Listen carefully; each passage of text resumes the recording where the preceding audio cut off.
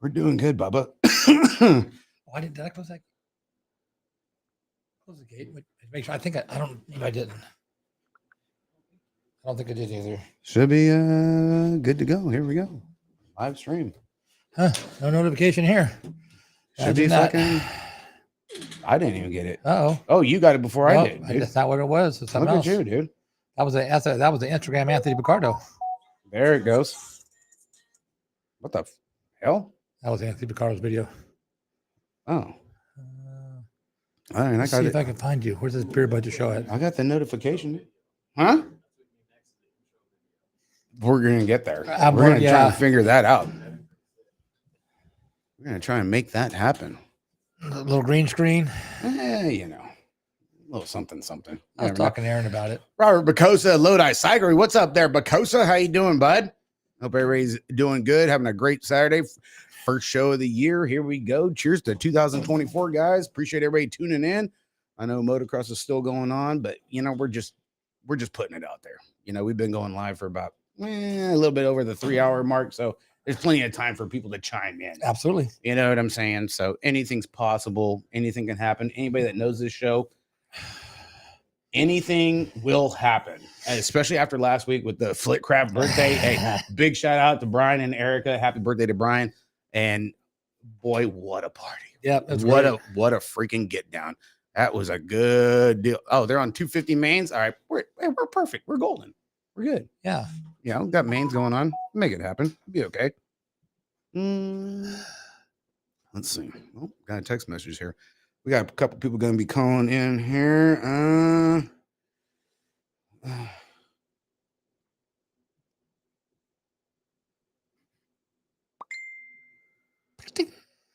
Bing, bing, bing.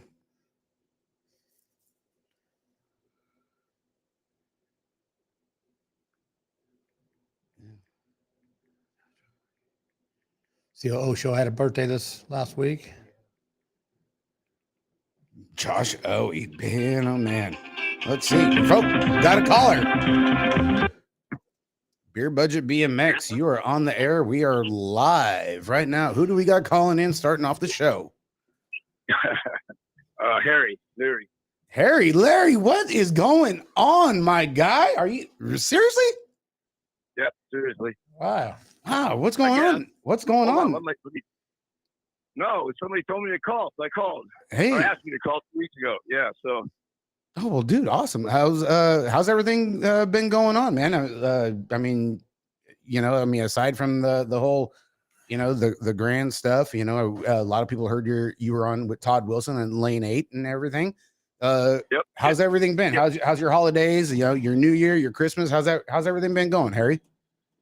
It's been going good. I'm kind of enjoying the extended mandatory off season I got. I'm kind of enjoying that, because I've been doing this. I've been racing every year for 50 years straight. I've never had a break. You know what I mean? So I've been blessed to be able to race at least 3 or 4 nationals every year, and so I've kind of taken this time to just kind of look at what I want to do, and if I want to still race the 20-inch and compete in the 56 and over X again, and tackle that. Which I think, I'm probably going to do that. And so just kind of, focusing on life and girlfriend and job and that kind of stuff, Yeah, no, definitely. No, totally get it, man. Been doing any other stuff like off season? I mean, like, I know you, like you said, you're, contemplating on racing the 20 and all that stuff, you're adamant on doing the cruiser and stuff. Has anything else? I mean, I know you caught a lot of flack. You've had a lot of like more negative than positive and all that stuff. I mean, here on the show, we ain't passing no judgment. Everybody has their own deal and everything else. Yep. Now, what, you're in Arizona, correct? Yeah. So I don't care what people think. I don't care what people say. They weren't there. They don't know exactly what went on. All they saw was, a snip from a camera, and they don't know what went on all year. And I really don't care. Right. And people don't like that I'd say I'd do it again, but I would do it again in the same frame of mind because you can't live your life in the hindsight. You can't go, oh, well, you know, looking back, you live your life in the now. Yeah, Right. I won't do it that way next time. If I do it, it'll be a different way.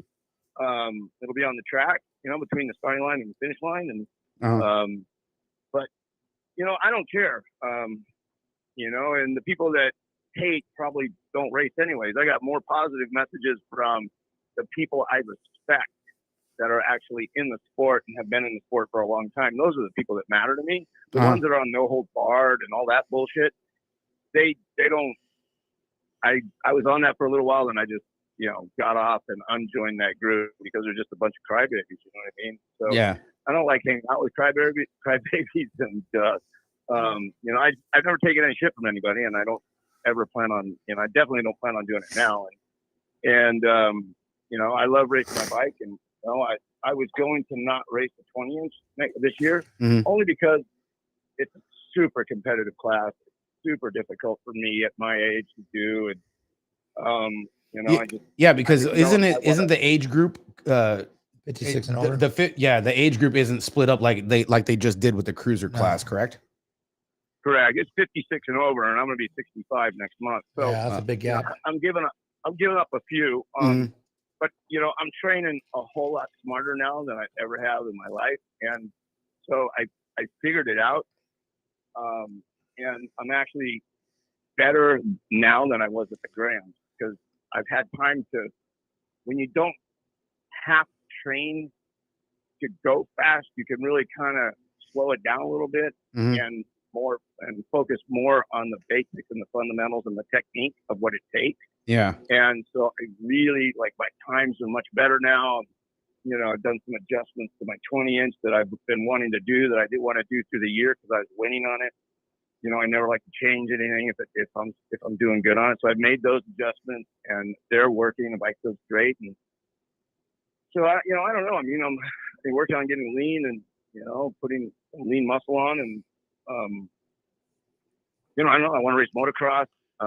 Well, yeah. I mean, dude, you've always been physically fit.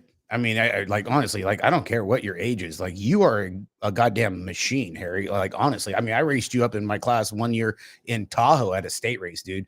Back when you were on box, and dude, you are like stage ready, bro. Like honestly, like you don't skip a beat. You know, you're like Terry Tennant. Like you guys are probably the two physically fit older guys in the class that I've ever goddamn seen. Like honestly, yeah, you know, and I appreciate that. I mean, it doesn't like Tennant, you know, that what you see doesn't come easy. Like my December, from the time the Grams end until the very first race, which I'm not going to be at, I train harder in December than I do most of the year because nobody else is training. So I fucking buckle down and I put in like double time on rollers, double time at the gym, and all this extra shit because I know I can catch up to people or get ahead of them when it comes to gate drop first race of the year. Now I'm not going to be back on the track until after March, right? I can't go back, right? Which is perfect for me. You know what I mean? Like I'm going to be so ready to snap my chain out of the gate when I get back on the track. It's going to be, you know, it's going to be so much fun. I can't wait. Right on. So has with what happened? I mean, it sounds like it's like actually motivated you more. Now, has it? Yeah, it really has. It really has because it really has. You know what I mean? Like the daylight bikes are amazing bikes, best bikes I've ever ridden, and I still have my 2 daylights that Richard let me keep. But it doesn't matter to me that I'm not on the team anymore. That is just it's like, you know, something that it's really not that special. You know what I mean? To be on a team, it really isn't. All said and done, when you roll up into the starting gate, it's just you, your bike on the track, what uniform you're wearing, who you're supporting, that goes out the window. And for the most part, Richard was on my back for a free ride. I got a bike, and he got my name and you know, everything that went along with it. And you know, so that's cool. You know, Richard's a good guy. I like him. He's my friend. And but you know, I get to ride the bike. That's the important part. They're awesome bikes. I highly recommend anybody that wants to really do good to get on a daylight. Because, you know, I raced whatever I raced last year in 2022, I was riding a different brand. And as soon as I got on these daylights, I started winning 20-inch main. You know, like the cruiser's a different story because that's my age group. You know, I'm 65, 64, so it's 61 and over. It's a whole different ballgame. It's just because I trained for the 20-inch, the cruiser becomes like easy. I don't want to say easy, but it's just second nature kind of thing. Yeah, like if the 20-inch class was 61 and over, it would be cake. You know what I mean? It would be too easy. It'd be cake. And not to take anything away from anybody else at 60, but let's be realistic. Right. You know? Yeah, cruisers definitely easier to ride. Yeah, cruisers are a lot easier to ride. There's no doubt. Yeah, and that's what a lot of people say. You know, everybody practices and trains on their 20, and they just kind of leave the cruiser off to the side, and then when it comes race time, then they hop on the cruiser. You know? Yeah, dude. I never ever touched my cruiser. So when all year, the first lap at any track was my first moto on it. I never practiced on it. My last lap was the main event on Sunday, and then I never touched it until the first moto at the next national. It's just I hate them. I don't want to say they're a useless bike, but they have no feeling. They have no sensation when you ride them. It's like riding a log compared to riding this little twitchy 20-inch that, you know, you got to have your shit in order or you're going to go over the bar. Absolutely. You're going to wad the thing up somewhere. Now, are you on a regular 20 or are you on an OS 20, Harry? No, I'm on a regular. I will never go to an OS. Not that there's anything wrong with them. I think that they're good for the people that ride them, and the people that ride them need to ride them for whatever reason they need that bike. I don't ever want to. I've grown up on a 20. I'll die on a 20, just because that's where the sport came from. So I'm kind of a purist in that way, I guess. So I'll always stay on a 20. I don't blame you. No, that's cool. Now, you know, here, like, now this is something that comes up really big. Like, you know, Harry, you've been in the sport, you've been an Idol Hall of Famer, you've been there, you've done that. I mean, hell, dude, you were a pro before I was born. I was born in 78. And you say you've been doing it for 50 years. What, aside from everything that happened, what is your motivation to keep you going and training like you do? Like, honestly, I mean, for the people out there, like, I mean, like I said, you're physically fit, dude. You are ready to go. You're stage ready. What is that thing that keeps you going? Dude, I love the work. I just love, and this is why I was not going to ride the 20th next year, because I have always raced. Well, let me put it this way: I've always trained and raced pissed off. It was just the way I did it as a pro. I always said I got to hate them to beat them. That was my tagline. That's what I told everybody. And so I love suffering. I love going into a gym. I love suffering. I love getting on rollers, suffering, going on long rides, suffering. And then because I do all of that, it's just so easy to go race a bicycle, because you put all this fucking hours and hours and hours and hours of fucking work in hardcore, painful shit during the week, and you go to a race and you're gonna go around the track 4 times. How hard is that? It's just so easy and it's fun. It's like a little mini vacation. You know, you go to a national and you check out of reality for 3 days. Right. You know, you come back and you're sitting in an airport or somewhere and you turn the TV on and go, oh wow, all that shit happened while I was at a BMX match. Right. So, but I just, to answer your question, I love the work. Flat out, just enjoy. I guess enjoying the work to feel the results. Right. But I You know mean, what I mean? Like, you've definitely put up the results over the years. I mean, but like you said, dude, like 50 years, and, you know, the magazine covers, the places you've raced, you know, the teams you rode for, you know, and the one thing, taking back to what you were saying of, you know, you're not worried about a team, this, that, or the other. What separates that from back in the day? Like, let's say back when you were on Diamondback, you know, because everybody says, you know, that was the heyday of Harry, was the Diamondback era. As to how we are right now, what has changed? What was the cool part about being on a team back then, as to opposed to right now? All right. So when I got on Diamondback, it was April 1980, and they came in with a blank check. The basic idea was we were going to win. You know, Diamondback was going to win team trophies. I was going to win pro, and we were going to sell hundreds and hundreds of thousands of Diamondbacks, and we did that. And we did that by marketing the race team that paid my salary, and basically I got paid to go all over the world, race a little BMX bike, made a salary, trained every day. I was, you know, true professional in the light of being a professional athlete, even though what we were doing, we were only getting paid, you know, whatever, $80,000 a year compared to, you know, baseball players that pay millions. But I guarantee you, we were training harder than those guys. So back then, it was just, we were an elite group that was a marketing tool to sell a lot of bikes, and Diamondback threw money at it to do that. So we take that and we fast forward now to now. Now you get on, if you want to get on a factory team, it's going to cost you. You got to buy the bike, you got to buy your uniform, and you got to pay all your travel, you got to pay all your entry fees. That's what it takes now to be on a factory team. You're really not on a factory team. Yes, the factory team gets to tell you and use you as a factory team, but you paid your own way. Your parents have shelled out 20 grand, probably 8 grand for 2 bikes, you know, travel, hotels, all that crap, just to say you're on a factory team. I was riding for daylight, and I paid my own travel, I paid my own way. As a Hall of Fame member in ABA or USA BMX, I get the race for free. All of the Hall of Fame members don't have to pay the race nationally. We have to pay the race for free. Yeah. So. Oh wow! I had no idea. Yeah, it's like $300 a weekend that, you know, we didn't pay an entry fee. So that really helped me go race.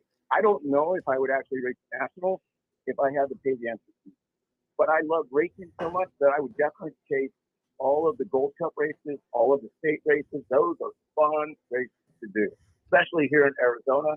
There's so many great tracks, so many great track operators, and there's some good riders in my class here. But so to answer your question, it's the separation of the economy. Diamondback sold 500,000 Silver Streets in the 3 or 4 years that, you know, from like 81 to 86, right in that time when BMX was at its craze, and we were competing with GT. You know, don't get me wrong, GT was going head to head with us and spending money and selling, you know, whatever bike that the Performer or the whatever the and that was like whatever bike they. Yeah, that was like the year or the era of the Firm, wasn't it? The Firm came later, but you know, it's so I don't know exactly what year the Firm. I think it was in the early '90s, late '80s, but you know, through the like '82 to '86 or something, it was just, you know, us and GT going head to head. Right. You know, Redline was in there, but Mongoose was there, but they were really wanted to chase them. So yeah, growing up, riding for Diamondback, I got sponsored at 21, and you know, here I'm getting, you know, rental cars, credit cards, you know, traveling kids all over the world, and you know, it was a great way to grow up. You know right. What I mean? That's awesome. Now, when was the last time you were actually, like, you know, you were talking about how Diamondback paying your way, you know, you're paying your salary. So when was the last year where that came to an end, or is it still going, or like how was that going for you? So, you know, when I was on Daylight, I paid my way to get to the races, and you know, I was pulling the trailer for Richard to cover my gas, but outside of that, you know, I was taking care of. Since I can't remember what year, but I've been paying my own way to go race since, I don't know, 97 maybe. So 97, give or take, was your last big. That was when Diamondback quit paying. It was like probably somewhere in there, I think. Holy crap! Wow, man, that's not too bad. No, man, not too happy. That was pretty cool. And so, you know, I got all of these goofy records that, you know, the oldest A Pro, the oldest double A Pro, the oldest Bet Pro. Now I have all the oldest guy, the triple, in an amateur class, the oldest guy to win a 56X, or the oldest guy to win a 51X main. Just all these little tiny, chips that matter to me that nobody will ever be able to take. There's nobody going to be my age, 64, that are going to be able to win a 56 and over expert main. It just ain't going to happen. You know what I mean? And I won 12 last year on this scale, and it's right. amazing. So I don't know if it was Julie who told me to call you guys. Oh man, Julie. Yeah, Julie. Woodrow? Yeah, Julie. Yeah. For some reason she likes the show, and she's like, "Hey, I know Harry, and I can get him on the show." I'm like, "Well, if Harry wants to call in, he's more than welcome to. We take phone calls and everything. And we don't go and roast nobody. Everybody. It's an open mic, and we all agree to disagree here on the show. And let everybody speak their piece. You know what I'm saying? So. Yeah. So, but I'm a bus driver in City of Phoenix. Oh, really? Yeah. So I'm actually working. I'm kind of sitting for a minute. I got to roll. I don't know if I can talk to you guys while I'm rolling. I don't know if there's too much noise. You know what I mean? So that's fine. No, we really appreciate you calling in. No, Harry, we appreciate you calling in. And just wanted to, just give you the chance to clear the air. It's been 2 months and stuff since everything transpired at Grants and all that stuff, and just checking in and see how you're doing and what's going on and everything. Have you seen my Facebook post where I've been training on the heavy bag at the gym with my elbow? Yeah, no, I seen that when you walked in. Yeah, you knocked the son of a bitch out. Yeah, insert elbow here. Yeah. So I've been training on the heavy bag at the gym, both right and left side, so that come back stronger, Yeah. my elbows. One thing too, just because you've been on All Things BMX a handful of times and had some great shows with those guys, and when the COVID Nationals started and everything, you were the TO of Kingman and was one of the pop-up nationals and stuffed 300 freaking motos out there. Have you ever thought of going back to being a track operator? I'm driving right now, so because I can drive and talk to you guys, so as long as the noise ain't too bad. Being a track operator is awesome. If you don't want to do anything else with your life on the weekends and you don't want to go anywhere, the track ties you down, man. You can't leave on the weekends, depending on what night you run. You know what I mean? And so Kingman's a Saturday and a Wednesday, and I started missing some really cool events that kept me away from the track, or kept me being at the track kept me away from like events at Lake Havasu, Thunder Bays or whatever. And I just realized, you know what? I'm not going to do this anymore. And I've been a track operator multiple times. Like Dottie Murphy and I ran Ontario from 2003 until 2007, and then what else? Dude? I did Lake Havasu for a while. Havasu City for a while, and then did Kingman. So, I mean, if the right thing came along, but it wouldn't be here, I mean, I'm in Phoenix, and it wouldn't be in Phoenix.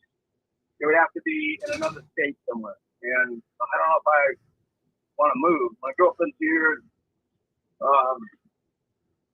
She races, and she's a badass. Yeah. No, that's good. Good. Awesome. Yeah, she's a fucking badass, dude. She's hardcore.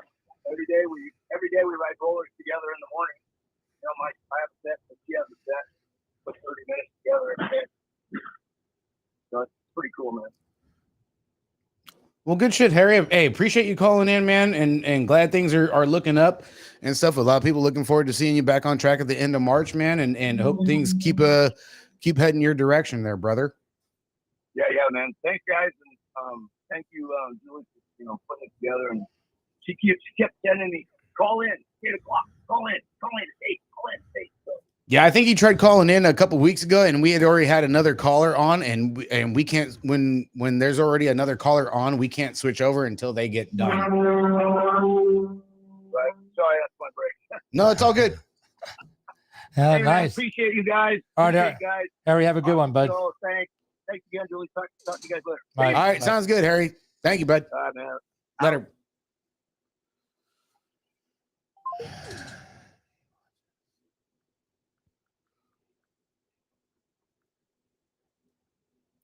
Kicking off the show with Harry Larry calling Yes, in. I mean, everybody's got a comment on that too.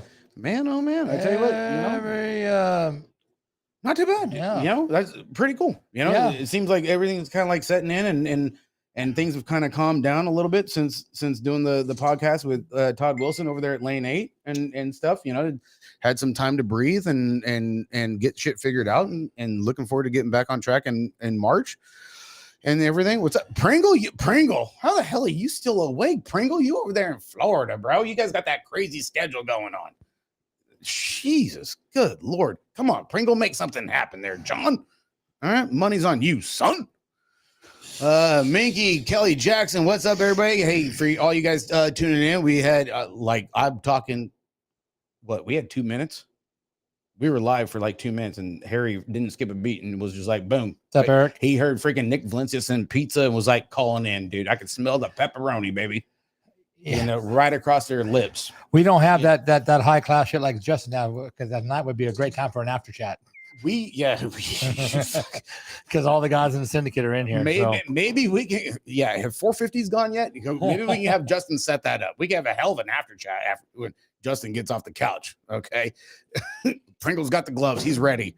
That a boy, John. Looking good out there, John. Hey, I gotta say, Sarasota. Whoo, boy, Long here day, we boy. go. Long day. Man, oh man, for 206 motos, weather delay, goddamn CNN, the freaking Weather Channel just couldn't get shit figured But out. Scotty Kramer was there. Scotty Kramer's over there. He's right there next to Cody Young and Ricky. They're vlogging, baby. Yeah, they're doing something. Holy smokes. Hey, hope everybody's doing good. What a way to kick off the first show of the year. Didn't see that one coming. Wow. Kind of like us dressing the same. Yeah, pretty much. Yeah. Awkward. Yeah. No homo. Hey, Trouble just checked in. There's Carrie Patton. Show's over now. She's been in here. Yeah, she got me drunk. I started throwing up last week at freaking Flick Crafts because of her candy ass. I blame that on Natasha Gonzalez not showing up, but whatever. Junior Coray, what's up, Junior? Giffy. Oh, baby, get your There's a whole lot of custom set up for 2024 over there at Dye Job Apparel. There's always been a lot of custom set up over there. There is, you know, but don't get me started with Gate 9 because Billy's in the family chat just talking all kinds of nonsense. Bunky, the fart lamp in the bathroom looks really inviting over there, Bunky. You know what? I tell you what, you Manzanita folk, you on a whole nother level, son. Let me tell you what, Cravino been dying. It feels so good, dude. Just saying, Cravino. Yeah, hey, man. Sam, oh man. Hell yeah, appreciate you, Matt. Love you, brother. Yeah, Carrie, we do know. You know, Michelle, you're in the chat when you should be here. You're our lighting girl. Yeah, apparently our shit ain't working very well. I'm looking a little pale.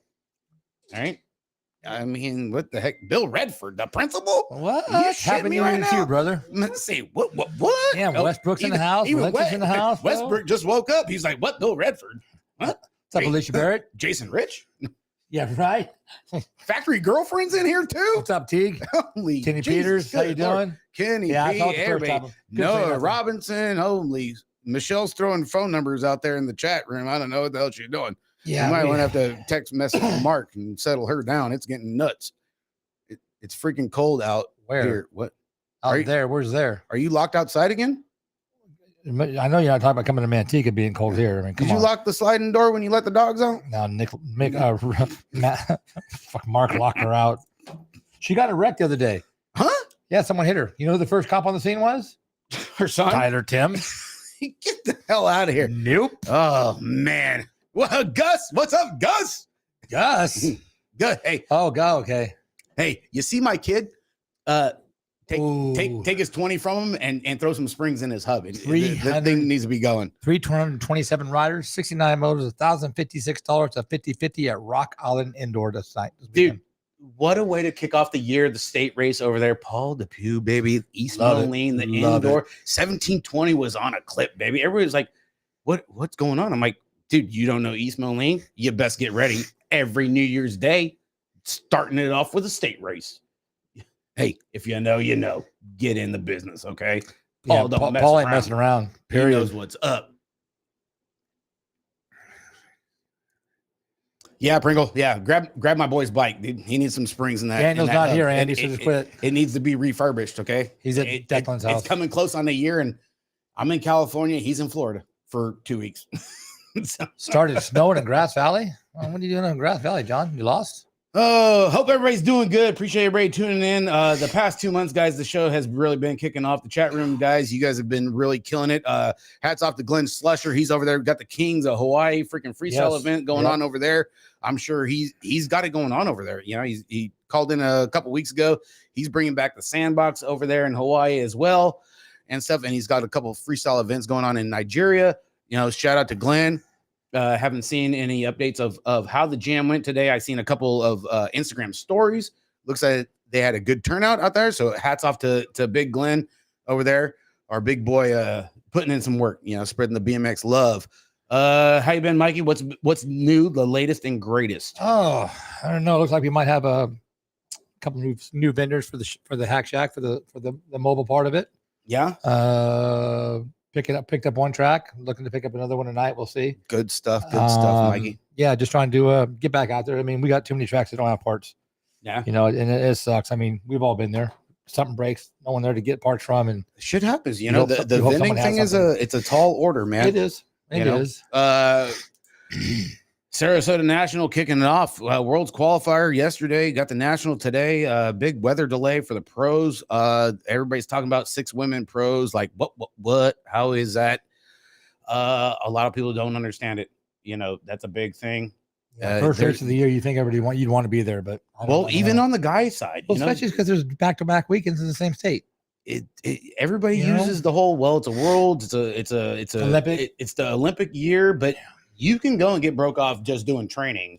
Sprints? How many people broke a chain doing sprints? And Danny Mendieta freaking cost him freaking 3 ribs and a collarbone with his chain snapping over there at the parking garage across from Santa Clara Powell. Mm-hmm. And maybe it was PayPal money or something, or I don't. You okay? Is it your first show? Fuck, you all right? Is it the vibe fucking Valencia fucking set off? Was it something in the fucking pizza? That was fucked up. Oh, I'm just wrong. That's how the show fucking goes around this. 2 boys fucking right there. That's just wrong. But you're right. You're absolutely right. I mean, anyway, hell, you walk down the street, get hit by a car, step off a curb, break an ankle. Anything's possible. I fucking stubbed my fucking toe getting out of bed, bud. Yes, that's a long fall for a fucking dude that's 4 foot tall. Skipping the first national of the year when there's a national the following weekend in the same state doesn't make like you get two scores from 2 weekends be done. A lot of people. I remember my first beer off tee gotcha. He's like, Dougie, do you? You Dougie. Can't remember that far back. You come on, dude. That was yesterday, wasn't it, Dougie? Come on, Gainer. Kip Edwards, AOT, hell of a banner over there. That by parking AOT. lot money is just never not going to be funny. parking lot money goes deep nowadays. That's what I hear. Talk about a wad. Holy shit. He went from PayPal to Zelle. Man, oh man. Yeah, so a lot of people talking, some good racing. Hey, I tell you what, Cam Larson and freaking Shibby yesterday. Set off the year. I tell you what, What's up, Jamie? On the 1 and 2. People just got dropped by their sponsors. Just got dropped by Haro. Yep. All right. Came out. They're feeling great. I mean, Larson looking good on that S-Squared CEO, man. On the black answer kit, just looking freaking fresh. Made a little mistake today, cost him. Shibby go. Hey, history repeating himself back in an alpha frame. Yeah.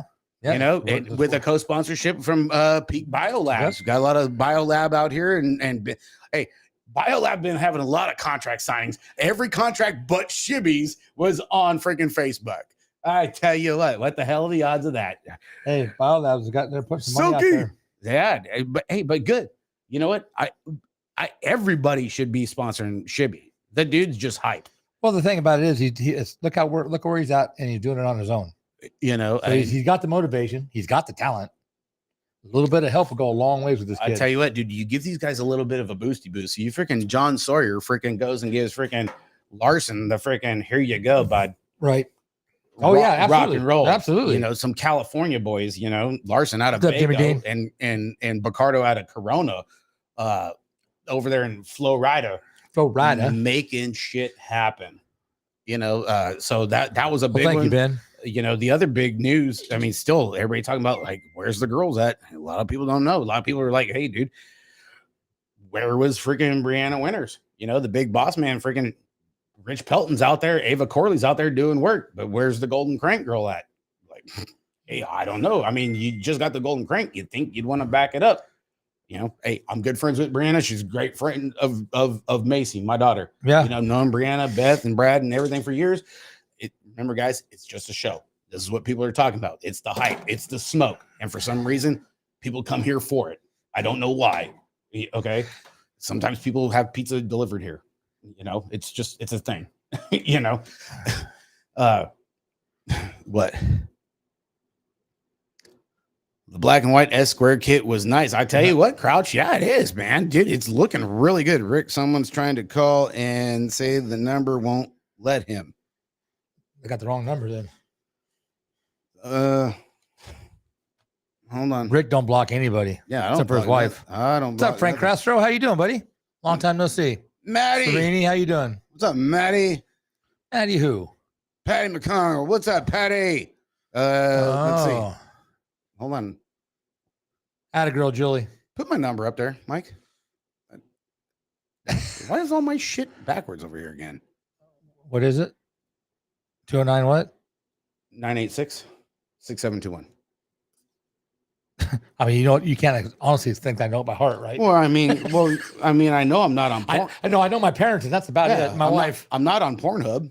Shit. All right. There, hey, there's the number. Carrie Hubert. Oh, airtime reading. Oh, now we're in trouble. She freaking called in last week. Gave us a reckoning. Yeah, yesterday. well, you know what? Because she wasn't where she should have been. That's she was why over there riding dirt bikes. She should have been in goddamn Clovis at the party. You know, I'm just telling you. Her two of her best fucking volunteers. Holy shit! Hang on. Wow, damn, that came in fucking loud. Yeah, Beer Budget BMX. Is this Kip Edwards from AOD, baby? No. This is I was given this number because I told the call. This is the Harry hit and run line. I was waiting on a bus stop, and this guy named Harry just came by and he hit me and he ran off. And, no way. I was supposed to call y'all and discuss what I'm supposed to do. What? Do you got 600 cases of Coors going on the other side of the Mississippi, Snowman? Got your ears on, son? I just feel disgruntled because I just got hit by this man named Harry, and he just took off like a punk. Say what? That's fucked up. All right, y'all take care now. Hey, all right, thanks. Hey, call Geico. Save 15% on the Beer Budget Show. What the fuck? This fucking show. That's what I thought, but I wasn't sure. See, you put your number out to look at the kind of shit that happens, bro. Maybe I can get a fucking date, dude. Hey, that wouldn't be a bad thing. That'd be cool, dude. Hey, Yeah. we're gonna have a dating show here in a couple of weeks. Newly single. Fuck. Oh, well, you don't need all those hood rats here. Wow, man, it hasn't even been an hour yet, and dude, the fucking show has sure escalated You've quickly. already finished the beers. Look it out. Here we go. I finished a couple beers already. I dude. wasn't going to throw that. I wasn't going to go that far, but Hey, I heard I got a Tesla in the parking lot. Valet told me. really, Yeah. my wife gets hit by a runaway Reeves. Harry every night. Easy, Brian. God damn it. Noah Robinson, yo. Mingy, what's up, big guy? Oh, Patty, yeah, better watch yourself. Francisco, what's up there, Vegas? How you doing? For a good time. For a good time, you goddamn right, dude. Hey, check out the freaking what the wall says in the bathroom over here at the studio. 657. What is it? 8573. What is that number? 6573201. What? No. I was kissing Never mind. Valentino. What? No. Exciting Saturday night. Yeah, trying to be. We're trying to, Carrie, if you just freaking control yourself there. The woman. lot lizard showing up. There you We go. got that. Kelly Jackson, what's up, Sparkles? How you There doing? you go. dude? Donnie Alexander. That's right up your alley. Fucking bad. Yeah, you truck drivers are. NorCal Jimmy. Hey, I told you, dude, we need Becky in the fucking hazy right now. Oh, Woody, you just missed it, dude. Oh, yeah. Jesus, You missed Woody. the good part. Thank you, Michelle. Thank you. I brain farting. You know, a lot of numbers going through my head right now. 8675309. Jay Giles. Yeah, you know. Forgot. Okay. Yeah, what's the Livermore area code, Michelle? 925? Okay. They'll be calling you.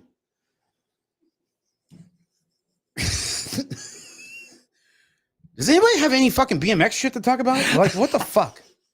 Well, yeah, guy just got hit by a fucking bus. By a Dude, BMXer. well, fucking goddamn it, dude. Call Geico. Uh, Get your shit fucking figured out, dude. That chick's hot. You might want to call 911 first. Then call Geico. Yeah, Larson and Shibby. The other big news was everybody leaving DK. Everybody. And then Jay Smooth just shows up in a freaking 2005 freaking hyper jersey. What's up with this hyper thing? I don't get it. I mean, hey, you know what? Hey, I love Jeremy. Jeremy's cool, dude. We were tight. I remember meeting Jeremy when he was back. I think he's actually the only other pro. Nick, you might know this. Westbrook, you too. That Jeremy Smith is the only other dude running pro now that went through single A. Beer Budget BMX Show. What's up? What's up? Who we got going on here? It's Pringles in the house. What's going on, brother? How are you? Good, man. How you guys doing? We're just holding it down right now, man. There's a lot of shit going on here at the track. Which track is that? Pringle. We're sitting in the parking lot in Sarasota. Oh, Pringle. What the hell are you doing in the parking lot, dude? A guy with your prestige and celebrity status? Come on, dude. What's Gus think about all this bullshit? We had a BF at the track to get his car and stuff. We went to have a graduation dinner at some friend's house in St. Pete. So we're on our way back to Sarasota to the hotel. Right on. Nice, dude. Love it. Long day, huh? Must be nice living that factory life, dude. You want to trickle some of that shit down over here to us, dude. We'll greatly appreciate it. Long day there, huh? No, man. It's always fun listening to you guys. It's great. Oh, thank you. Appreciate that. We appreciate you, brother, for tuning in, man. Yeah, we honestly do.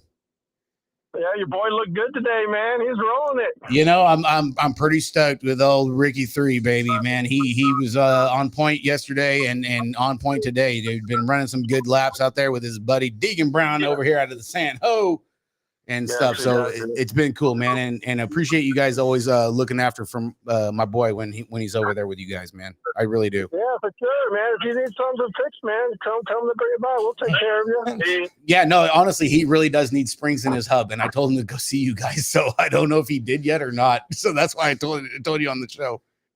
It's all good. So I caught the little bit at the end of Harry Larry. So I hear he's training with the bag with the elbow stuff on him. Yeah. It's all bag, dude. Yep, it's like Tommy the Gun Morrison, dude. Word on the street, dude. Well, only here on the Beer Show, man. The legend killer's out there now. You know, Tom Johnson, man. You got to watch out for that guy now. Really? Look out. Hang on. Here we go. Tom Johnson, huh? He's the one that made the move in the last turn to beat Eric Group in the main. Right. Yeah. That was the big one. Yeah. It was good. It was good. Wow. No, it's awesome, guys. It's awesome to listen to. I know I'm up a little late at night. I'm always doing crazy stuff. Shit, you ain't the only one. We do the same crap, dude. We stay up like 3 hours after the show just talking shit and talking to people that like the show. I don't know why. Yeah. I definitely know sometimes it's past my bedtime, but, you know, I always like to stay on and listen to you guys and all the stuff that goes on. It's pretty cool. Oh, we appreciate you. Hey, appreciate you and Gus tuning in, man. It's honestly, it's an honor to have you guys over there, especially on the East Coast, man, because I know the time change is different and stuff. And you know, a lot of people that, you know, the show's not everybody's cup of tea, but if you guys are tuning in and it's what it is. Right. Man. Either you like it or you don't. End of story. For sure. Yeah. Can't take everything personal. Yeah, no, for sure. I mean, if you guys got a couple of profile banners too, I mean, we got a couple room here on the wall too. We can make room on the wall. Yeah. All right. Well, let's see. I'll dig something out of the trailer. See what we got in the rig and stuff. And when's your boy heading back? He's not. Shit, he ain't heading back for a while. He's going to college from there. Back to college. He ain't coming back, man, for a good time. All right. Well, definitely. I'll hit you up there and send me your address, and I'll see what I can find in the trailer and stuff. We'll send you some stuff over. Awesome. Sounds good, brother. Appreciate you guys so much, man. You guys have a great rest of your weekend. Thanks for calling in, Pringle. All right, man. No problem, guys. You guys take it easy now, and you guys keep working on those elbows and stuff. All right. Good luck tomorrow. Hell yeah, rubber side down there, John. All right, guys. Have a good one. Later, brother. Good morning, good night, whatever you're talking. Right. Have a good one. Later. Elbows Yes, out. Bye. Keep working on them elbows, baby. Kareem Rasul, what's up? Richard Hartman, what's going on? Thomas Wagner, first time tuning in. I'm glad you love it, bro. We try to have as much fun as we can here. I tell you what, we're starting off pretty Vega. good, and we've already had 3 callers in. Jason and Orlandi. Not even a freaking hour in. Are we done? Is it over yet? Is it time for pie? Fuck, I was looking for Pie and ice cream? I know there's pizza out there at least. Jesus, good Lord Almighty, good night. Oh, Yeah. 8-9 plates. Always a friend. Oh, you're friends with Thomas Wagner's friend with Billy. Oh, dude. Okay, watch yourself with Danny that one. Pena, what's up, Danny? Watch yourself with that one. Billy's always out of control. Fuck you, better one.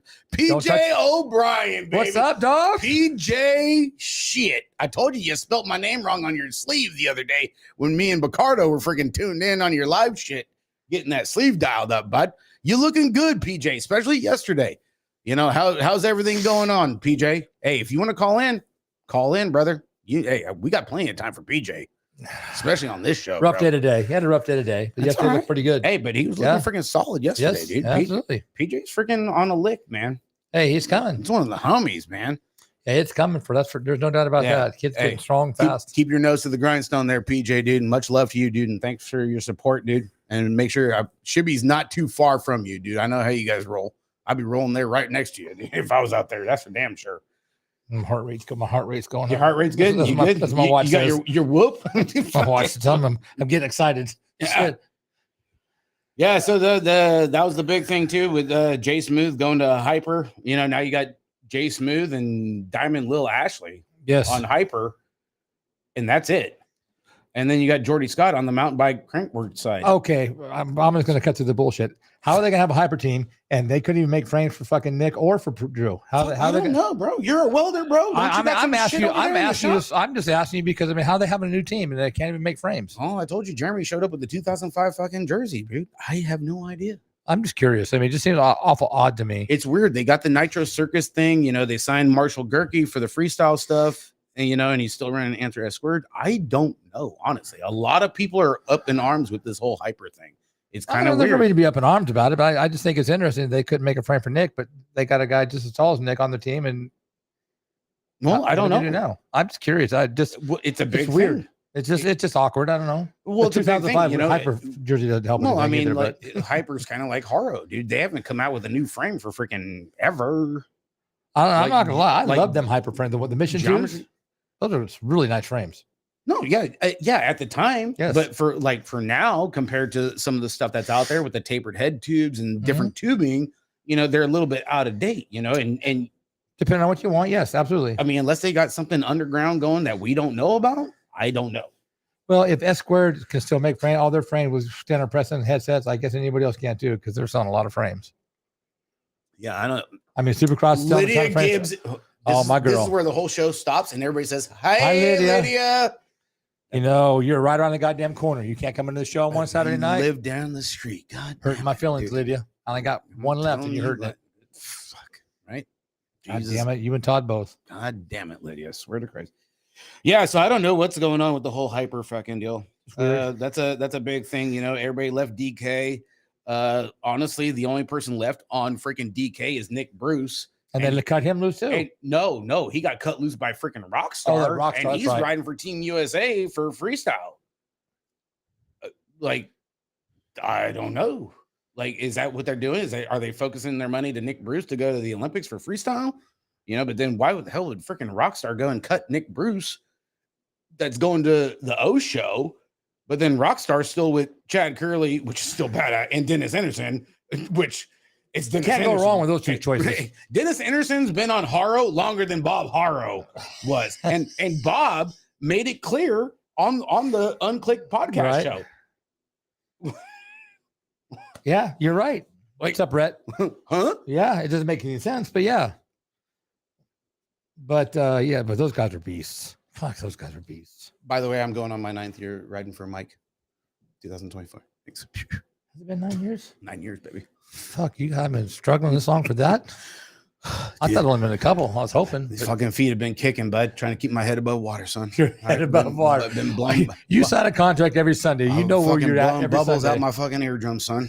I tell You know what, every Sunday exactly where you're at. Should be tough, dude. The grind is real. The grind is real. It bro. is. Jeremy Strauss got picked up, 21 Productions over there. Uncle Silva over there on the Really? the JUCO team.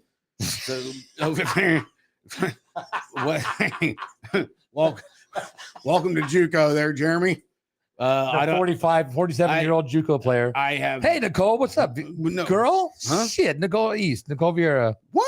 Yeah. What? The happy medium? Yeah, Chris Westbrook in the house. Nicole chiming in on the chat room. Shit, it's a party. I want to get Dale Holmes' Divide frame forks. It really well done. Yes, that frame is nice. I saw that at Dirty Fest. Oh, Dale's? Yep. It's pretty good. Pretty good Let's see what else we got. In big news. Okay, hey, so on the mountain bike side, okay, we seen a couple weeks ago, Joe Kittner was parting ways from Norco mountain bikes, and it looks like Greg Menard coming off the Santa Cruz Syndicate. That you go from one goat to another, from Kittner to Menard, like holy Christ.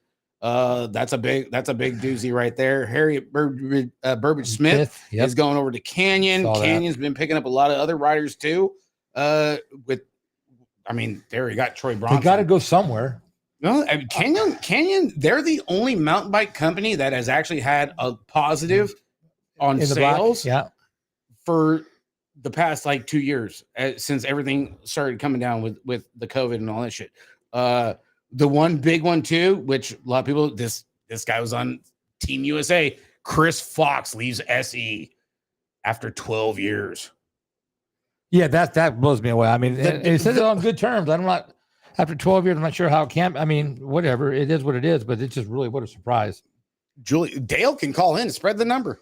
Okay, just call Mike. Just call Mike and get it. Yeah, Hollywood has the number. He's got the email. Shit, Bill Ryan thought I was Mike Melvin earlier today. He hasn't seen you, so he knows he doesn't know you're not that good looking. Easy. That's all. Easy. Or I'm taller. One of the two. Easy. Yeah, we'll go with the taller thing. Yeah, Chris Fox parts ways with that's SE. I didn't. That's just wow. 12 years. 12 years. I don't know, man. I mean, because how many tournaments or competitions does Chris do a year anymore? I don't know. The dude is just badass. He is, but I mean, you don't hear about him dominating a lot of stuff. I mean, not that he's not. I don't even know he's in them. Well, I think he just does videos. Well, but you look at the same thing with Chad Curley and Dennis Anderson. Dennis, his clips are fuck. But he'll go out there and he'll send a freaking drainage ditch and you saw that too? Jump off a roof, and he'll hit a rail off of like 2-story staircase and and be like, cool, got it, no problem. Thanks, Billy. Appreciate you. But I mean, I get it, dude. Curly's a badass. Oh yeah, he's got the skate park shit in his backyard. So is Anderson. Just like Pat Casey, rest in peace. Yes, his birthday just passed and everything, and his wife, God love her, it lets everybody go over there and train. That's awesome. Still has all the ramps and everything in the backyard, dude, and all those park guys down there in SoCal still go and frequent the compound, dude, and get their training in over there. Well, you got to figure she's probably friends with all of them, so. Well, it's the they norm. held X Games in his fucking backyard, right? Dude. But it's the norm for those people to be around her. She's that's just an everyday thing for her. So why not have them keep coming? Yeah. Specialized making good bikes. Well, Specialized has some great bikes, but right now they're on what prepaid. They got to come up with like half the money with all the carbon shit like coming over from China, Taiwan, or whatever. Yeah. The company does. They like overdid it, But Canyon been killing it. What was it? Kona had 2 for 1. Had the big freaking sale over there. Kona was like buy one get one free of equal or less. I'm like, hey, I pitch in $1,000, you pitch in $1,000, we both walk away with freaking 2 badass bikes. What are we waiting on? We got to recycle the beer cans from the show. Oh, okay. I think so. This week. I don't know. Yeah. Hey, the new Elf stuff looks pretty good. Well, Elf did have the updated.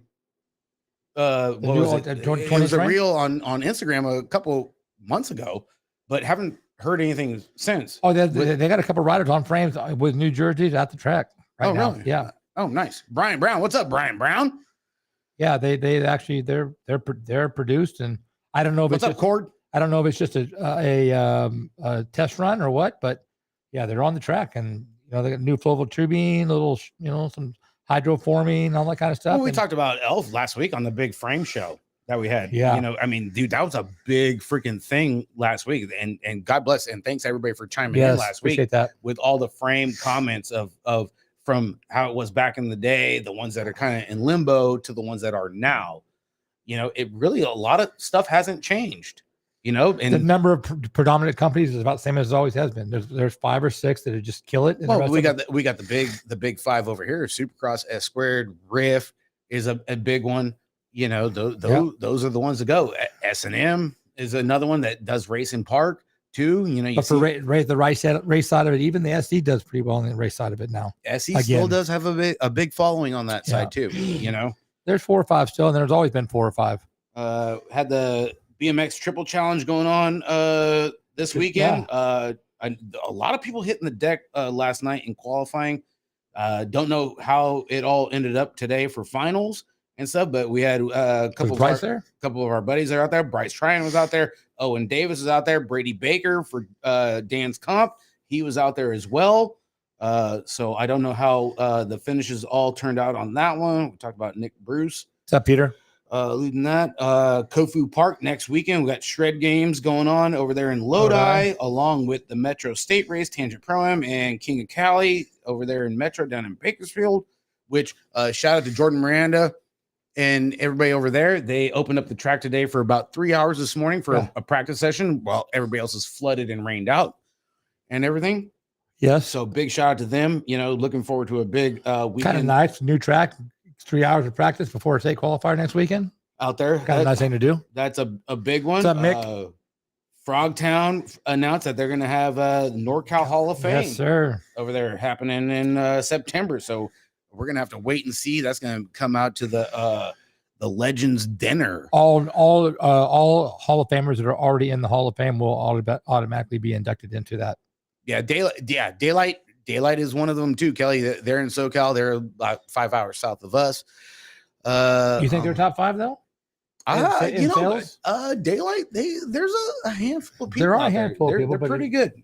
I just don't know if they're top 5 in sales right now because they're still kind of new. Did we have? What do you think? We had S Square, Supercross. Too much. Alpha Speedco was a big one, and Mongoose Chase.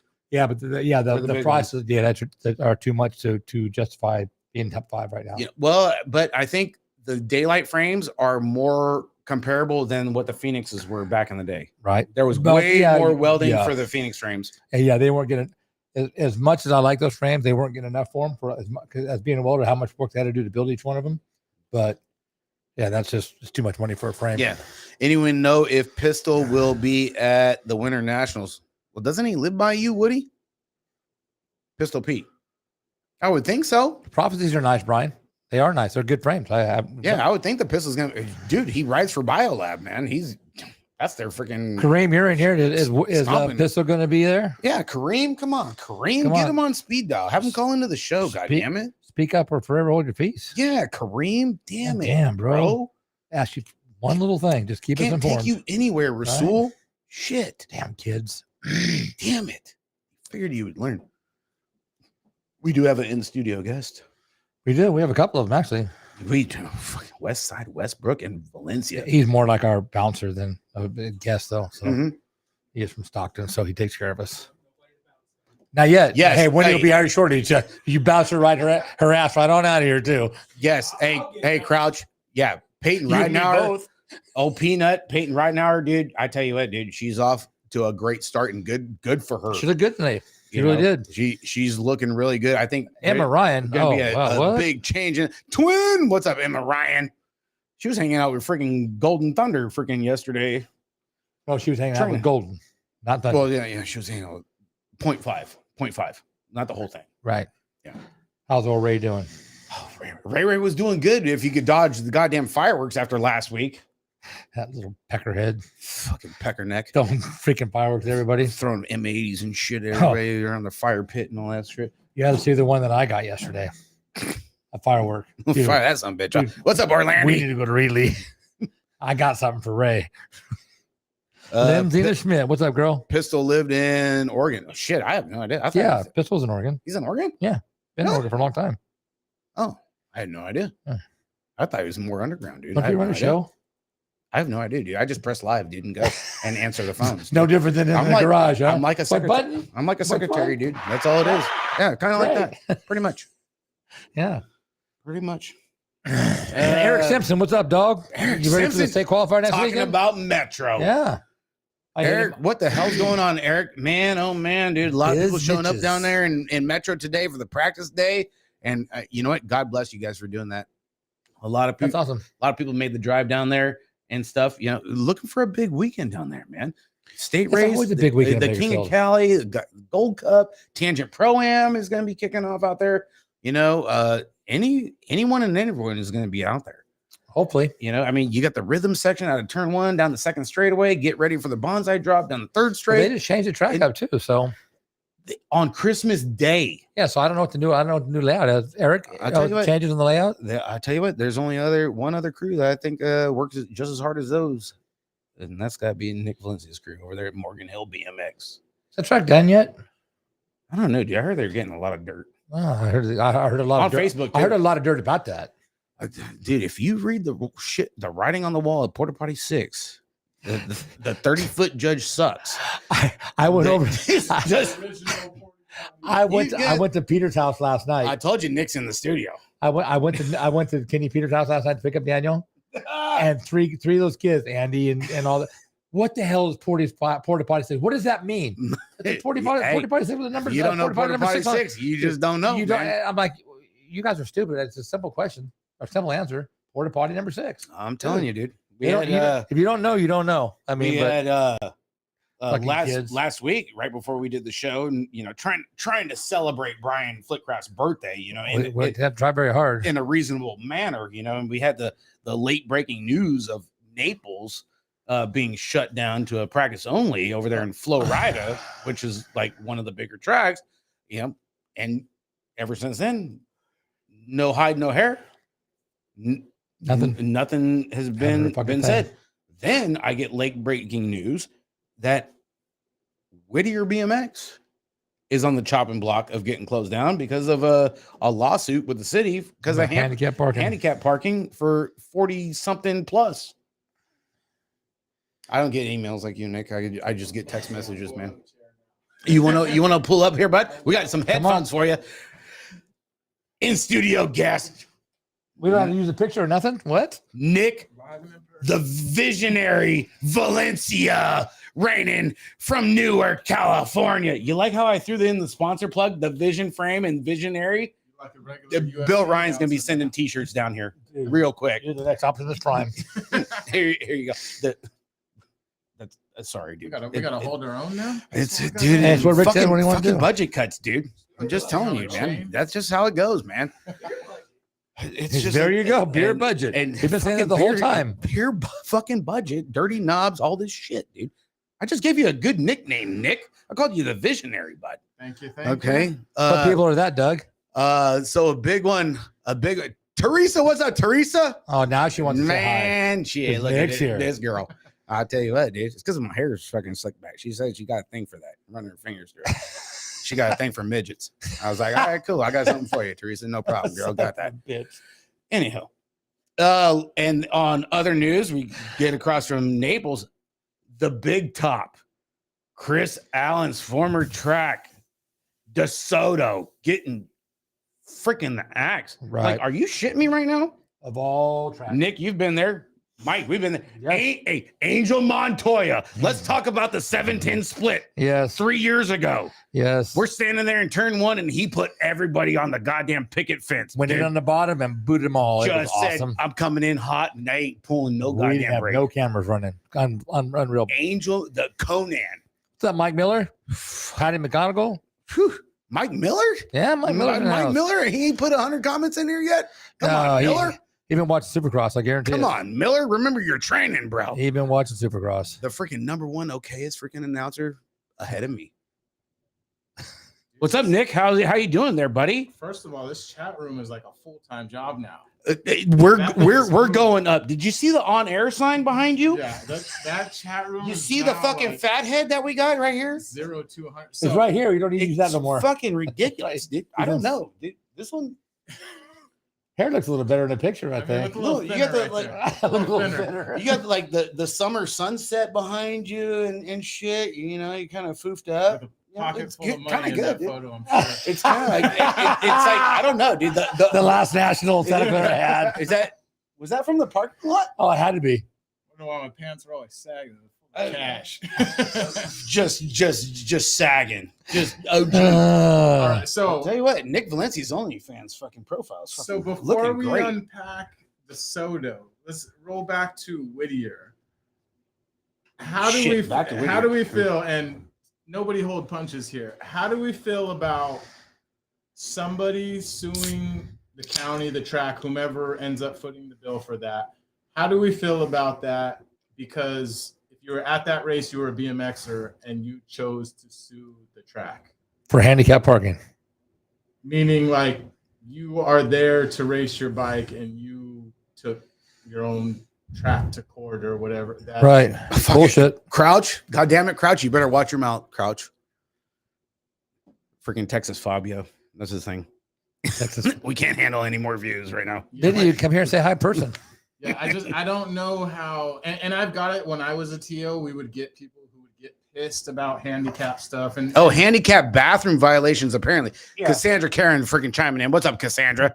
I thought it was just parking. I didn't know it was bathroom. Hartman coming in hot from Fresno, baby. FBX. yeah, and just I don't understand, like, as a track operator, you're trying to get a race done. And it's not like these are Taj Mahal tracks. I don't know if anybody's ever been to Whittier. It's a pretty low key, just they're kind of just doing what they can. Right. It's open, it's there for the public. These aren't $1 million facilities where they purposely overlooked handicap stuff or where they just didn't design it in. It's like literally just a dirt parking lot. And if you can get even 6 porta potties, it's a score, you know, like, and We so don't it's take like, nothing less than 5, dude. yeah, nobody's going out of their way to discriminate against anybody with a disability or close parking or whatever the case may be. So it just seems, for lack of a better word, chicken shit. Oh, wait Yeah. a minute. Mike Miller's saying that he parked in the handicap parking and set up a booth to sell products in the handicap parking. Wow. Okay. So there's, and the bad thing about it is the track's gonna have to pay for this or always paying for it right now. Well, yeah, and if that Easy, leads Perkins. to- God damn it, Perkins. You starting a bunch of shit, Perkins. I swear to God. and if that leads to a permanent closure, it's like, cool. I hope that whatever 30, 40, 100 grand you got, like, was it worth it? You know, like, now nobody. But like, where are you gonna go now? Well, Yeah. you're shutting it Simi down. Valley just closed. You're shutting it down for everybody. Simi Yeah. Valley's been. Yeah, well, Simi Close Valley's for- closed, and they were close together. Those were those two tracks. Are the Simi Beats Valley- by Dre not working out too good? Do I need to call just the doctor himself? And now I got to buy more fucking earphones. I'm just saying, dude. We got to keep our guests comfortable. Look how freaking Those are beefs, though. I Look sleep how with those comfortable things. Westbrook is, dude. And he's a bouncer. Chilling. He got the gate button, dude. Oh, you got the gun too, so we're good. So Mike sounds like he might have a little bit of More info on insight it. in Yeah. there. Well, he's the voice of Ukaipa, dude. Mike, don't get yourself in any trouble, Mike. But I mean, from the version I heard, which is from a pretty credible source, and it's pretty similar to what yours is on. But I mean, it's definitely like it was malicious, and I just think people took the easy payday and didn't think that it would have any blowback on the track. And now that it obviously has, or has the potential to, because from what I heard, it's already pretty much in a bad spot. They just haven't made an official announcement. Yeah, like now what? Oh, Mike announced that race. So- DeRusso. We got better shit to worry about than if Napa's running tomorrow. Yes, they're running tomorrow in DeRusso. Just to let you Why you know. got to be like that, bro? Just because I got to You're give a him team shit. manager. Because I just picked up his kid. I'm just got to rise You his picked ass him a up. little. Yeah. Is he heavy?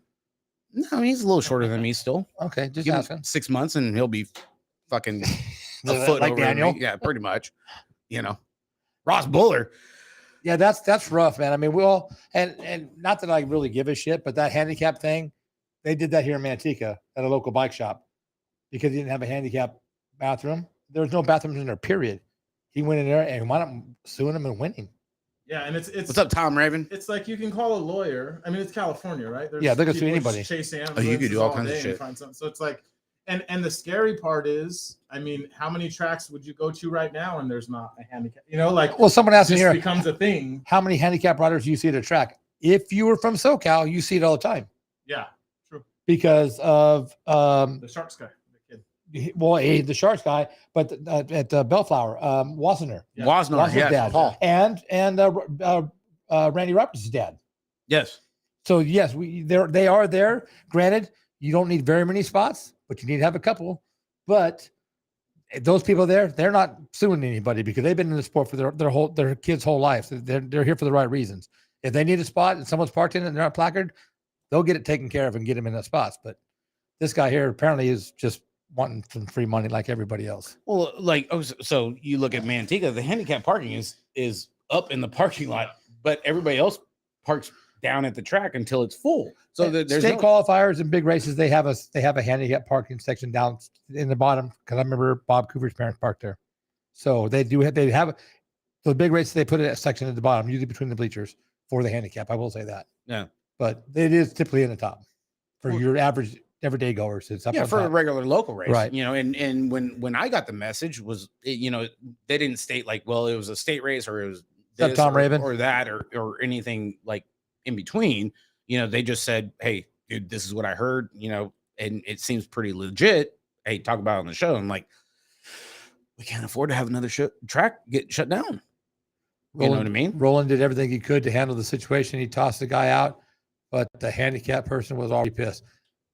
What do you want from a person? Yeah, you can't roll back time. And yeah, if your TO goes out there, addresses the situation, kicks the guy out, gets you parked, then I mean, what more do you expect them to do? I mean, in all honesty, you can't monitor the parking spots. You're running a race. You have a lot of other things to worry about. Just like you go to Home Depot, they have 4 trailer spots if you have a truck and trailer, but there's never a truck and trailer in there. It's always cars. Mm-hmm. They don't monitor it. You can't monitor until someone makes a complaint about it. Then you can say something. But until you know about it, you can't do anything. You being a TO, how do you attack that situation there, Nick? I don't know. And that's to me the scary part, because unless you have like one of these full-blown facilities that a city built, new, up to standards, up to code, you don't have a lot of that stuff. Because even like, let's take Manteca, for example. If you're telling me that the upper section or there's spaces there, I would bet you that a lawyer could go to court and say, well, that's great, but how are they going to get that wheelchair through the gravel once you get to the bottom of the track? Mm-hmm. You know what I mean? Like, where does it stop? And sure, as these new tracks come in and they spend millions of dollars on these nice new tracks, those are the ones that are dialed, right? There's pathways everywhere. It's cordoned off. It's signage, all that stuff.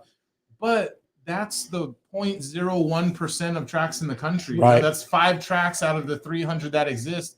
And the other 295, for lack of a better word, are just kind of ragtag. They're just doing what they can. And honestly, if you can get somebody to get you some gravel and some ground cover, you're stoked. Because it's not keep the dirt down. Yeah. But now it's like, well, now you're not ADA compliant because if somebody needs to get a scooter through here or something, it's like, yeah. So as a TO, I don't know what the learning lesson is going to be from it, because it sounds like the TO did address it when he could and did as much as he could.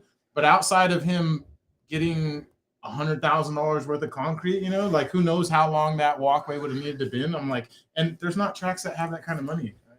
Well, like, okay, so talking about like, with agreed, Chris, about the mom and pop tracks and stuff, and like when you were running PAL, the parking lot is what it is, and talking about the upper ones that have the money, and talking about the paving and the designated spots, the only 2 tracks, honestly, that I could think of would be DeSoto and New Mexico. And James Vicario's track too. And I haven't been to Vicario's track, but knowing on how everything is paved and designated and it's a legit facility, where like Nick was saying, 95% of the tracks are not making that kind of money. You have what you have, right? And that's it. You don't have concrete everywhere. You don't have ramps everywhere, because that's just what you're thrown into your wheelhouse. Most of these tracks are barely getting by. Yeah, they're barely surviving to stay open, to pay the ABA, the bills, the rent on the land. They can't be putting concrete everywhere unless someone's donating the shit. Yeah, so I mean, at that point, like those are bells and whistles purchases, right? When everything's done and you're down, you're like, all right, we got 10 grand more. Let's go ahead. So good example. I paid $12,000 for the strip of concrete that we put over turn 2 at PAL right before the national and before we say la vie there. Mm-hmm. And that was 25 feet maybe of 6-foot width concrete. A harder C2. Yes, Braden. 12 grand. Yes. So it's like, if you imagine if somebody said, oh yeah, you need to do something from parking lot spot out there all the way to get somebody up there. I'm like, well, who's got 100 grand for that? Right. So there's not really an answer. And again, it's Come on, Crouch, because you got to put comp 3s on your fucking wheelchair, bro. Like, sweet baby Jesus. Come on, don't you know? No, I totally. Hey, and I get it. And to respond to Teresa Esquivel, hey, I get it too, because when my dad was alive, you know, he had multiple sclerosis and was in a wheelchair and would come out to Manteca or Santa Clara, pal, you know, but was in a wheelchair. You know, there was never, you know, they always parked out of the way because it was easier to not be in the handicap because the loading, unloading, you know, you're not on top of other people and all that stuff. You're out of the way. It was more convenient for them and it was easier. It was easier for my mom, my sister, you know, and for me, you know, when I would be there and help unload them, you know, it wasn't that big of a deal. But like you said, you know, you're so hard up on like the 40 grand, 100 grand or whatever. Like you're going to go and compromise the sport behind you. Like that's ridiculous. I'm not parked behind you, but you know, right here. I think on a desk. Yeah. Like, close the door. Don't be rude. Why the hell would you go and do that, dude? It's a podunk freaking sport. Whatever. It's BMX. Yeah, it's again. I hope you got $1 million, and I hope you go build another track, because if you only got 50 grand and now you don't have a track to ride, nor do the 100 other riders that used to ride there, right? It's one of those. Was it worth it? Because everybody thinks it's worth it until it comes time to shut the track down. Yeah, CB's down. Whitaker will be gone. You got to go all the way to Bellflower or Yucaipa or Camarillo. For those tracks, it's great. They San get more Diego, riders, but Chula, are they going to do that? And SoCal, that drive, I don't care where you're going. That drive sucks. Oh yeah, dude. Yeah, LA traffic down there, freaking horrible. And then so on to the big other breaking news was the big top. Yeah, Chris being put screwed on jack stands. Well, no, Chris was already out of it, you know, and a whole new group was kind of put into place to take over the big top running. Right. And then now, just earlier this week, that's it. Like they're on hiatus till further notice. Yeah, you know, like we're losing more tracks than we're gaining. That's for damn sure. It kind of sounds familiar there, Nick. And you know, and I know you're tight with Chris Allen. Chris Allen always spoke highly of you on every show that, you know, Chris was a big advocate on getting on the podcast with us, all things BMX, and saying what's up to you, Nick, and everything else in between. Like, why is this taking place? Why is everybody just think they got a better idea where they got to go behind somebody's back and just go cold clock them and be the whistleblower to get shit shut down where it doesn't work? Yeah. I mean, your former track is now the #1 track 2 years in a row for practice. Yeah, we're killing it on the practice side. You still got that. You still got that parking lot money though, right? Yeah. Look at that damn pocket, buddy. Oh, shit's bulging, bro. Is that a Tuma? The horrible part about it, and DeSoto the same. Shut up, way, Westbrook. Right? So like Chris, you heard all the drama and the whisperings about Chris and Casey, which again, to me, one of the best couples in BMX, did a lot for literally 10, 15, 20 years. I don't know exactly how long, but long as I was around, and even I was there before them actually, but just the nicest people ever. Absolutely. And now, so then you hear all the rumors, oh, money's missing, this, that, whatever. Nothing ever proven. Shocker. Nobody went to jail. You're not in jail? Yeah, nothing ever proven. But so you run them out, and I don't say that as a detriment to them or anything, but they just get tired of hearing it, whatever. So they depart, right? So in theory, right, problem's gone. And again, I'm not calling them a problem, but that's the Bakers take over. Yeah, that's what it looks like, right? Okay, the problem's gone. So the Backer family takes over. With a couple other people, because when they leave, it's okay. We have nobody now. Right. So what are we doing? So the backers step up. Okay, we're going to get in. We'll get in on this board. We'll keep it running. Merrick Backer, the whole family, everybody. And so that goes on for 6-7 months. Something like that. Yeah, they got through the national. They're doing a good job. From what I'm seeing on social media, they've got clinics going, new rider clinics. They get Sean McClaskey to do some vet pro for the expert advanced stuff. And DeSoto's booming again, right? Like it's good. We're back on even surface, Thank you, Bill. Right? They're getting it going. And then you get a group who then starts chirping in the city's ear, oh, this isn't right, that isn't right. And they're convoluting the stuff that was happening prior to that group. And now that group gets basically the cease and desist and says, okay, we're done, we're over. But you can't you got to know that group, you already ran that guy out. So you're saying that the new group was doing the exact same things. And so it's just like, it's got to be, you got to work together versus getting everybody thrown out, because once you bring the city into it, no telling. And similar to that ADA stuff, the city has accountants and city managers and city lawyers. They're going to go through books like a city goes through books. You know, like they're looking, okay, if you're a penny off, you're a penny off. That's a little bit different than, oh yeah, you were missing $6. Well, yeah, Westbrook drank 2 Red Bulls and a cup of noodles, and you just lost that $6, you know. But once you get people who are looking for dollars and down to the cents, it's like, dude, I don't know that anybody's going to clear that. And so to tear down this new group that just took it over, start a nonprofit on the backside and kind of backdoor it all. And then here's what I don't like is, now that the track's shut down, the same group that starts the trouble comes in and looks like it's like the Trojan horse. Right. Oh, we just want to get it open for the kids. I heard Sounds familiar. Yeah, I heard the same shit at PAL. Everybody's like, well, we just want it open for the kids. And I'm like, was I not having it open for the kids the 6 years I did it? So, and I could just see it happening, the exact same thing over and over. It's a setup. Yeah, and many of people mess me and like, it's not the same as PAL. And I'm like, well, a lot of the details are pretty spot on, because it boils down to, you think you could do it better, and you will do whatever you can to get in there. So it's unfortunate, and I don't know. Wow. You're right, Jason. City lawyers, they don't play around. And again, Jasinski. I don't know that anybody, because that's the thing too, is these people take over these tracks and bless their heart for doing it, but these are not business. You got a master's. But they're not taking it over for the right reason. They're just doing it because they're buttered up. Like, a lot of people didn't like you because you were cutthroat. You had rules. You stuck by the fucking rules. Yeah. Okay. There's ain't nothing for free. Okay. This is how it is. This is how I run the show. Take it or leave it. And people didn't like that. Yeah. You know. Well, it wasn't that bad.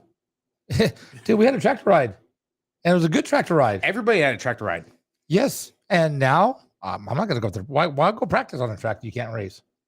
Makes no sense. Yeah, it's unfortunate. And I mean, to everybody in Texas, get out there, get to that meeting. But also, even when you're at that meeting, I mean, I went to many of PAL meetings, and it was the slick talking guys in the collared shirts. You know, oh yeah, we just want to smooth things over. It's like, yeah, fuck the used car salesman. You know, like fuck your power windows, asshole, and your air conditioning. Yeah, to me, if you were happy with how it's been running the last 6 months, then that's what you need to be promoting. Because I went there, I had a great effing time there, just like I always do in DeSoto. And I remember I reached out to Chris. He didn't reach back to me that weekend, so I knew he was kind of burned out on the track. So I was surprised at that. But again, I get it, because once you get dragged and you've put so many years into that stuff, it's like, dude, it's not cool to come back and kind of face that gray cloud, you know? Damn, Buller said you drink a beer, dude. He'll go to the meeting. Jesus, Buller, bud, Big Daddy Rod. He's been trying to get him down one ever since he got on the show. I'll tell you what, dude. But Buller's on a mission. But it's really textbook, because it's so similar of what happened there happened to you. Yep. It's everywhere. Everywhere a track shuts down, it has something. Money is involved. But what the hell, dude? It's BMX. Like, Jesus Christ, what the hell? You get rich on the sport. What are you gonna get out of it? Nobody gets rich on this sport. You know, because unless you're a rider. Chris did the same shit. You know, he had the pop-up national, 300 and something plus motors. 304 motors. We were there. Dude, we were there. Yep. Like, and just killed it. With him and Casey, just boom, boom, with everybody there, meeting and greeting and shaking hands and taking pictures. You know, no different than with you and your crew. And your crew is the smallest crew compared to any other track out there, for sure. Honestly, and you guys freaking kill it between Sereni's and Browns, and you guys are one track needs 19 people to run on the end. You guys are orchestrated. The other people are it's like a goddamn fucking draft, dude. You know, but you make it happen so easily with such a small crew, and you're productive and effective that it's ridiculous. That how the hell they can go and go after you. Same thing with the Allens over there at DeSoto. Because they've been doing a good job for a long time, and everyone seemed to like them. Are you kidding me right now? We liked them. We didn't meet them until we went to the race, but they were great freaking people. Yeah.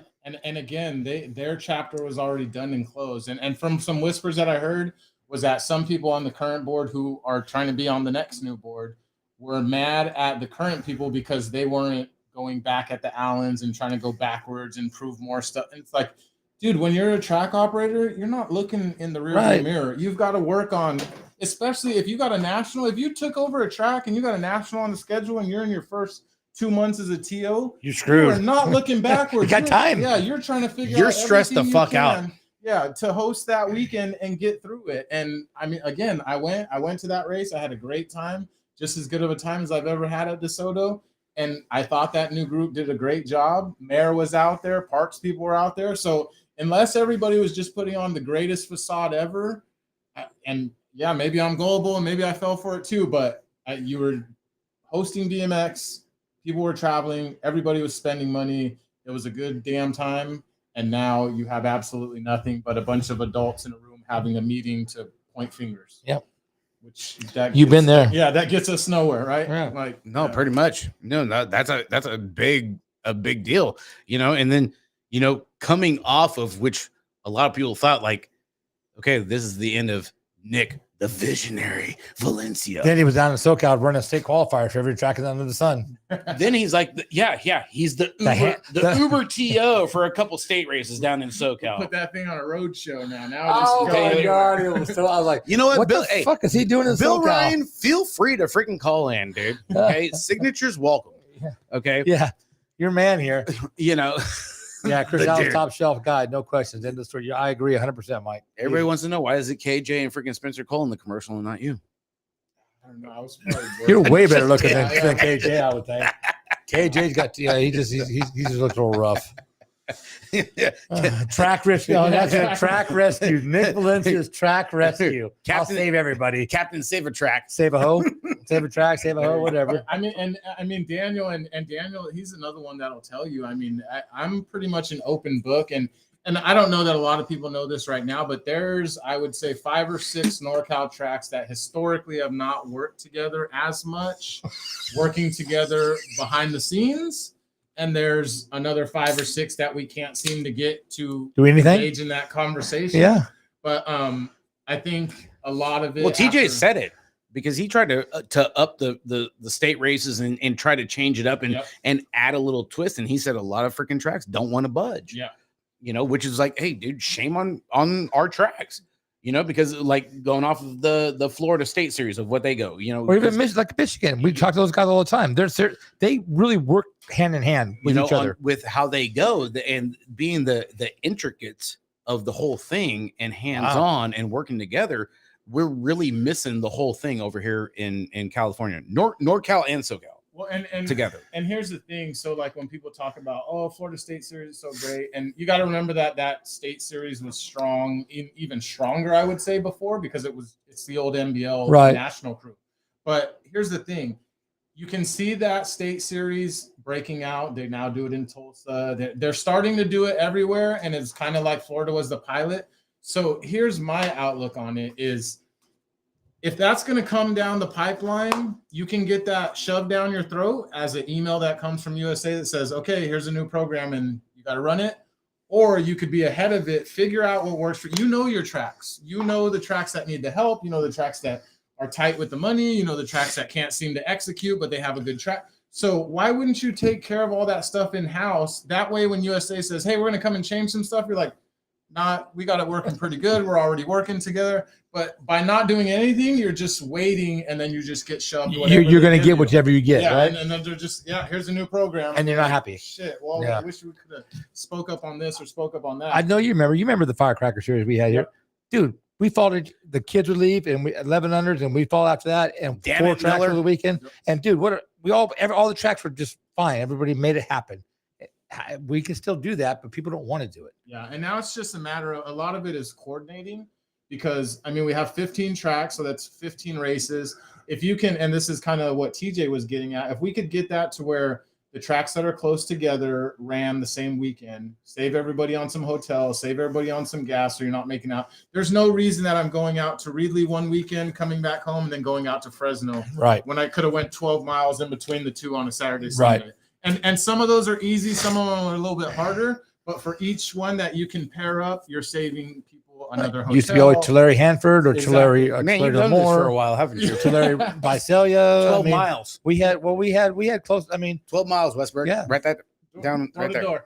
yeah, Tulare they've worked there. Well, of course, Ron Jones owned Tulare and Visalia, but then Hanford. I mean, they always worked together. We always had two to go to that weekend, and that because it's a long drive for us, to Tulare. I mean, it's what 3 hours, 2.5 hours, 3 hours to Tulare. We get 2 in a weekend. It's a good deal. Hey, I told you about going to that pump track in Corcoran freaking the other weekend. Yeah. Shit was a haul, dude. I almost should have took the motor home, but It's like going to Exeter to go to the bike park there. I Indoor almost bike need my park. freaking books, dude, to freaking take a freaking layover. Just saying. Shit's deep. It's saddening, and like I said, I hope DeSoto gets worked out, regardless of who ends up, because that's the hard part too. Is regardless of who ends up with it, there's going to be some division there. It just is what it is. I mean, if Powell would have shook out and would have came back to me, it would have still been the couple teams that wanted to take it over would have hated me, or they already hated me anyway. But there's that division anyway. So regardless if it gets open or not, which I'm sure it will get open because it's a pretty nice facility and I can't imagine it not being open. But at the same time, it wouldn't surprise me either. Nope. But the hard part is going to be when that new group gets it, you're going to have the stigma of you kind of fuck some people over to get it. It just is what it is. You're going to have that bad blood where people are going to be, they're going to come back. They're mad because they didn't get it. Yeah. And people are going to come back. They're going to come back pissed because it's like you tried to do something, you failed, you screwed us over for X amount of whatever the time lapse is going to be. Month of riding or whatever. Yes. Oh, hell, your boss is in the house. And then it's like, you guys told me call in. There you go. I sent you an email, Bill, like you asked me, but I didn't get a response from you. What's up, Bill? Yeah, Mike's right there. It's the other guy. The other dude. I sent you an email. Yeah. 2 of them, actually. White privileged, this dude. Shit, that's twice on the show. Now we're throwing beer. Westbrook, cut him off. He's privilege. fucking done. Fourth white boy, white privilege. This is this guy, Chris. Bounce him. Bounce this son of a bitch out. To everybody out in DeSoto, get to that meeting. Let your voice be heard. And like I said, I can't say it enough. Don't fall for the BS. Say what you got to say. If I regret one thing from the whole PAL situation is I wish I would have not been as politically correct and just kind of called people shit right from the start. There you go. And kind of let those people know right from day one, you're a piece of shit and it is what it is. But yeah, it'll be interesting to see. Oh, yeah. No, put it in again. Oh. But yeah, so everybody in DeSoto, let your voice be heard. Don't be afraid to support. If it's the new group, if you support that, then support that. If it's the old group, you support that. And even if you want to support Chris and Casey, you do that too, because unfortunately, if nobody says everything and everybody's PC, you're going to get essentially what the city gives you. And from the sounds of it, the city's kind of been working on some stuff on the back end already anyway. And having people move stuff out of the facility definitely kind of goes to the notion of a longer shutdown. Because if you're just going to say, hey, we want to work through this, whatever, you don't go in and tell people to move their stuff out. When I knew Powell was wrong was when they were like, yeah, you need to clean out the offices. And that was kind of the writing on the wall. So it's one of those things. But yeah, just be active. And at the same time, whatever group gets it, just try to keep it calm as you go back to it, because you don't want to start back on another kind of shitty foot, like just try to make it work, and try to hold that next people accountable, because it's rough. It's hard being civil when you feel like you got screwed. Yeah, you get bent over. It's well, nice. That's the thing. Like you went through a lot of shit, Nick. Honestly, Bill. Hey, feel free to call in. Numbers on there, brother. If you want to chime in, go for it. Anybody that wants to chime in, go for it. Numbers up there, guys. 986-6721, area code 209. Phone line is always open. Nick in here too. We broke the stand for his microphone. So yeah. Anybody wants to freaking send us some stars, we'll get another stand here. Right. And yeah. Because of talking about DeSoto and Chris and Casey and everything, they were always upgrading everything at DeSoto, just like you were at Powell, and then with all the accusations and everything that came across it, and you're like, you know what, I'm going to keep a big picture. I'm going to keep moving forward. That's where you're at with Morgan Hill. You know, you got dirt, you got dump trucks. You know, did the higher ups at the city ever get back to you and say, you know what, Nick, it was a false accusation and we're sorry? So this, I mean, hey, you don't have to ask. Hell no. Nick, you don't have to answer it. Honestly, you don't have to answer it if you don't want to, dude. No, I will. For just 100%. because. So if you know about the city of Santa Clara, that city's got a bunch of politics going anyway. It's so bad there that, and any police officer in there can feel free to chime on in. When those accusations came out, I did this basic information report where you can put into the police station, say, I want to see everything that they're saying, everything that they're investigating. And I went and interviewed with the detectives and stuff anyway, just to kind of clear my name. Mm-hmm. But they purposely don't even close that investigation, because when they close it, they'll have to turn over everything from the Information Act. So it's like that will just sit there kind of hanging forever. Because they don't want anybody to see. Yeah, even though it's past the limitation. So at this point, and somebody will, of course, cut this audio or whatever. If we don't cut shit on this show, baby. Stole, let's say, 50 grand, it's already past the 2-year statute of limitations where I don't have to have records for it or whatever. So it's already passed. There's nothing that could happen anyway. That 2 years just expired, I think, the last March or whatever. But so it's already done. There's nothing that can happen, but I'll never get a, hey, we were wrong. Hey, you know, sorry about that. We're going to go ahead and close out this.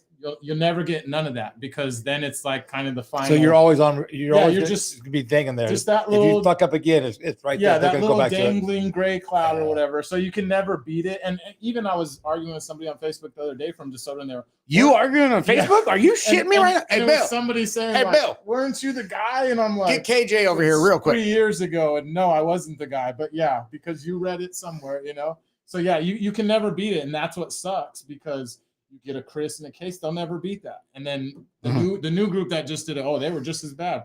So they'll never beat it. It's like, how many times are we going to shit on our own people? You know, like these are all BMXers. I mean, Casey is a lifelong BMXer. You know, like she is. And to not see her at Grands for premiere, her team was actually kind of like heart wrenching. You know, because they are down home BMXers. Yeah. Even though Chris doesn't race, he was about the people over there at DeSoto, you know, just like you are, Nick, you know, NAG too, last year. But just saying, you know, you're about the people, you know, just like me, you know, hey, we talk a lot of shit on the show. Hey, I'm all about the kids and keeping and training and banging. And, you know, I had a handful of kids I had this big kid over here in front of my house doing gates, you know, to keep the sport going, because that's what we love. And that's what we do, you know, but that is kind of like chicken shit of like going on 2 years and you're not getting an apology. Like, well, the city will never apologize. Yeah, Nick, you think you just be clear. You know, those allegations are false, and we did all the behind the scenes shit, and you're clean and clear of all of these. Yeah, and that's kind of messed up. Yeah, and you never get that. It's just. Yeah, sorry for dragging you through the mud. And you'll have like your people that knew, but again, for the people that are on the fence, people wouldn't accuse people with no proof. No, it never. Happens all the time, unfortunately, and it seems to be happening in BMX more than it should as well. So it's definitely it's interesting. I used to hit on Casey's sister in the 90s. Crouch, goddamn it, wrong show, Crouch. Yeah, Crouch is a Texan too. He's from the other side, and that was the other. The Texas Fabio out there. He's one like more thing dude. Too, and this kind of sucks too, because you guys have been around a while, so you guys are all knowing. But DeSoto was the first of its kind. Yeah, the big top. Yeah, it was the first. Like, okay, we're gonna build a BMX specific facility. This is what it's going to look like. Yep. And DeSoto now is still light years ahead of what we have in North. Oh, they put a couple $1 million into after the National the year for last. Yeah, and it was like DeSoto was the first, and then Albuquerque was the next one, a little bit bigger, a little glitzier, a little bit nicer. Location-wise, it's perfect and right now, there by the airport. Yeah, and now you're up to the Taj Mahals of the Rock Hills and Tulsa and all that. But DeSoto will always be like, this is what it could be. And so now you have that gray cloud, you know, because now when you Google DeSoto BMX, you're probably going to get a bunch of shit about stealing, and you're not going to get a bunch of hits that say this was the first one. Type. BA's from Texas, Luna's from Texas, because that's the other thing too. There's a lot of dudes in the USA BMX side that are from Texas. That TJ Johnson's a Hall of Fame for big- Texas. That's a big one. And the fact that now when you do a Google search, you're going to get this bullshit Drama. ahead of What they you did so should great. be. Yeah, Yeah. it should be your good news first. But again, if I say, hey, I had a good time at DeSoto, I'll get 3 likes. Oh, dude, someone's stealing at DeSoto. Fucking 22 shares, 3,000 comments. And it's like, dude, we got to get it together here. Right. So, like, okay, we're going to Chris and Casey. Okay. Dude, fucking greatest TOs. Okay. Just like you, Nick. You know, like we always, hey, we brought on the whole thing. Hey, agree to disagree, you know, because that's how it goes. You know, sometimes you got views and we got different views and stuff, but that's why we get along. And I mean, you've been on the show, I think, this is like your 3rd time. And stuff. Like a VIP. Can't. I mean, Come on. Hey, do I got to get a charging station in my house now you're for the him? only guy. We're gonna be punching out concrete tomorrow morning, Bubba. That's 3. No, I did not. No, bullshit. I didn't Chalk that shit up. Nothing came Westbrook. out. Shut up. Don't give me that bullshit, dude. Fuck, I'll leave. I don't give a shit. I don't need You know, on my bike stay. We're good. so like Casey and Chris go and get rejuvenated. Okay. And with everything you went through with the PAL stuff, now you got Morgan Hill. Did Morgan Hill go and because like the counties it's actually still the same county, right? Yeah, same county. Same county. So you got accused on one end of the county and you're opening a track on the other end of the same damn county. 15 miles away. Only here on the Beer Budget BMX Show. Like, are you shitting me? What are the odds of this happening? You want how deep? Now, You I don't work on Sundays, bud. I'll give you one more that a couple people know. Westbrook, get another fucking pizza. So Parking lot money's paying for it, dude. So we got PayPal. PAL sends a 15-page document to the city of Morgan Hill about the whole thing. When they knew that we were going to Parks and Rec for approval, and sent it to a couple of local tracks. Stay away. Nick This is like Valencia, UFC freaking fight night right now. 100% personal vendetta. Like if me and you have a tiff, and you want to go to court, you want to call police, whatever, then do that. Oh, I'm pissed right now. Why are you sending that stuff to other tracks and whatever? It's like you got a personal beef. It is what it is. They didn't get what they wanted. Yeah, and they're unhappy. Yeah, so it's like, well, okay, well, we got him out of here, but he's gonna go do something somewhere else. Well, we can't let him do that. Yeah, because even if you didn't succeed. Yeah, it's like can't have that. Yeah, shit. what are you doing? So yeah, what did they say? What did Morgan Hill say? I know obviously you had to have a conversation about I it. can't quote who said it, but it's public record. They said sounds like a disgruntled old girlfriend.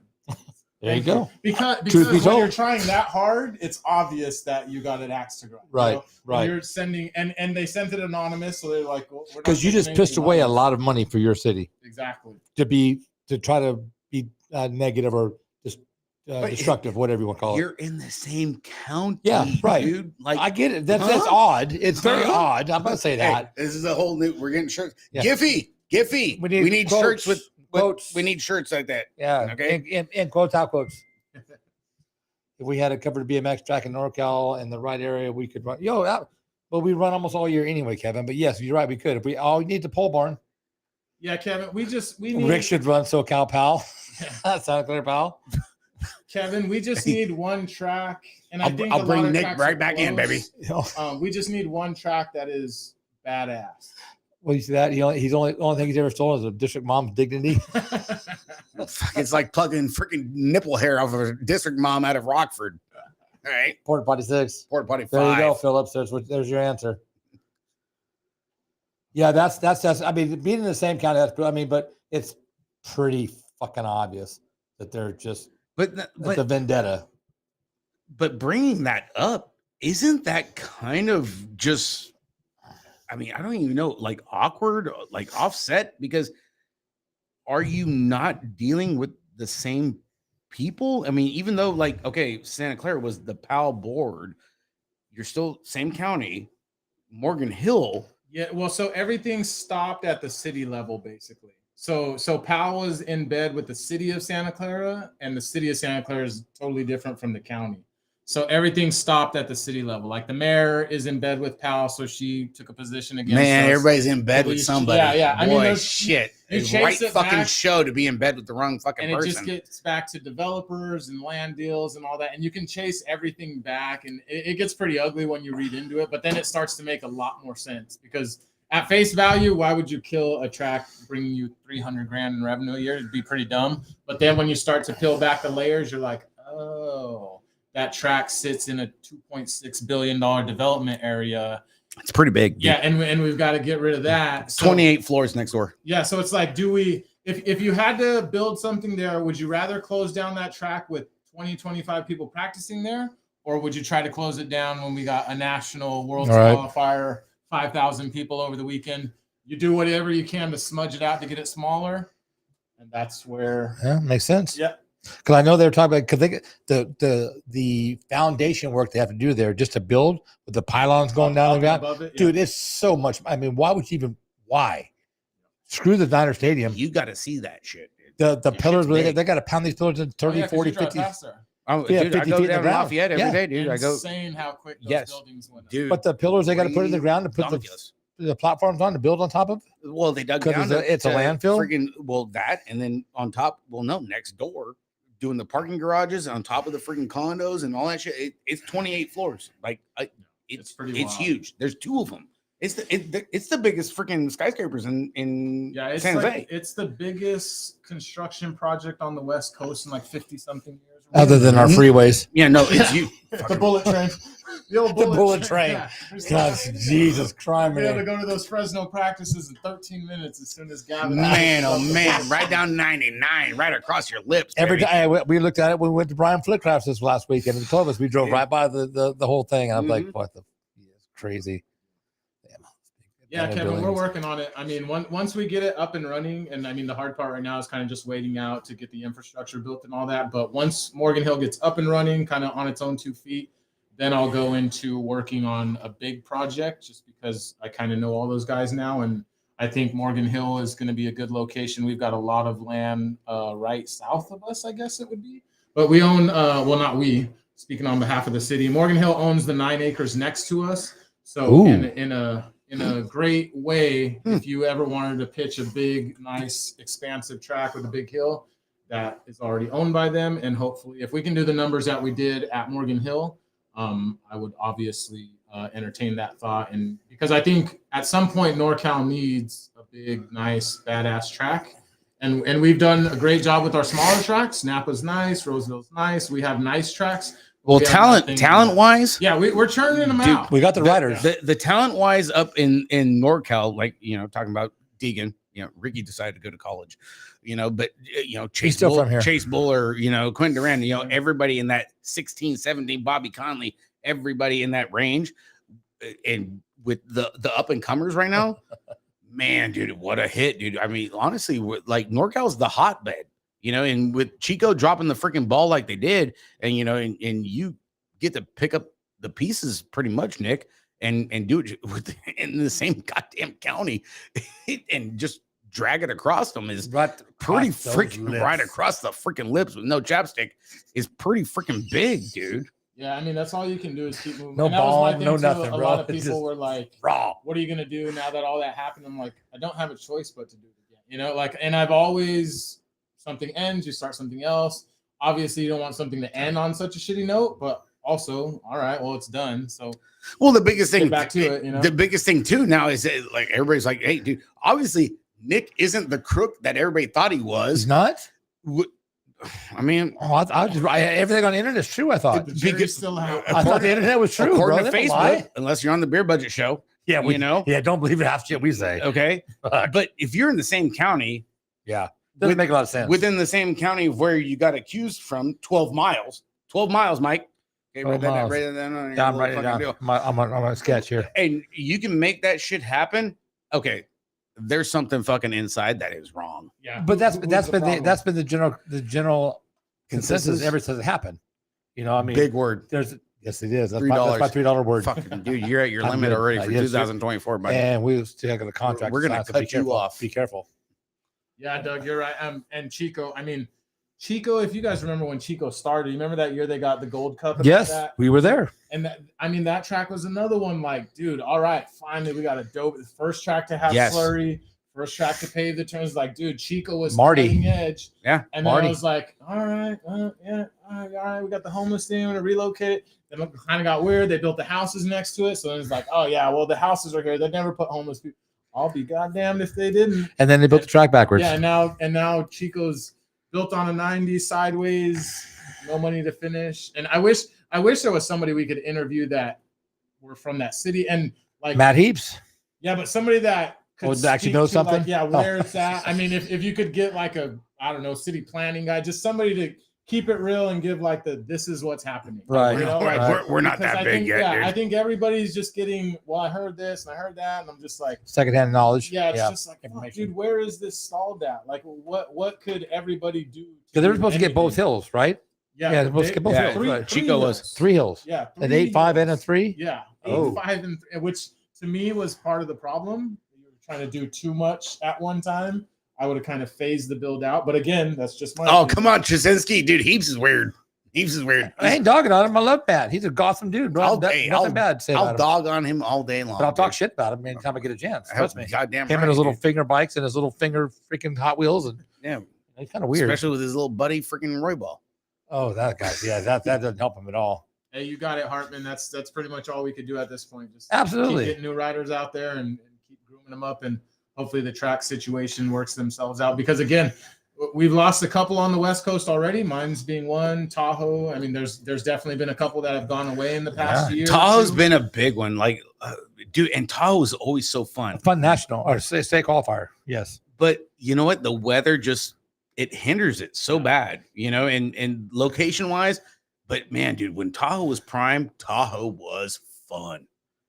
You know, a couple tangent pro-ams up there too, you know. Yeah, and I just wish that we would again, and I don't mind when some tracks have to go away for reasons that are beyond our control, but that's what hurts so much about the DeSoto one or the Whittier one is it's like, dude, we're Santa Clara. We are BMXers. Yeah, and Santa Clara as well. We're BMXers and we're eating ourselves. Like we're literally cutting our own. A victim of our own creation, right there. Yeah, like honestly, you know, it's like ridiculous. Oh, you know, a lot of people give us shit for like a lot of constructive criticism that all we do is badmouth fucking people and the tracks and their organization or what they got going on, you know. But in hindsight, it's just like, dude, we're just trying to make it better, make it funner, you know, you can make it competitive and fun at the same time, which you did that, you know. And there's a handful of other tracks that do the same thing, you know.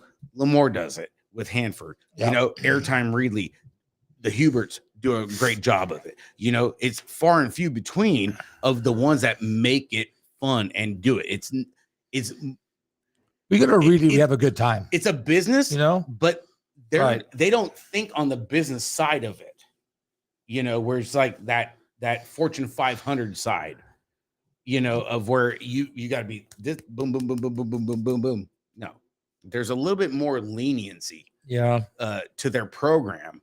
And, we're not taught. We don't bash. We're just. It's constructive criticism. I mean, bashing would be like you don't wake up Sunday morning to the shit I get. Yes. Okay. If it comes to Manteca BMX, yes, we've done our fair amount of bashing, and I have 100% access and full right to do that. But it's well deserved. It's not bullshit. I mean, the rest of we're not bashing anybody. I mean, unless you just did something outright stupid, we ain't bashing anybody. It's constructive criticism. Yes, Manteca. It's a personal with me. I've dropped it a long time ago, but. Other than that, we don't bash anybody. Well, I don't think we do. Hey, how's it going? Speaking of bashing, we're going to bash Natasha Gonzalez. Well, that's because she takes so many kids around. You know, she let Carrie Patton take the heat for all her bullshit. Right. She didn't show up last week. Okay, got a bunch of bullshit. Freaking Central Valley fucking that's people. Right. I tell you what. But yeah, no, we'll go and talk about the whole Manteca thing too. Like, Santa Maria's another one. How the hell? Yeah, Santa Maria was a big one. Like, why is the pump not fixed? Why are we sitting with freaking a week's worth of water? Oh, the water's out now. They pumped it out. They figured something out, but it's out now. But yeah, I don't know. It was a week underwater. But if that water was sitting in the parking lot where it came from, which would be Home Depot, Staples, and all that, they'd have got the pump working right then. Immediately. Right. But being to the BMX track, which is actually a water basin, not a big hurry. We're not losing nothing with this. But all the parks in Manteca are water basins, right? Okay, so Thursday, when I took the picture, I was like, hey, dude, we're going freaking largemouth freaking district mom fishing. Stop, Kerry. Okay. I went down to where you used to live. Yeah. Okay. Your old park. Yeah. Dry as a bone. Bone dry. Not a drop of water. Imagine that. Because if that one's full, the track was full. If it's empty, the track was all. Hey, I know 7 years, every day I saw it. It's backwards. Yes. What the hell? It somehow became the priority basin. Yeah, It should be yeah. the last one. Because there's 3, right? All that water comes from Home Depot, Staples, those parking lots. But there's 3 water basins right behind Home Depot. Even the park by my house. Yeah. Dry as shit. Yeah. Like, That's why are you correct. flooding the freaking BMX track? Which the thing is, they were supposed to redo that the piping when they did the asphalt turned, and they said we didn't get asphalt because asphalt can't be underwater. Okay, well, if you do the asphalt, we'll have to do the pumps at the same time. We'll reroute the water. They never did the other part of it. No, they didn't. So, and it's going to be ugly. We'll see what happens when they start riding again. That coat's going to come off. It's been in the water so long, it's going to pop. But if you Jeff Sereni's in the Dude, Jeff that's why- Sereni's. But in if the you chat. need me to come do your slurry, I'm always available. It's not mine. Hey, I don't have no dog in that fight anymore. Speaking of which, and I see Thomas Braden in the chat. Freaking Thomas Braden. Reedley doing slurry. I'm gonna be down there in a couple Reedley's- weekends. We're gonna start slurry in that place. Get them all dialed. Try to get a little bit less work for old Paul. I tell Give him a you, little bit more turnkey, so we don't got to do as much. you know what, dude? But you know what? Reedley's one of those ones. It's one of those down home tracks. And when Kerry called in last week, Right. TOs for 27 years, came from NBL, USA BMX. It was always the mom and pop track. Still is the mom and pop track, but the past 5 years redid the freaking starting hill, added some asphalt in turn 2, putting a little bit of slurry, taking the fence, pushing the fence back further, more parking, moving some trees out, Yep. Adding the parking, redoing the staging hill behind it,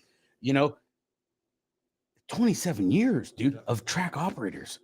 That's huge. And that should be celebrated. Should be. I didn't realize Brian Ford had been there for 20 years at Elkhorn. I had no idea. Yeah. He'd been there for 20 years. These people that have been track operators for all these years and just been plugging away, dude, that's huge. And those are the ones that are fun to go to. Reedley's one of them. Elkhorn, we had a great time. Oh, that's what I told Brian today. The last Friday. Oh, God, it of was the a blast. season. Those are the ones that are like real clutch in the sport. Well, and the cool thing about Paul is they've kept that same culture. If you didn't know any better, you'd still think it was just The move up awards, track. every Yeah. rider. Dude, you get a move up You award. could show up there on a day, they're like, yeah, we weren't running today. Go ahead and take a couple laps, And to be fair, that is the polar opposite of how I run my track. But it's okay because every track has their culture. Right. You can probably get away with a little bit more Reedley. Yes. That's cool. For me and the way I have to run mine is like, listen, I can't let you do this because then there's 20 other people who are going to be like, hey, we want to. Correct. So everybody's got their own niche and the way they do it, and it works for them. And again, it should be celebrated. And the thing I wish was that we were more protective of those people who have been around, putting in the work. Because to me, if somebody comes up and says, I think Paul Hubert's stealing, somebody should hit you with a freaking broken Dude, bottle. you're going Like, down in the yeah. freaking dark alley. Somebody should be behind Porta Potty 6 getting dusty. Westbrook's with the you guy to because do it. You can't just come out and say shit about people who have been doing and are still doing so much for the sport. Like, you don't get the opportunity to come out and say that shit. Like, No. There needs to be a little bit of, no, you can't say that, and here's why you can't. Because and I your wish, jaw's wired yeah, shut. and I wish we were a little bit more protective, and I'm sure there's a better way to go about it or whatever, but I wish that people, before they spouted off, knew what people had done in the past. Well, yeah, everybody's talking about Margie, the big anniversary over there at Sarasota, the big one that's going on in Right. Michigan, with their anniversaries going on this year. That's huge. It's big in the sport, dude. I mean, dude, you're a TO for freaking all these years and still plugging away. It's impressive because I haven't actually done the track operator job. I've taken care of a track for a long time. Huh. And even that part of it's enough. And then to have to deal with all the, sign up for races and sending money in the USA BMX and put all that bullshit. It's a lot of work. I mean, it's never ending. You'd have, I don't know how you had any time to race. Yeah. Carrie's saying it's lucky that airtime doesn't have to answer to the city. Yeah. Robbie Stanford, BMX Jesus. Who? Damn, we are totally blessed right now. Who? BMX Jesus is in the house right now. BMX, who's that? Robbie Stanford, the colonel of the urinal. his favorite nickname. Oh fuck, he loves He that. loves that shit. That's on like his next jersey, dude. I tell you what, man. Goddamn Yeah. plumbers. Oh shit, you're gonna pay for that one at some point. Yeah. So shit, Nick. So going off of, I mean, like still like Mike, you know, being in the same county, okay, with everything that went down 2 years ago. That's rough. Okay, you're still in the same county. Now you're building bigger, you're building better. Fuck, what I miss? You kiss my ass. You know what? Hey, Robbie, That's goddamn funny it, shit. You you know better it. go out in the goddamn fire pit in the Who came out backyard. with that was Cord or Teague? No, No. that was the fucking Nevada. Oh, it was dude. Nevada. That's right. The Nevada Colonel of the Urinal. Yeah, Nevada roasted his ass. Ah, that's right. Sorry, Robbie. Love you, man. How do you go and like? Are you looking to one up yourself with your crew? Or with You know, the track. or you're like, it's like, hey, I learned a lot. I knew what I was doing. It was a bum fucking deal. Fresh start, clean slate. He wouldn't be Same- getting it if it wasn't his. But- If it was his fault, he wouldn't be getting a second opportunity. But okay, so when you get that second opportunity, chance, yeah. Okay, like me, it's like, dude, I'm going for their neck. It's freaking lights out. are you going? Are you going bigger and better? Do No, you yeah. have that So- mentality? So the dangerous part now, Fucking let's go. well, because Send it. if you look at the way the PAL situation was set up, and I knew it was that set up when I started there, but we were giving 100% of our revenue away immediately.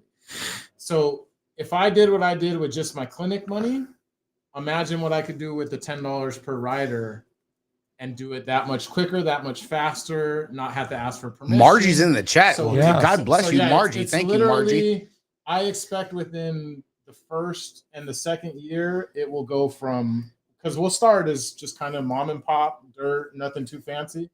But again, if we can get the numbers we were getting, $200,000, $300,000 a year flowing through there, you're paving turns immediately. You're getting into that Slurry fancy- paving. Yeah, quick. The quick, framework over quick, the quick. starting hill and the finish Exactly. line. And that took me at PAL a good 2 years. I was working on PAL for a good 2 years before it really got like, whoa, this place is really It's coming. something. Started coming around. Yeah. And to be fair, in that first year, we had our own locals who didn't love me so much. And I was like, all right, yeah, we're getting rid of $3 practice. People were pissed. No, Why hey, are you I getting rid remember. of $3 practice. I'm like, yo, we're a racetrack. We're selling racing. Right. Who's gonna go buy something for $10 when they could get it for $3?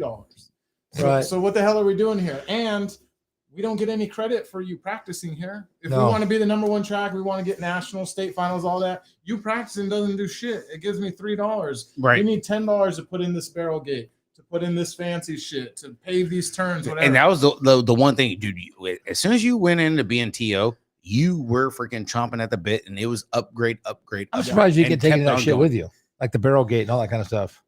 Well, you could. So they own the gate now, the money to put it in and all that, but it's concrete. What are you gonna do? You can chip No, I out the can't- concrete. yeah. Now you could be a bitter asshole and Take my concrete back? I'm gonna go ahead and just Hey, Oh, a we'd phone- have been in there, Hey, bro. a phone call to me. I know some assholes. We My got buddy one right works there. for Cal Coast or Cal West. I know concrete But guys. I mean, if you guys recall, when I got bounced out, if you remember, like a homeless dude broke in and tore up some electrical, maybe Yeah, a week or two yeah. after. Yeah, you got And- accused for that. Yeah, and so it's like, holy shit. Yeah, so it's like you couldn't even go in and be petty because they were already like, oh yeah, he's fucking ruining it. See, he was never for the kids anyway. And then You stole the van too. yeah, and then like a week or two later, they're like, oh yeah, here's a mugshot of this guy. It's just like a random homeless guy in a hoodie or whatever. I'm like, yeah, he doesn't look black and handsome, so it's Thanks, definitely not Margie. me, you know. Fuck, he was right there, dude. The bouncer guy. You know. Oh yeah, that was pretty. And once that happened, it shut a lot of people up. It really, and I was like, yeah. Oh, you know it, Miller. okay, well, you know what? Maybe we are a little wrong. maybe Nick's not bullshitting us right now. It, you know? it was definitely weird. But the good thing about Morgan Hill is, like I said, we'll control all our own money. We've got a great deal with the city. as Thank far you, as Margie, for releasing tuning it in. and all Appreciate that. you, girl. And they're in on it too because they're 1.5 mil into the project already. So they want us to be successful because our success is their success. Right, And then they know that they're going to get the bills paid. So right. Okay. Well, and now for a lot of people that don't know, you are really like in the honey pot over there in Morgan Hill. He was at the Christmas parade this year, bro. Huh? He was at the Christmas parade video in this year. He don't even live there. No, I know. I mean, what? He's been Come doing. on, talk He's about been sucking doing. up. He's been doing freaking Strider shit in Newark and everything. He's been up and down the freaking Bay Area, but He getting a track one way or the other, motherfucker. yeah. That's all there is Someone's to giving me a it. track. It's coming. well, but a lot of people don't know the track is right down the street from freaking Specialized and Cali Protectives.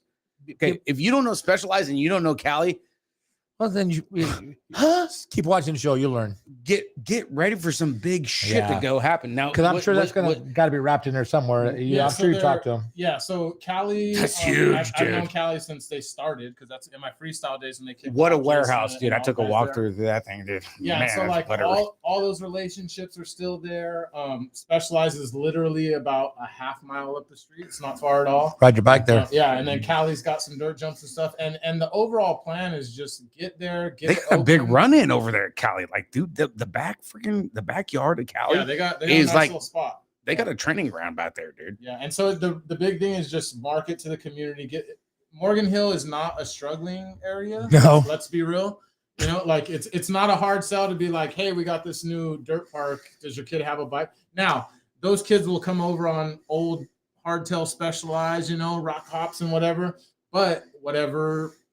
Run with your bro. Hey, let's go. Yeah, you got $10. You want to ride the track? And here's the thing too: is because we have our nonprofit that's running it, we still have the ability to do sponsorships. We can do whatever, you know, like, and if you can't afford it, that's the least of our problems. You know, like we can make that happen just for just about anybody. Jason Crouch, Deacon is still at Specialized, but he doesn't do anything fun anymore. So Come on, Crouch Crouch. is still there, but he doesn't do anything fun anymore. Come on, Crouch. I But mean, yeah, so it's even just though programming. Specialized does have Loki Bernie and Finn, Yeah, and they still have pump And track. They still got a lot of stuff there at Specialized. they got some stuff going on over there, bud. Remember when you couldn't ride anything but a race bike? I still can't. Yeah, so it'll be a Hey, he good was nag deal. too for a long time last year. Come on, give him a little credit. first Held quarter, on, we dude, held shut on to it. down for a Big- good hey, while. a good third of the season, dude. Yeah, Nag but 2 like, was sitting still strong. Nag 2, We both talk bikes. about it a lot. Both bikes. Yeah. That was awesome. Hey, because you know what? It doesn't matter. You hope for the whole year, but hey, take what you get. But sorry, I'm looking March, Fuck. April probably. Fucking Really? cousin, We'll know cousin more as Jerry coming in with they, the gotcha break down. question. And his kids don't even race anymore. They're in college. Oh, they do. Wait, They're in Are college. you planning on having? DK's So still how- a company, but no one rides for him. So how's the dirt going? Because dirt is being delivered Yeah, so or they're was they're- delivered. Yeah, they're done leveling everything off now. The next thing they'll do is they'll start cutting in all the drainage and all that fun stuff. Oh, so they're not building yet. yeah. So the thing, Infrastructure. yeah, it's all infrastructure right now, underground stuff, electrical, all that. All the dirt that was delivered. Yeah. Okay. So that just basically they brought everything up because that used to be a retention basin as well. Uh huh. So they brought it up 4 feet and then they plumbed everything. So now it goes. There's a little cap on the end that actually drains into the city drains. Uh-huh. So and then they pulled power already from last I heard. So I mean it's a bunch of city stuff that's going on. Hopefully we don't get too much of a wet season. Yeah. But I can't imagine it taking that much longer. But it's a city. That's so funny. it's gonna- Yours was a water drainage, and they filled it in. Manteca's was flat, and they made it a water Turned it drainage. into. Yeah. Just It's dig, hey, just, hello. dig deeper, baby. Yeah, right. I was Okay. like, that doesn't make a lot Hey, of sense. Am I Digging, crazy? hey, digging down deep to get to the bottom to stay on top, baby. That's how the whole show March rolls, or April, baby. Andrew. March or April, hopefully. Yeah, Zuniga, we'll start probably at Slurry. Actually, it'll be a dirt build, but we can. I mean, we've slurried so many times, and Oh, I still kinda oh keep doing shit, it, so- John Willett. State races. Hey, this year? state race, Yeah, we already are. planned The day after flat spring down Manzanita. 101 The day after Manzanita. So I think it's at Manzanita. No. At their track, Yeah, at our Morgan track. Hill. Yeah, if you look at At- the Manzanita date, we will be the next day. The day after Manzanita at Morgan Hill. because we already paired up. Saturday, Sunday. Yeah, because that's Sweet. another one. They're Yes, Ooh. absolutely. 25, 30-minute drive from each other. You That's might as exactly well- we talked about that today. Yeah, pair that up. Huh? We talked about that today. How We far did? Manzanita and Morgan Hill. Hey, dude, It's like the natural 30 minutes pair, apart. yeah. but is that gonna be like the grand opening weekend? No, that's just for a state qualifier. No, but I would love to do it. So if you remember, and the biggest, I don't, dude. I'm old, man. No, you'll I'm remember. 45 now, man. the I'm short. California state race qualifier record is held by Powell.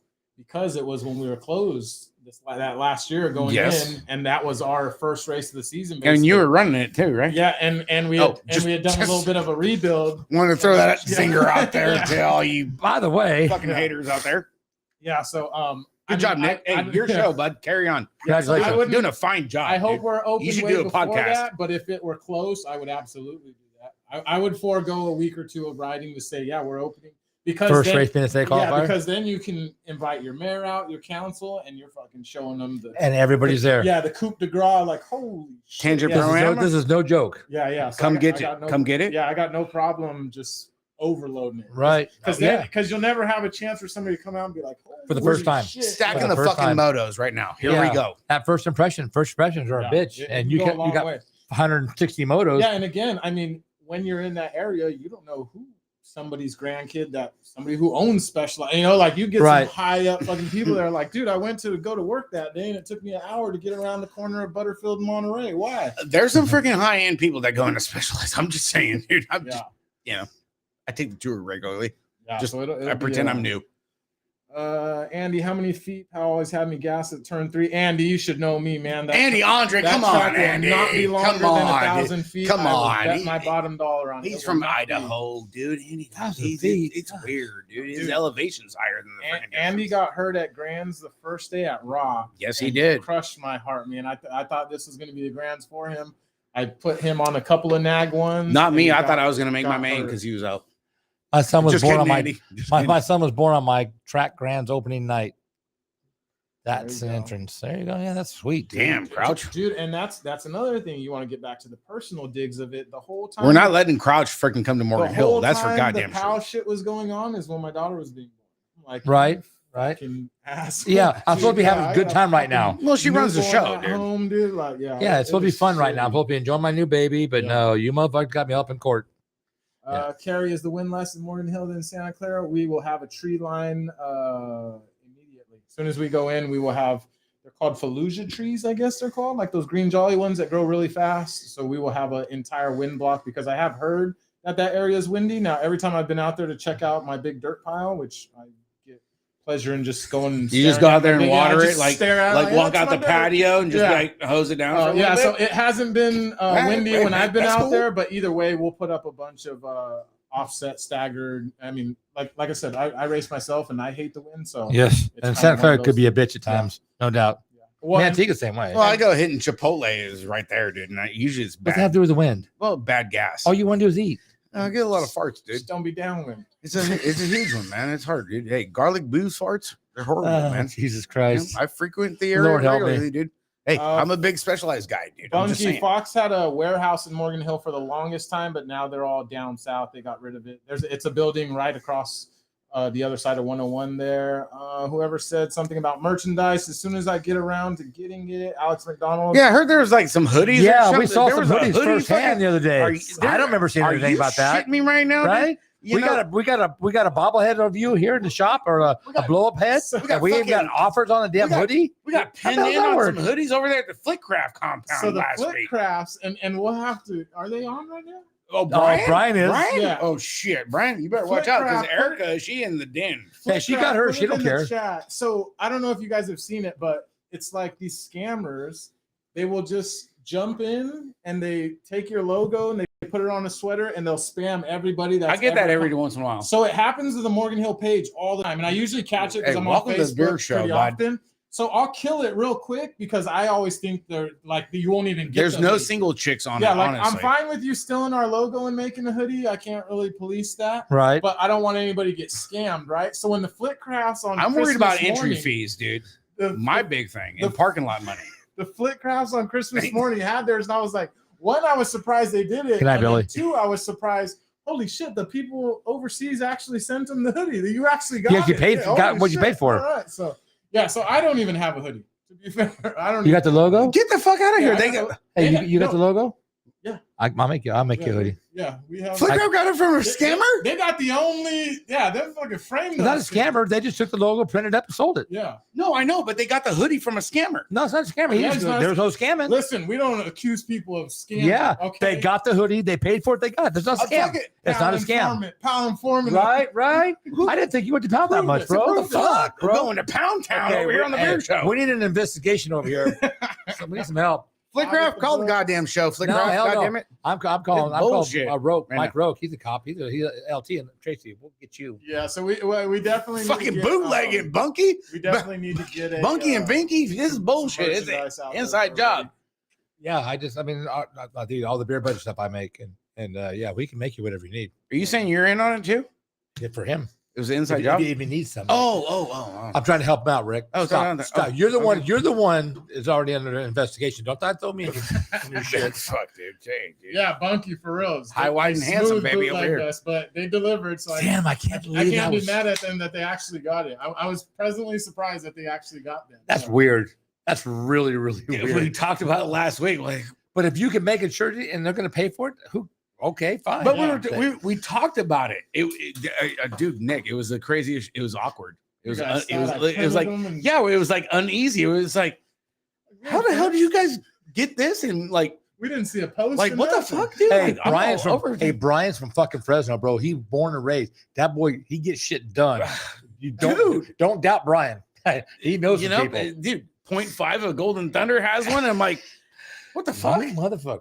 What the hell? We ain't got one. Dude, I didn't see the advertisement. We got raised up. Like, how the hell did this happen? Like, oh, we didn't see it? No.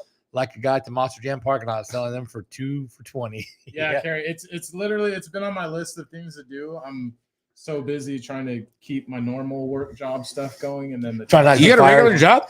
Yeah. No shit. I got a real job. Hate to get fired and lose everything. You know, kind of sucked to have a track then. What other parking lots you take money from? Well, that's what's crazy. Hey, he lives in the Bay, bro. There's a lot of parking lot garages. Fuck, you ain't fucking lying. Be one of those San Francisco guys at the Warriors. Good night, Chadley. 120 a You down there by the Chase Center? Yeah. Jesus Christ, Nick. Fuck, let me know, dude. I'll help you. Will Tesla sponsor the track? I would hope so. So we're trying to. It's so hard because to get. I think you could get places like that, Google, Facebook, but it's so hard to find the person who is the person. You know, like you gotta get through 30 layers of random people before you can find that one person. Right. But yeah, if anybody knows somebody who's high up, I mean, shoot them my way. I mean, you know a lot of people. So like, let's just take freaking how everything's going on in Arkansas. You know, for Bentonville, the riding aspect of how they're just like throwing money at trails and this, that, and the other. Everything is like so riding, you know, hell bent on, you know. Yeah. And you know, you've been in the system a lot of years, Nick. You know, which system? You everything. Oh, the BMX system, the legit system, the underground system, the whole the prison system. Yeah, sure. Everything but the prison system. You know, is just how you can't get like a little bit of this, a little bit of that. You know, you're like got a percentage from this company, percentage from that company. You know, and it's but like you said, you got to find that right person to get it. I mean, especially being in the same county. Yeah, I mean, it's crazy how many literally billions of dollars flow around our area. Dude. But you can't, like I said, just finding that person who controls that. And we've got some good things, but they're usually like, so when we do the Chipotle fundraiser and the Panda Express fundraiser, we've got a couple things going. And, freaking good. And they do good, but that's nothing to what if you could get the right person. The head marketing person at Tesla's like, yeah, we give away $100,000 like it's pack of Skittles. Yeah. Like they're like, that's all you need. And like for a BMX track, that's monumental stuff. Oh, absolutely. Dude, game changer. The best. Yeah. So, I mean, it's definitely one of those things where you just got to keep working on it. And that's why I tell people all the time, I'm like, never turn away any rider because every big CEO, every marketing, they've got a niece, a nephew, or something. Big, I mean, perfect example was when we put in the barrel gate at Powell, it's going to be $80,000 for the concrete. We got a local guy to do it because his 2 kids raced out at Powell. So Frank Fox, shout out to Frank Fox. And if anybody needs anything, Big Frank, shout out to Frank. And so what I did was, because when he did the gate for me, we were still early in my time. So we didn't really have any money floating around. We weren't extorting it yet or anything. And so what I did was, so he hooked us up. Fuck, you sure as hell look suspect, And then, dude. like I said, when we paid for the 12 grand up on top, that's who I use. We got some money now. We can repay you the favor. You helped us when we were dead broke on the skids, and now we got to spend some money. That's your no questions asked. Right. I don't even know what it costs. Let me know what I need to bring you. And so it's kind of just that same thing that you just kind of work it around and bring them back in when you can. And kind You of scratch return my the back, favor. I'll scratch yours. Yep. It really does work if you let it instead of being greedy. Yeah. So it's always one of those things where you just got to try to find those people. And again, having a good dialed track goes so much further, because when you say like, oh yeah, I got this cool thing, and they come out and look at it, and no offense, beat but the fuck up. if it looks like shit and it looks You like going to Patterson or yeah, riding? and if it looks like you don't have any pride in it, the last thing they're gonna look like, why would we give you 100 grand? You haven't even picked up a shovel, or you didn't even take the time to pick up that. Or empty the garbage cans. Yeah, it's like you've got to have your best foot forward and kind of to pitch that and make them understand. And we'll be a little bit ahead there because we will be in a public park, so we're going to have ground cover, asphalt, And it's a brand new facility too. Yeah, so it's going to be nice. And again, every little person that comes to ride is going to be appreciated. Good night, Tasha. Because it's I mean it's crucial. And John Clark in the chat said, can you credit your membership to our track? Absolutely, you can, because that's how we get those double point. You're taking like memberships right now. Yeah. So you can always, for the past couple months. Yeah, when you renew, if you look in that drop down menu, you'll see Morgan Hill there, and you know what track you will not see. Santa Clara Powell, because it's gone now. So number one practice track 2 years in a row. Yeah, a little dig in there, but Yeah, that's shot fired. Hey, but you know what, dude? A lot of people freaking are living up to it. Like a lot of people are pissed. Like honestly, dude, they are pissed. Like, dude, you know what, dude?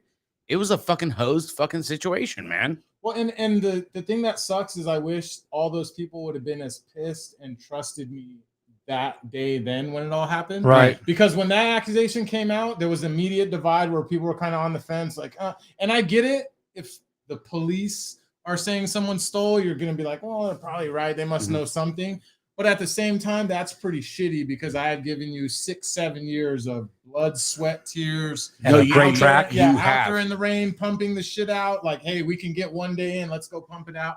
So I gave you all that, and one fucking joker that you've never met in your life shows up at a meeting and goes, I think this guy's stealing. And it was like, you fucking threw me out like bathwater. You know, it's like, no, and that's what and to be honest, after everything that went through, that's where I'll emerge and be fine, but I'll definitely have that little bit thicker skin. Right. I can't guarantee that I would put myself out there that as much, because now I've learned, like, fuck, dude, sometimes people are selfish, you know, like sometimes, all the time. You think that as much as you did, people would give you even half.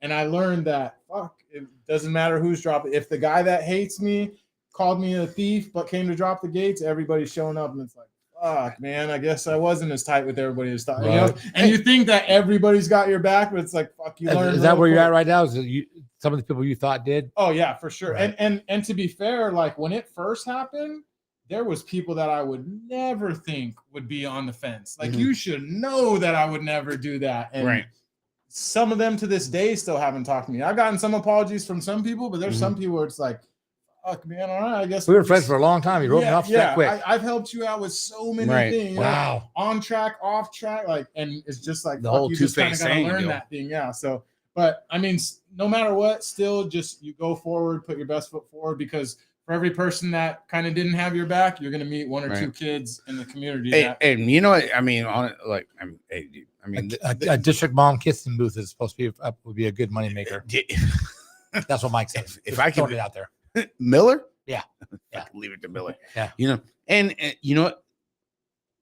I get a lot of the same stuff with the show too, where it's like, oh, dude, you know, hey, Paul, you cry the whole poor mouth thing. Hey, can you share this for this? It's for a good cause. Can you do this? But then it's like you're not doing your part. You don't get nothing back, you know, for the show. You know, it's a big advertising. I mean, hey, we do have a great following. Not that we want anything, you know, per se. We don't ask for shit on the show. It's watch the show, share it. You know, it's and for like it, the love of the sport. You know, like we always said, you know, too. And Nick, honestly, like you were the one that made us come up with the whole thing of agree to disagree. Right. You know, when we're in the chat room, you know, everybody has their views, their take on this, their take on that, you know, and it's worked.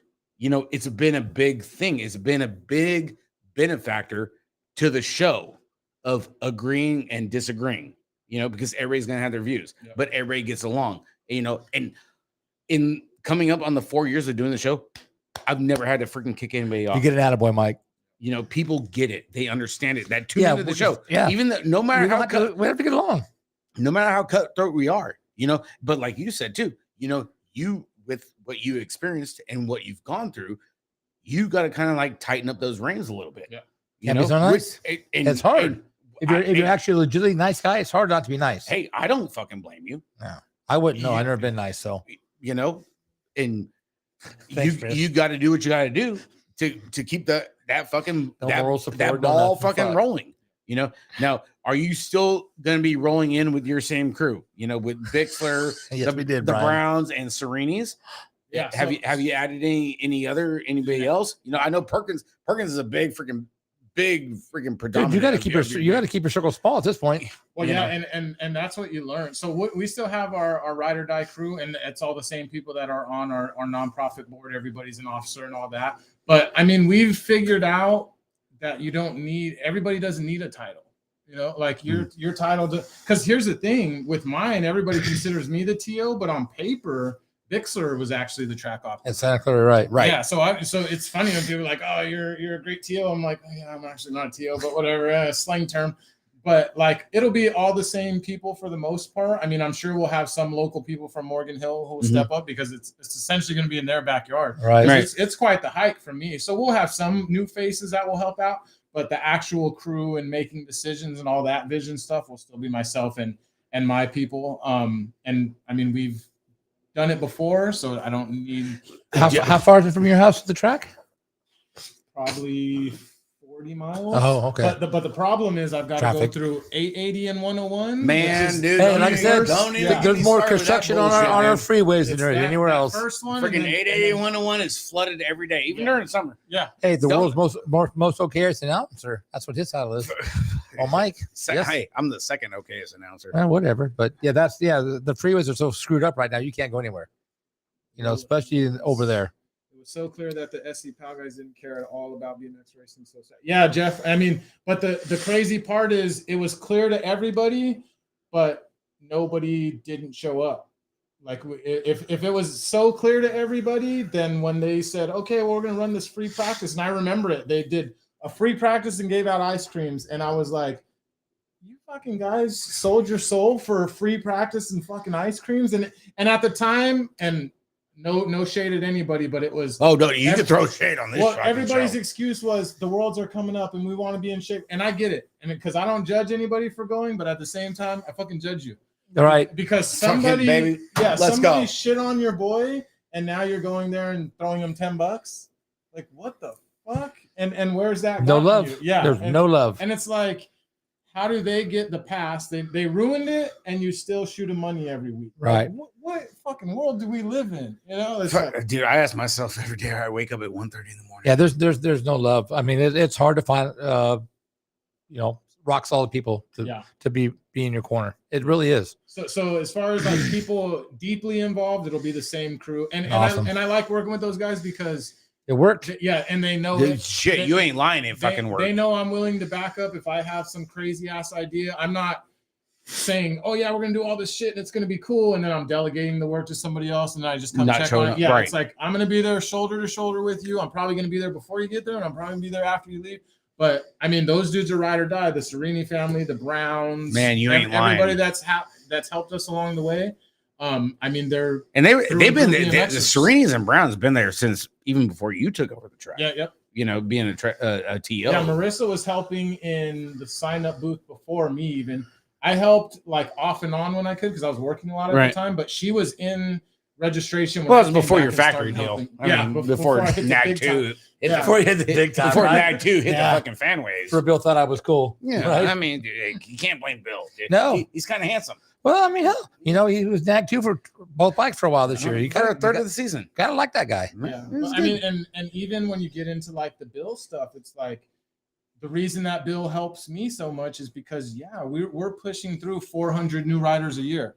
So that's 400 new customers. If the first bike they ride is a Supercross, the chance and likelihood of them riding that bike Again, when they decide to buy an aftermarket bike is a bit higher. You know, like that's how when Bubba was doing Redline, he was going to 1 million tracks throughout the year. I'm like, that's why Redline's selling thousands and thousands of complete bikes. Does Supercross even sell a basic bike, or is it all race? So they don't do complete bikes anymore. They used to do complete bikes, like entry level ones. Right. But it gets hard because there's like a bunch more like your paint can't have lead in it. It gets a little bit trickier when you're doing complete bikes. Buller says, "Bro, I helped you at the tables in Vegas."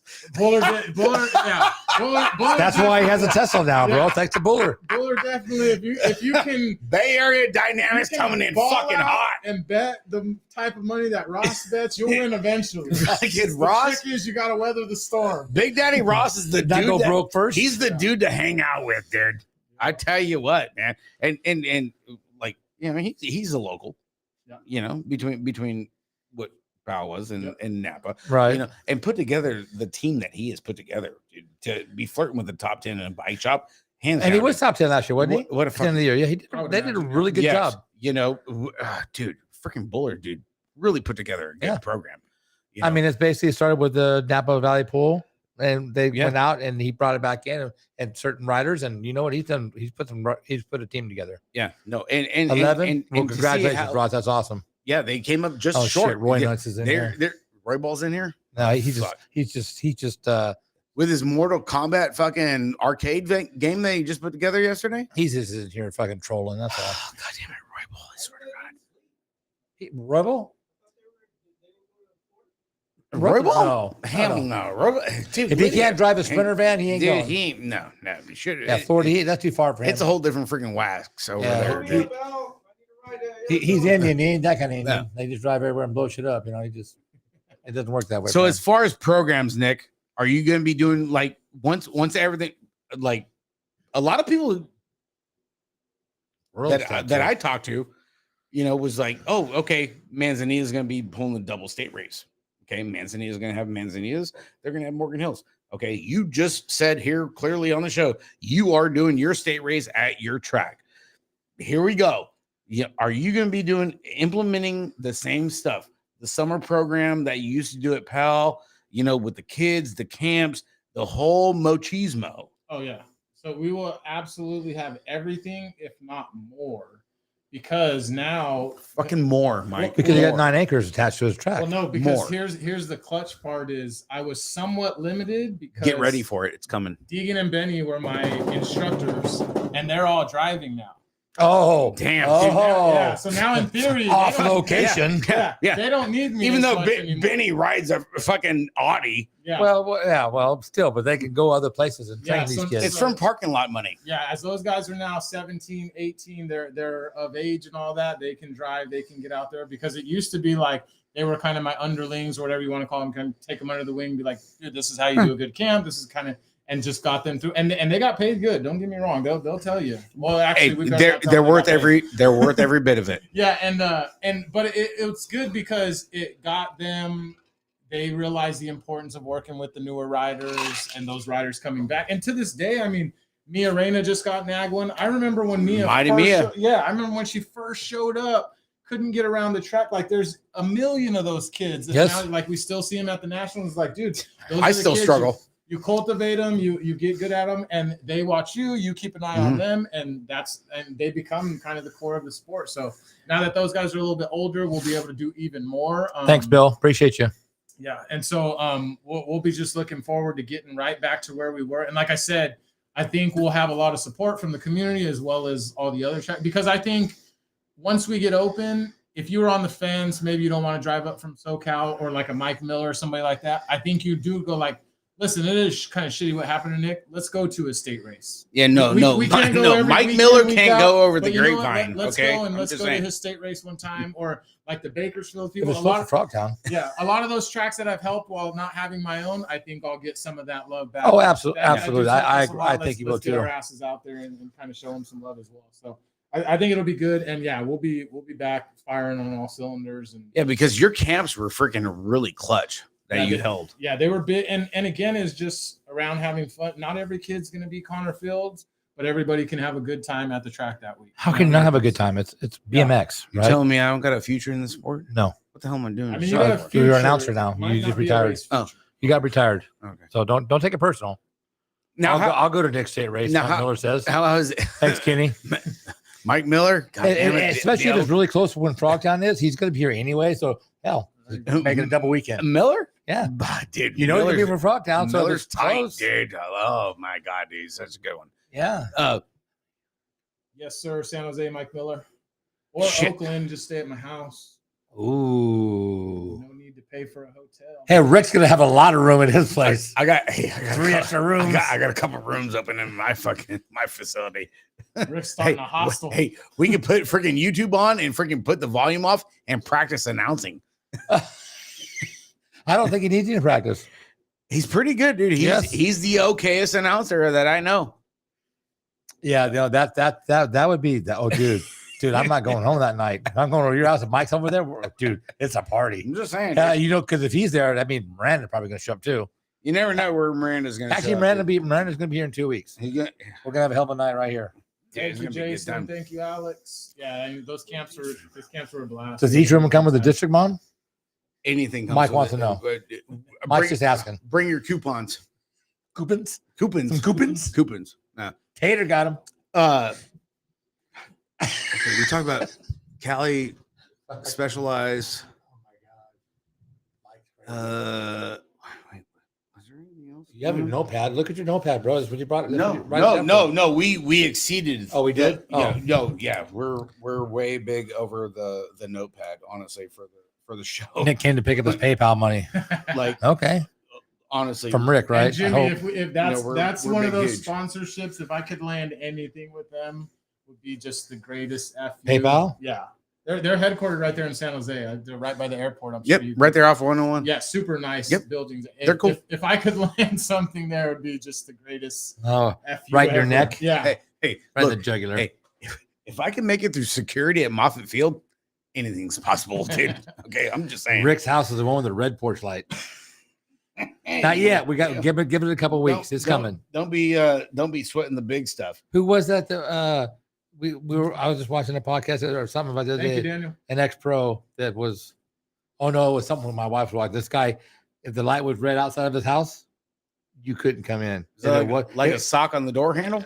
more or less. I mean, this guy was slaying and freaking wound up killing someone. And just it's like the shit he was doing was easy to Oh, the catch shit him. from last night that we were talking about? No, this is the other night. I mean, my wife's something my wife, I walk in the house, my wife watches all that stupid shit. She got all that serial killer shit yeah, going on. I told you, if I come up missing, look at her first. Okay.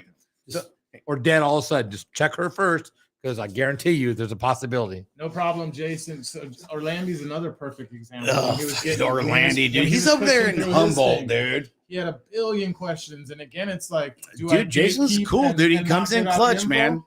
Like, nah, dude, you gotta help these people. Like, No, it's not a secret, right? yeah, it's It's- like, and anything you can do to help whatever that next wave or that next area, Next track. whatever it is, yeah, it's like it's everybody's winning, because that's kind of the hard part with BMX is we think if another track is winning, that means we have to lose. Nah, get that shit out of your head, man. Like, Right. if Pal's doing 95 motos, Manzanita's gonna get an uptick in motos. It just is what it is. Okay, here's a good one. Just Oh fucking- shit! the Here we go. hamster fucking just got fucking a Monster Energy drink.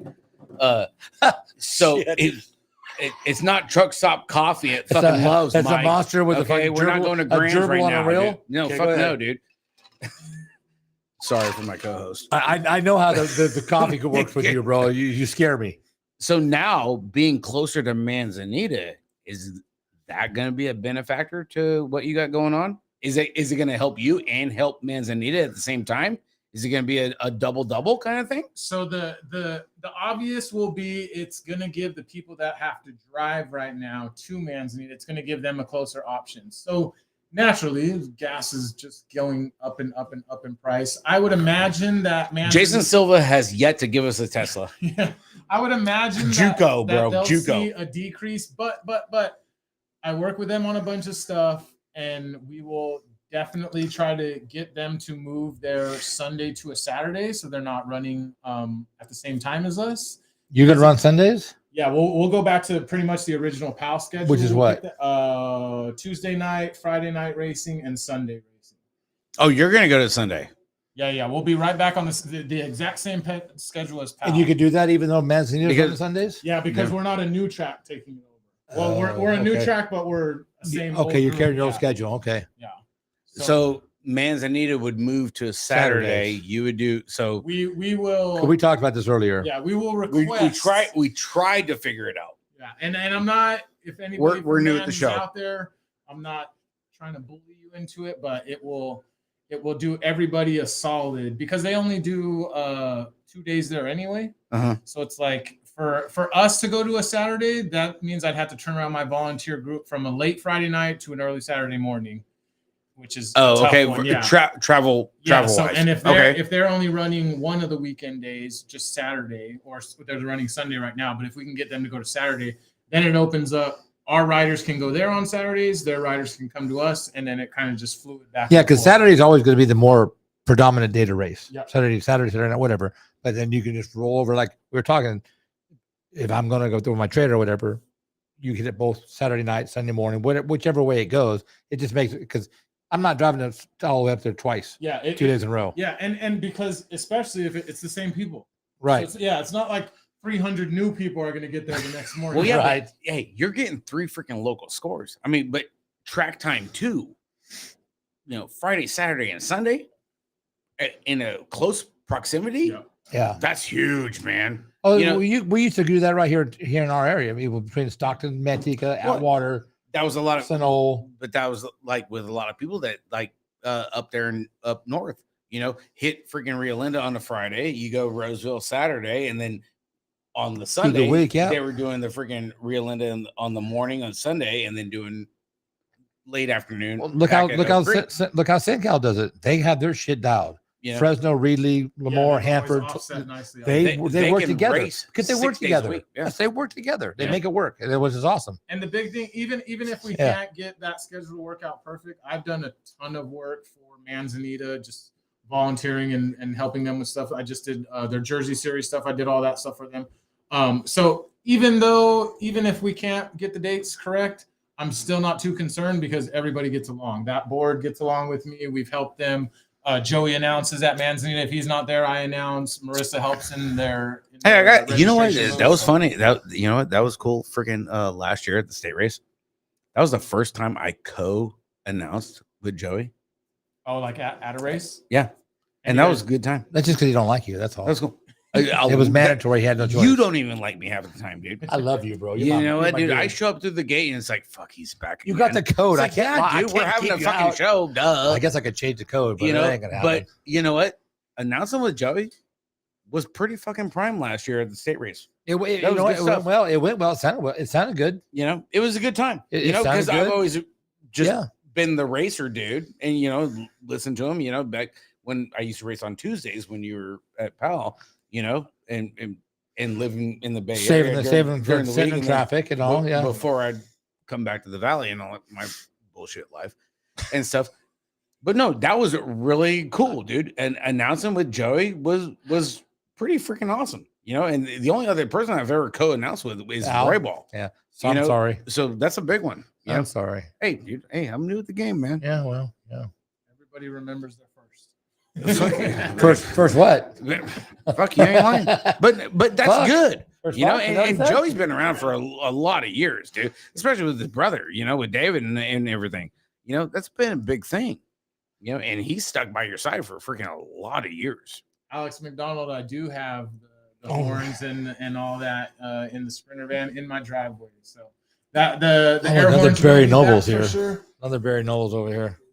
No, we don't got a fancy Mercedes. We got a Dodge one. It doesn't matter. It's a Sprinter van, bro. It doesn't matter. You're traveling, hey, bro. It's cool, dude. They're cush. Oh, dude. Hey, who would if you're a BMXer? That's the ultimate travel vehicle. No, if you don't want to pay the big price for a big old RV and more gas and everything else, I mean, a Sprinter van, it's a good deal. No, I really like the fact that you guys are closer to Manzanita, and with everything Manzanita has been doing the past year, with Hillary Wheeler at the helm over there, and you guys have been helping out and been real freaking instrumental with their program. and Asian building it up. assassin. You know, What's up, buddy? the cool part is that having tracks that aren't in the bullshit. You never hear any kind of drama coming from Manzanita. You never hear any drama from freaking Rio Linda Or Reedley. you know, or Reedley, you know, Woodford, or there's these other places. a handful of tracks. You don't hear any drama, No. you know, and Because that's they get along with it, but they're not trying to push. They're not trying to push the agenda. They're doing their that's the thing. cool part. And for you to be able to work with them and escalate Manzanita and your program, dude, Awesome. oh my god, dude, Yeah, that's it's hard huge. to do because people just don't across the board. People just don't get along anymore. I don't care what you're doing, BMX, whatever, just general everyday life. To be able to get along with someone who's running something, you're running something, to make that shit work, it's hard because no one wants to do it. It's bullshit, is what it is. Now, was that something that like came across when it's like, hey, you know what?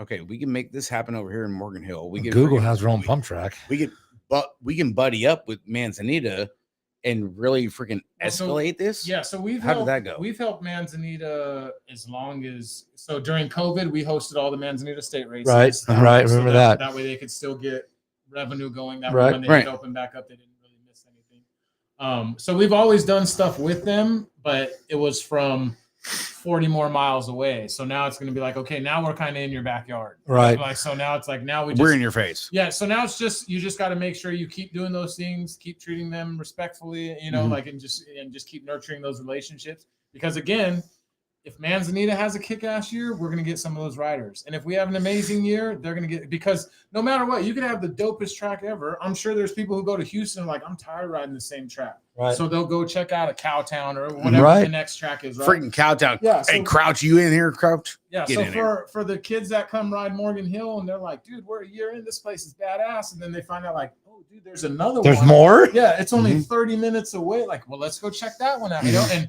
maybe they like that because that's the new thing, right? Like, oh, this one's got different jumps or whatever. So no matter what, our success is their success. So it's just kind of building upon. You can those still building camp at blocks. Manzanita, bro. You ain't gonna miss anything. It's all good. Yeah, you can still Yeah. stay there. Yeah. Yeah. Yeah, Manzanita has that. Yeah, you can camp Yeah. right on the freaking soccer fields. On the grass, dude. Yeah. Dude, that's Just make sure the legit. fucking windows are up and the sprinklers are turned off. a party. All right. You don't want to be like BMXers don't party. Alan Porter at 5 a.m., dude, with the sprinklers turned on and he's knocking on the fucking motorhome. Like, dude. Oh my like, God. What the hell What- you doing, Porter, dude? When Eric Minky came by yesterday, Why are you all we fucking talked wet, about, we dude? talked about him and Johnny are training together. I said, yeah, he used to race his brother all the time, you know. Oh, Tourette's. He goes, Tourette's. I said, every time he got in the gate, he looked like, I said, just hilarious Top shit. fuel. Yeah, Oh. top fuel dragster. Just get the gate out of the way and let him go. We first year he went to the Grands. I took him to a special place that I had, and all you can eat. He's over there. I said, bro, hey, all you can eat, man. Don't Hey, worry he about goes, it. it's habit. I said, I realize that's why I'm laughing when I'm saying this to you. I'm not trying to cause those shit. I'm saying it's all you can eat. You can all you want to, bro. Ain't no one Yeah. take a shit. And Porter will be back. I don't doubt it. He's kind of beat up. According to him and Johnny, he's broken too many things. He just kind of he might be. I mean, he'd be the guy to go out there and give it to literally a Cobra. group. The Cobra. Oh, hey, He's the last snag one of our OG old dudes, if you remember. yeah, Hey, I dude. know. I raced him at that time. And I remember and we went to a ton of races. Scott Basinius. Oh yeah, Scotty B. And what we were doing, I swear to God, this is true. I'll remember it to this day. Here we go. We were Hey, driving only on the all beer these show. races because he was on papers. He was on probation. And his fucking phone would ring, dude, and we'd stop the car and he'd pull over and he'd be quietest and be, oh yeah, I'm just here in Fremont, just at the house, knowing damn well we were in Albuquerque, and everybody's just quiet, and he would hang up the phone. It's like, oh yeah, we're good. We're good. we're good. Okay, cool. We're good for another 1,000 miles. Get on. Go. And I'll be damned if he got all his wins, and I think he got second at Grands, but whoever won it wasn't in the running. And sure as shit, fucking Nag won. I remember, bro. Alan Porter. Oh, Tourette's. Yeah. I mean, I didn't meet him until right after he got out. Yeah. And he came in, and I was like, "We have to Grands." I raced him that whole year. I remember him trying to take me and Bernie U out in the second turn at Vicelia's track. That Oh, shit. humongous deep turn, and he wadded it up and tore his shoulder up. Yeah. Oh yeah, for like everybody else for years, fucking Melvin took me out and I fucked my shoulder. Motherfucker, what? You clean me out. He tried to, yeah, he didn't make it to me, but it was funnier than shit. But Yeah, that's a good time. Alan's a good dude. I like Alan. Dude, Alan's fucking tight. Hey, it was me, him, Alan, Howard, Vicinius, Angel. I can't remember what Angel's last name is. Supposedly he still has his shop, I think, in Newark or Fremont or something. We had a guy in our class, Angel. He stayed intermediate so he could win every fucking title. Huh? Angel Edwards, yes, SoCal. And he tried to win every title. We got to the Grand the Rock, and Howard beat him. I mean, we changed first place. There was 4 or 5 lead changes that race, and Howard beat him by this much. He laid on the ground, it looked like he was going to die because he didn't get it. And then someone hit the brakes at the next national and let him pass him at the finish line, and he turned expert.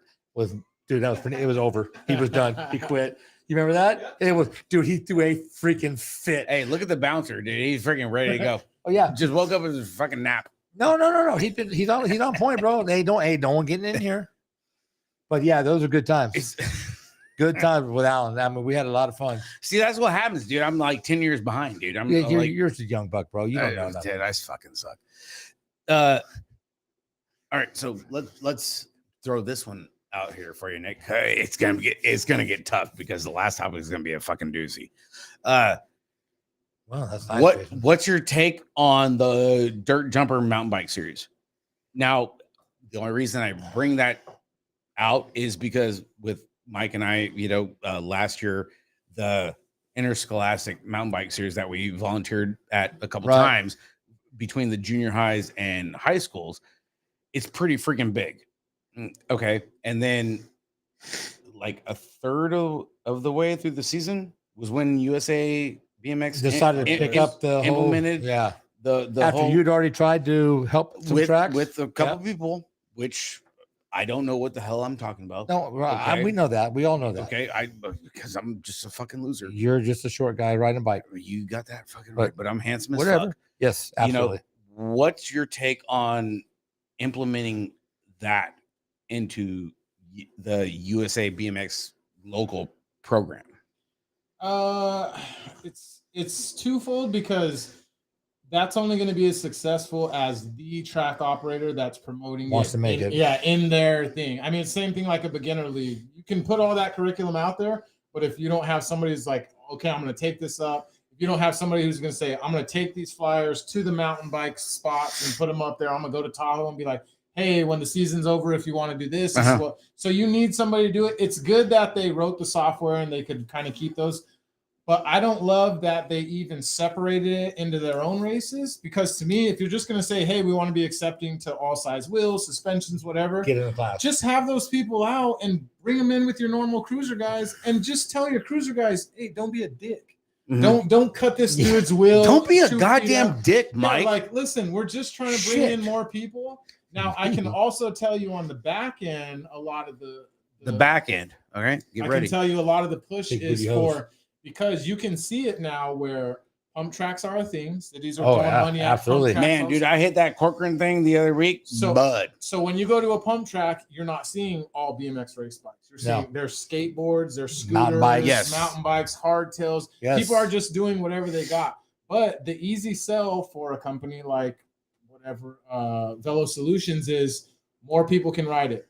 Mm-hmm. Yes. So now that you're going and you're trying to sell these multi-million-dollar Houstons and Tulsas and all that, do you go and say, oh, yeah, we cater to BMX racing, 3,000 people in the country? Or do you say, yeah, and we're open. We even do this mountain bike thing, too. And there's 40,000 mountain bikes were sold last year. So when you're a city and you're going to cut a check, are you going to cut a check for a program that's saying they could get 3,000 or a program that's saying they can reach 43,000? You're like, well, yeah, let's do this one. It includes it.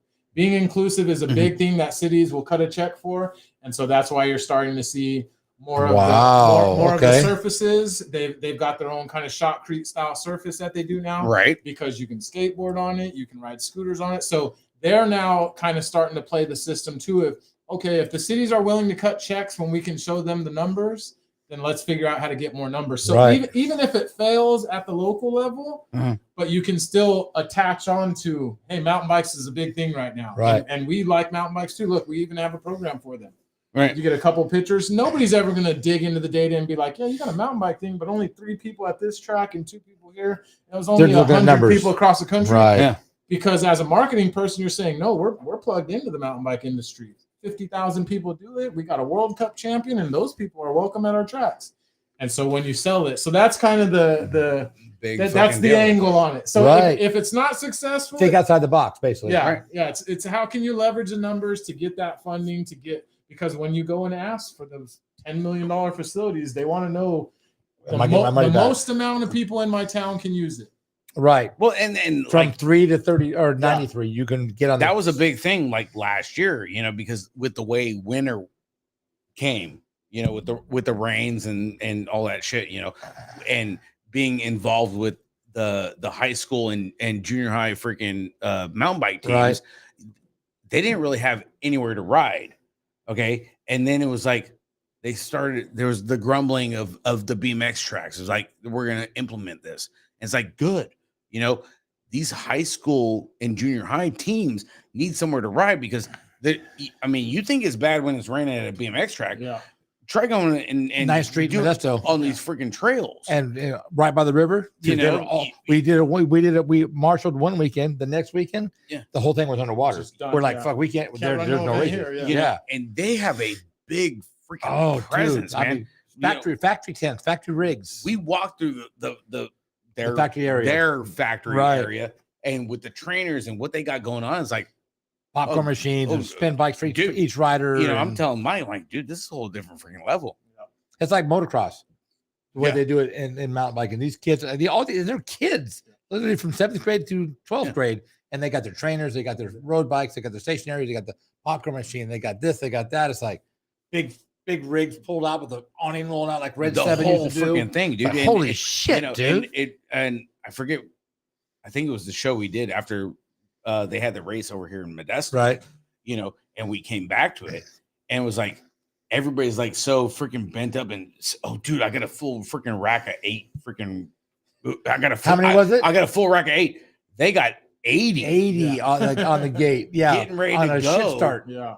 Ready, set, go. freaking enduro, and you're just like, We can't even stretch the rubber band far. No, Like- not even close, bro. It's like, what? what the hell? Yeah, and then they got like these move up things where it's like, oh, dude, you're picked up. You get to move up from like row 5 to up here, and we're just Yeah, like, it was weird, what the hell is but this? it was awesome. They're like, all right. It was awesome. I mean, Yeah. it was really cool. I mean, Dude. actually, I'm getting ready to get I think I'm gonna put my nephew in it just because he don't want to do anything else but ride a bike. So hell, let's just do this. No, Yeah, so hopefully that gives you a little bit of context on the mountain bike stuff. And, Oh yeah, the mountain bike stuff is big. Yeah, and 'cause it- if it didn't make any sense whatsoever, then hopefully that gives you a little bit of Right. okay, I see what they're doing. right. I mean, with that, you put those numbers out there. It's like how can you? Yeah. Yeah, say why no to it? would you not? Right. I got half the people in my town going to ride this thing because Well, the numbers say so. And it's the same thing. Like if I'm USA BMX, I would partner up with, I mean, I wouldn't say anybody, but if somebody else has something that's an extreme sport that you can put it, like dirt jumping. Mhm. If I were there, I would host the triple finals at the Grands because then you can tell a Red Bull or a Monster and like, yeah, we host the finals. Yeah, they have all the qualifiers at the Supercross races and whatnot. Yeah. But when it comes to the finals, they happen here. here.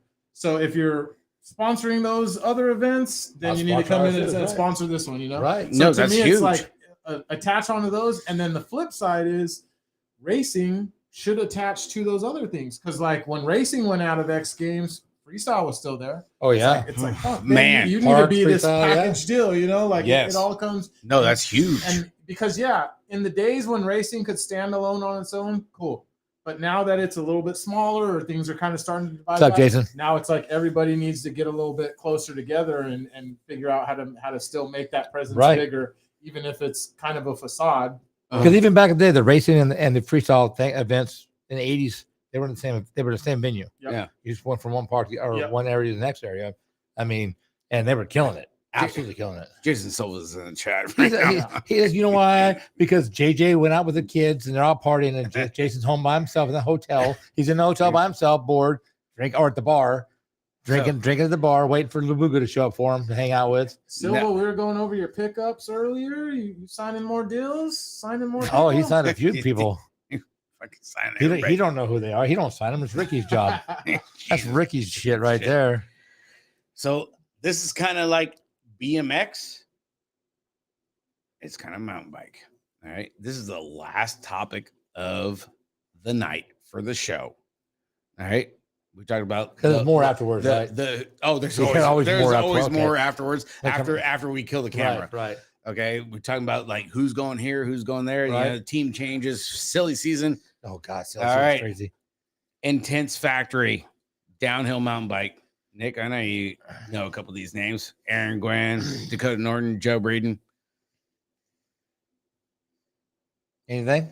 They freaking Aaron Gwynn's team. It's a charter team. Didn't re-sign the contract.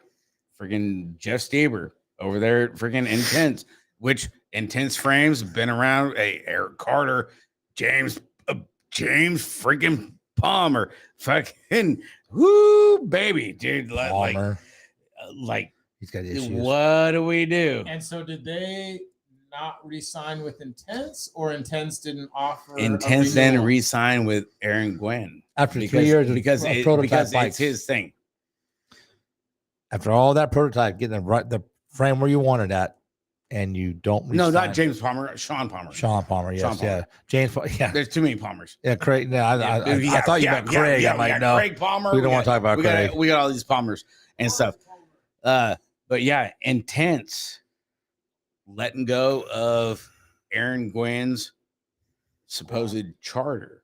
Okay, it's all six people. It's him, Dakota Norton, Joe Breeden.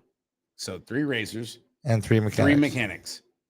Didn't re-sign the contract. Now, like in BMX world, has there ever been like a charter like that where it's like Bill Ryan's gonna be like, Nick, I want you and a handful of your riders to come a package deal, a package freaking deal. I mean, I think and Intense, like they took 2 years to come up with the the M29, the new frame, right? Downhill bike, yeah, of R&D. It wasn't quick. That just debuted last year. It was exactly what Aaron wanted. Okay, you know, like I'm talking, dude. This thing was a freaking gem, you know. And if it doesn't make dollars, it doesn't make sense. Okay, everybody knows that. Okay, right. Sawyer, Bill, everybody knows that deal. You know that deal, Mike. You know it. Yep. Westbrook, you know it. Where do where do you go and cross that line of the time frame of it getting those sales to say, okay, it's not working, or no, it is working? But we want it all for ourselves. Let's re-up that contract. Yeah, it's like they've gotten them to the finish line, because that bike's done with the R&D phase. It's like, all right, this is right. It's a keeper now. It's ready to go.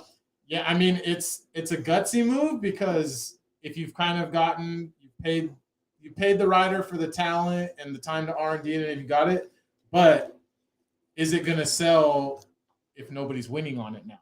Because you're essentially letting go of some people that are podium capable. A guy can win without a chain at a world championship. Yeah, but you're going to get rid of him. Like now you got to remember, okay, downhill mountain bike, it's 8 races and 1 World Cup. It's 9 races. It's not like BMX, right? You know, even though everybody on this downhill mountain bike team has come from BMX, okay, and you being tight with Bill Ryan, okay, Supercross, you know, where do you draw that line of like it's working or it's not working? You know, where you just debut a product that took 2 years to come up with and develop, yes, and then not renew the contract of what everybody has done. If the guy who riding the bike isn't winning, then you just wasted 2 years of your time and a whole lot of money. Dakota Norton freaking finishing in the top 5. Well, like I said, but they're getting rid of those guys. I mean, that's a big thing. Dude. Gwynn's been a world champion. Dakota's been close. Yeah, but Aaron didn't even, because he broke his wrist. He crashed in the first race. Okay, but that's fine. But you know what you have. You know what you have in the pit. And that's the thing, dude, with like Dakota Norton, you know, he went to Lindsey Wilson. He was roommates with friggin' Damian Ontiveros. No one likes that kid, except for me. Nobody likes any. I love Damian. Okay, that kid's awesome. Where's that no go, yes go? Oh, that's a good one. Where would that go? Like in the BMX world? Yeah. See, the do we have that? The difference in the BMX world is there's no money. Well, and you're exactly right, because we're the opposite. And no shade at Donovan Long, but Donovan has hopped manufacturers teams a couple times. Right. I think we all agree with that. Right. And he Legit. And he brings he has a core group, right? He's got 6 to 10 kids that he knows are team sheet monsters. He usually keeps one high level 17, 20 rider, Right. Drew, somebody like that. Yeah. Or when it wasn't Drew, it was a Nick Long. Like he's got one kid that's the next big thing, and then he's got a crew down. And so he shops that deal to essentially, and again, no shade at him, but it's whatever manufacturer has a budget, right? Right. That next year. And the perfect example is Send It right now. They have money. They're new. They got some investors. Hey, we got this shit. We got it. So he moves over. It was Throwdown the year before. Throwdown. The hyper. So it always just kind of like wherever the money is, he somehow finds intense for it was intense for a long time, but that went away. Once that budget left, it went to the next thing. Whatever. Right. So the BMX side, that's how it works. Whereas on this side, it's like the talent is now saying, "Hey, we're the talent. We're going to go." And essentially the same as what Donovan's doing. Say, hey, I'm Long Sports Marketing or whatever his Long Sports Group. Yep. We do marketing. We can make your, because if you remember, they were plugged in with Stasic the first year of Stasic as well, right? Like, so they've always been able to find that money, and they just kind of keep floating and floating. But no offense to him, but did Hyper sell many frames after? Not till the 2005 jersey. Yeah, did Throwdown? That's what everybody's trying to figure out with Jeremy Smith. Yeah, like did Throwdown last year? Yeah. Is Send It gonna this like? Have you even seen a Throwdown frame in our area? A couple riders, a couple, but not very many. Well, and did they have them from the first run of Throwdown? Right. You know, Very like question. Throwdown was around for a couple years. It was, and then Larry Bowman, he actually called into the show about year and a half ago. Yeah. I think, and talked about it. You know, so I don't know if it was like production problems or what the deal was. A lot of people like the Throwdown frame, you know, but like so let's just say you're the same dude as Aaron Gwynn, Nick. There you go. Jason Leowis was one. Yeah, I mean the list goes on. Yeah, Walwis. That's right. I forgot about Walwis. Yeah, Walwis was another one. You know, and like you said, you know, Hyper. You know, Nick Long couldn't get a frame to fit him for his life. Jeremy Smith is just as tall as freaking Nick. What the hell is he actually riding? Probably a 2005 frame. Drew as well. freaking had his freaking Walwis freaking spray paint and put freaking Hyper fucking decals on it. I mean, and we see that a lot. You know, for different teams, but it happens. So let's go and say, freaking Nick, you're the charter dude. You're the guy, because you know a lot of people are like, oh well, Nick's got his little team, you know, tight group. We're gonna, before Deegan came on board with you guys and Bill, Benny, and Chase Perkins. Okay, you're the dude. Freaking Bill comes up to you, hey Nick, I want to see what you guys got. You know, you guys are running good. Run my product. How would that for the BMX side? Because I know BMX is different than freaking mountain bike. You know, you throwing a dollar amount out there where it's like, hey, it's gonna be X amount for this year. You want to do a 3-year deal? You want to do a 2-year deal? How would that go? If it's me and I have 4 or 5 rider team, and I'm saying you're sitting nag too. Yeah, and I'm saying I'm gonna both bikes. Yeah, I'm gonna captain the ship. I would, and this will shock some people. I think if you can get a deal that just gets you bikes every year and keeps you, if I break a fork, 100%. If I blow up some cranks, that right now is a golden, stellar deal. Absolutely. And I don't give a shit what people are telling you. Don't give a shit. Oh, this guy's getting travel, and shut your mouth. You are lying. All right. Show me something. I will challenge anybody right now. You upload your reimbursements for your travel, your entry fees, your bikes for the first 5 races of the year, and I will give you whatever. I'm behind on my shit. Because yeah, like the industry is. I mean, motherfucker, you ain't signed a contract in a while. You better check yourself. Fucking tomorrow's Sunday, son. Look at Shippy right now. You're the doing it all himself. Exactly. Yeah. No, and that's the thing. That is a clear indicator of where the industry is. But okay. Stars and bars, dude, you ain't getting shit. Hey, nobody's sending you. And that's an honest thing. You know, Shibby puts himself out there and makes him out there to see. He ain't getting shit. Stars and bars. You're the United States champion. But he got back to Alpha with Shane. But still, no one's giving him anything. Signed with friggin' Biolabs. Apparently, which is awesome. Biolabs they got money. Got stuff. You know, and we talked about it I think a month or 2 ago. we talked about Carolina Buchanan. Get it? Yeah. She's not on a team. Right. She's got 14 different contracts. Right. With sponsors. Now It's a is busy that day. now is that the way to go? You're riding solo. You're the privateer. Whether it be mountain 14 bike, different contracts. You can't BMX, go wrong, right? You know, you got nobody else to answer to but what you have in your wheelhouse. I can tell you. Is it better like that, or would it be better like if A factory like ride. like you're rolling in with the charter, you, Benny, Deegan, Perkins, and you got a freaking contract? Here it is. This is what we got. This is what we're willing to offer. What do you have to match it? The hard part too is I don't even know that you would want to go a financial deal as much because there's no teeth in any of those contracts. When's the last time you heard somebody didn't get their deal didn't go through and they sued and they got paid later? Ronnie Anderson? What? Huh? Who? Yeah. You know Fuck, what I where's mean? my Trans Am? Yeah, it's like somebody could tell you like, oh yeah, It's fucking red panty night over here at the Beer Budget Show. Yeah, I'm gonna give you $1,000 What? a month, and 2 months later you don't get paid. It's like who do you go complain to that cuts you a check? Right. Yeah, I so- keep my receipts, dude. There's no bullshit. Well, So but you're for right. me- Though. You get a bike. You get your bike taken care of. Your bike, 1 or 2 bikes. Yeah. If they're paying for that shit, dude, you better be a happy son of a and bitch. because that's also going to save you some money down the line. Because as you start to travel, you're a high level expert. When you're crashing, things are getting broken. You're traveling so much anyway. You need a backup bike, whatever the case may be.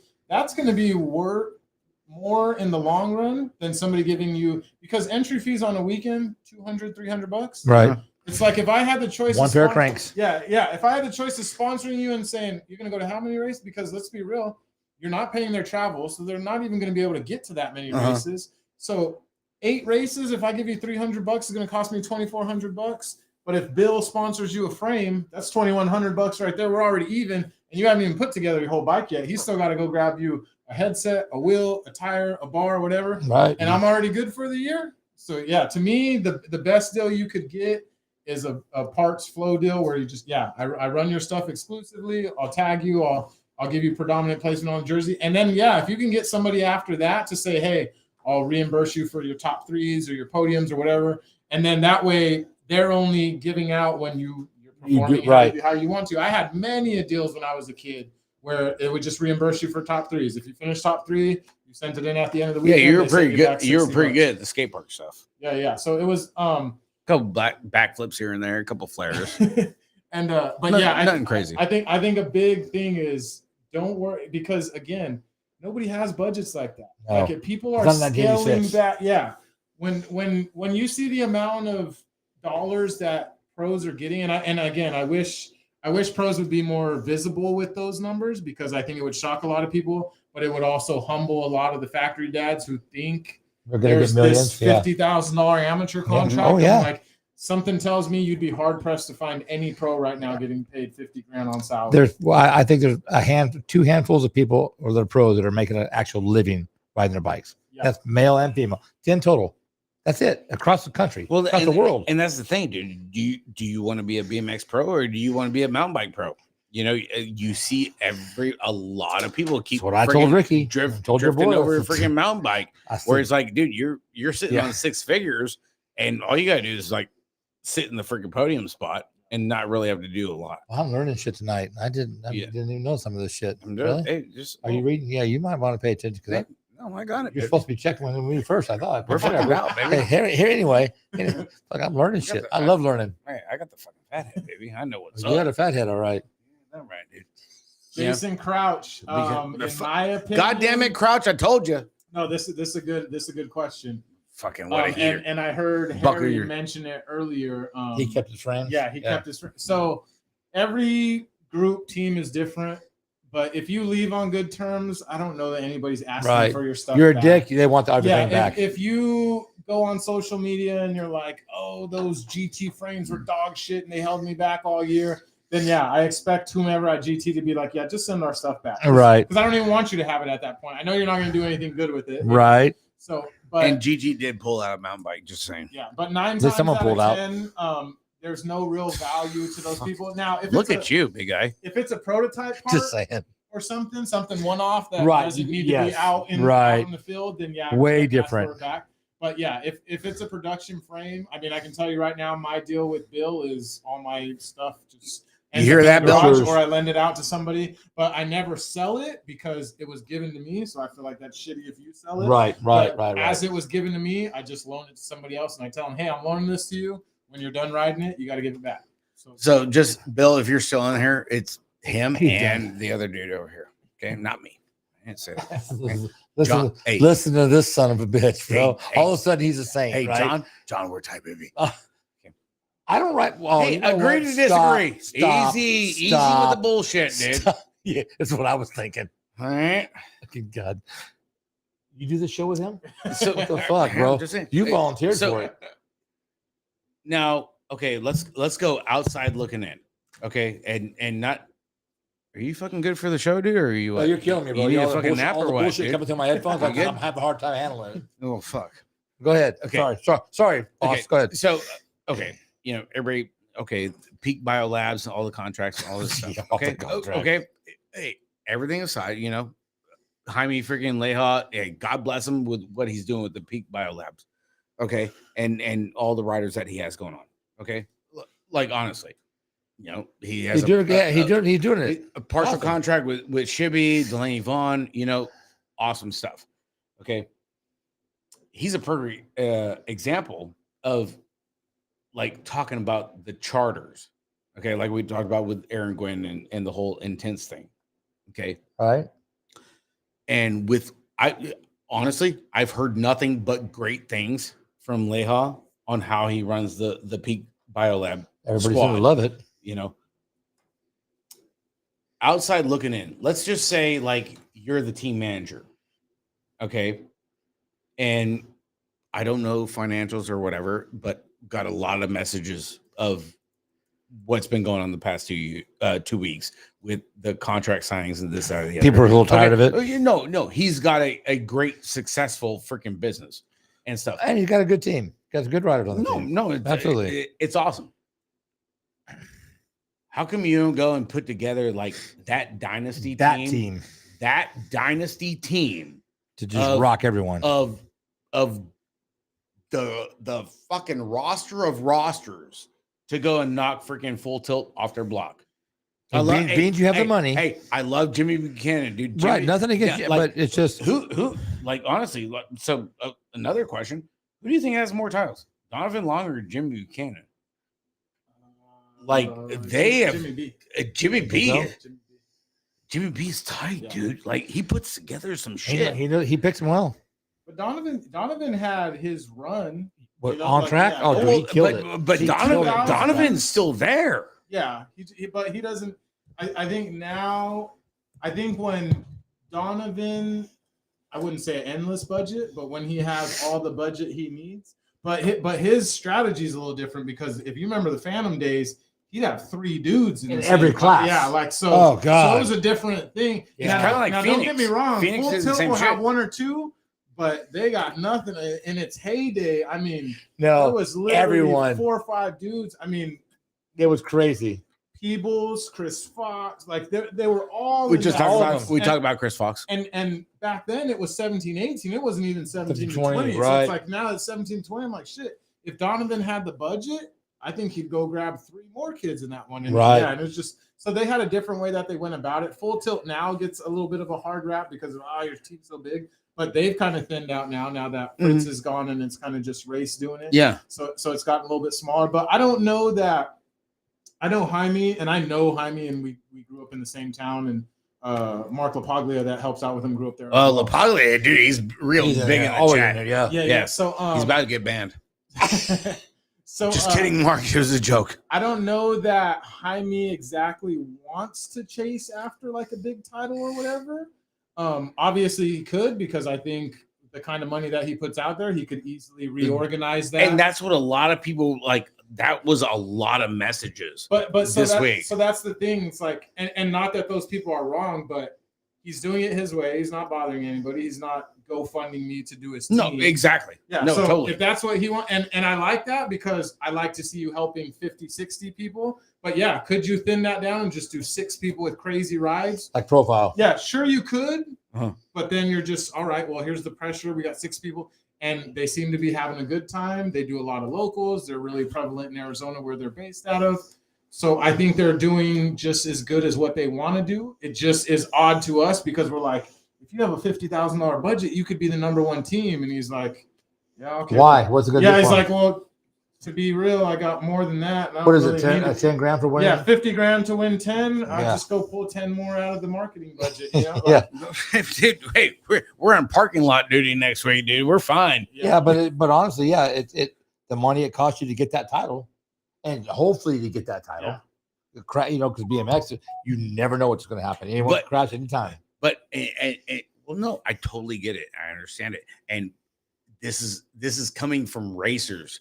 Where the mom and pop teams where it's like, dude, you have that budget and you could freaking have a roster like the goddamn Yankees. You know, a lot of people, hey, Jimmy B, dude, he's been with Full Tilt for what, 7 years. Yeah. Then he won a title with freaking Throwdown. He won a title with a couple titles with S Squared.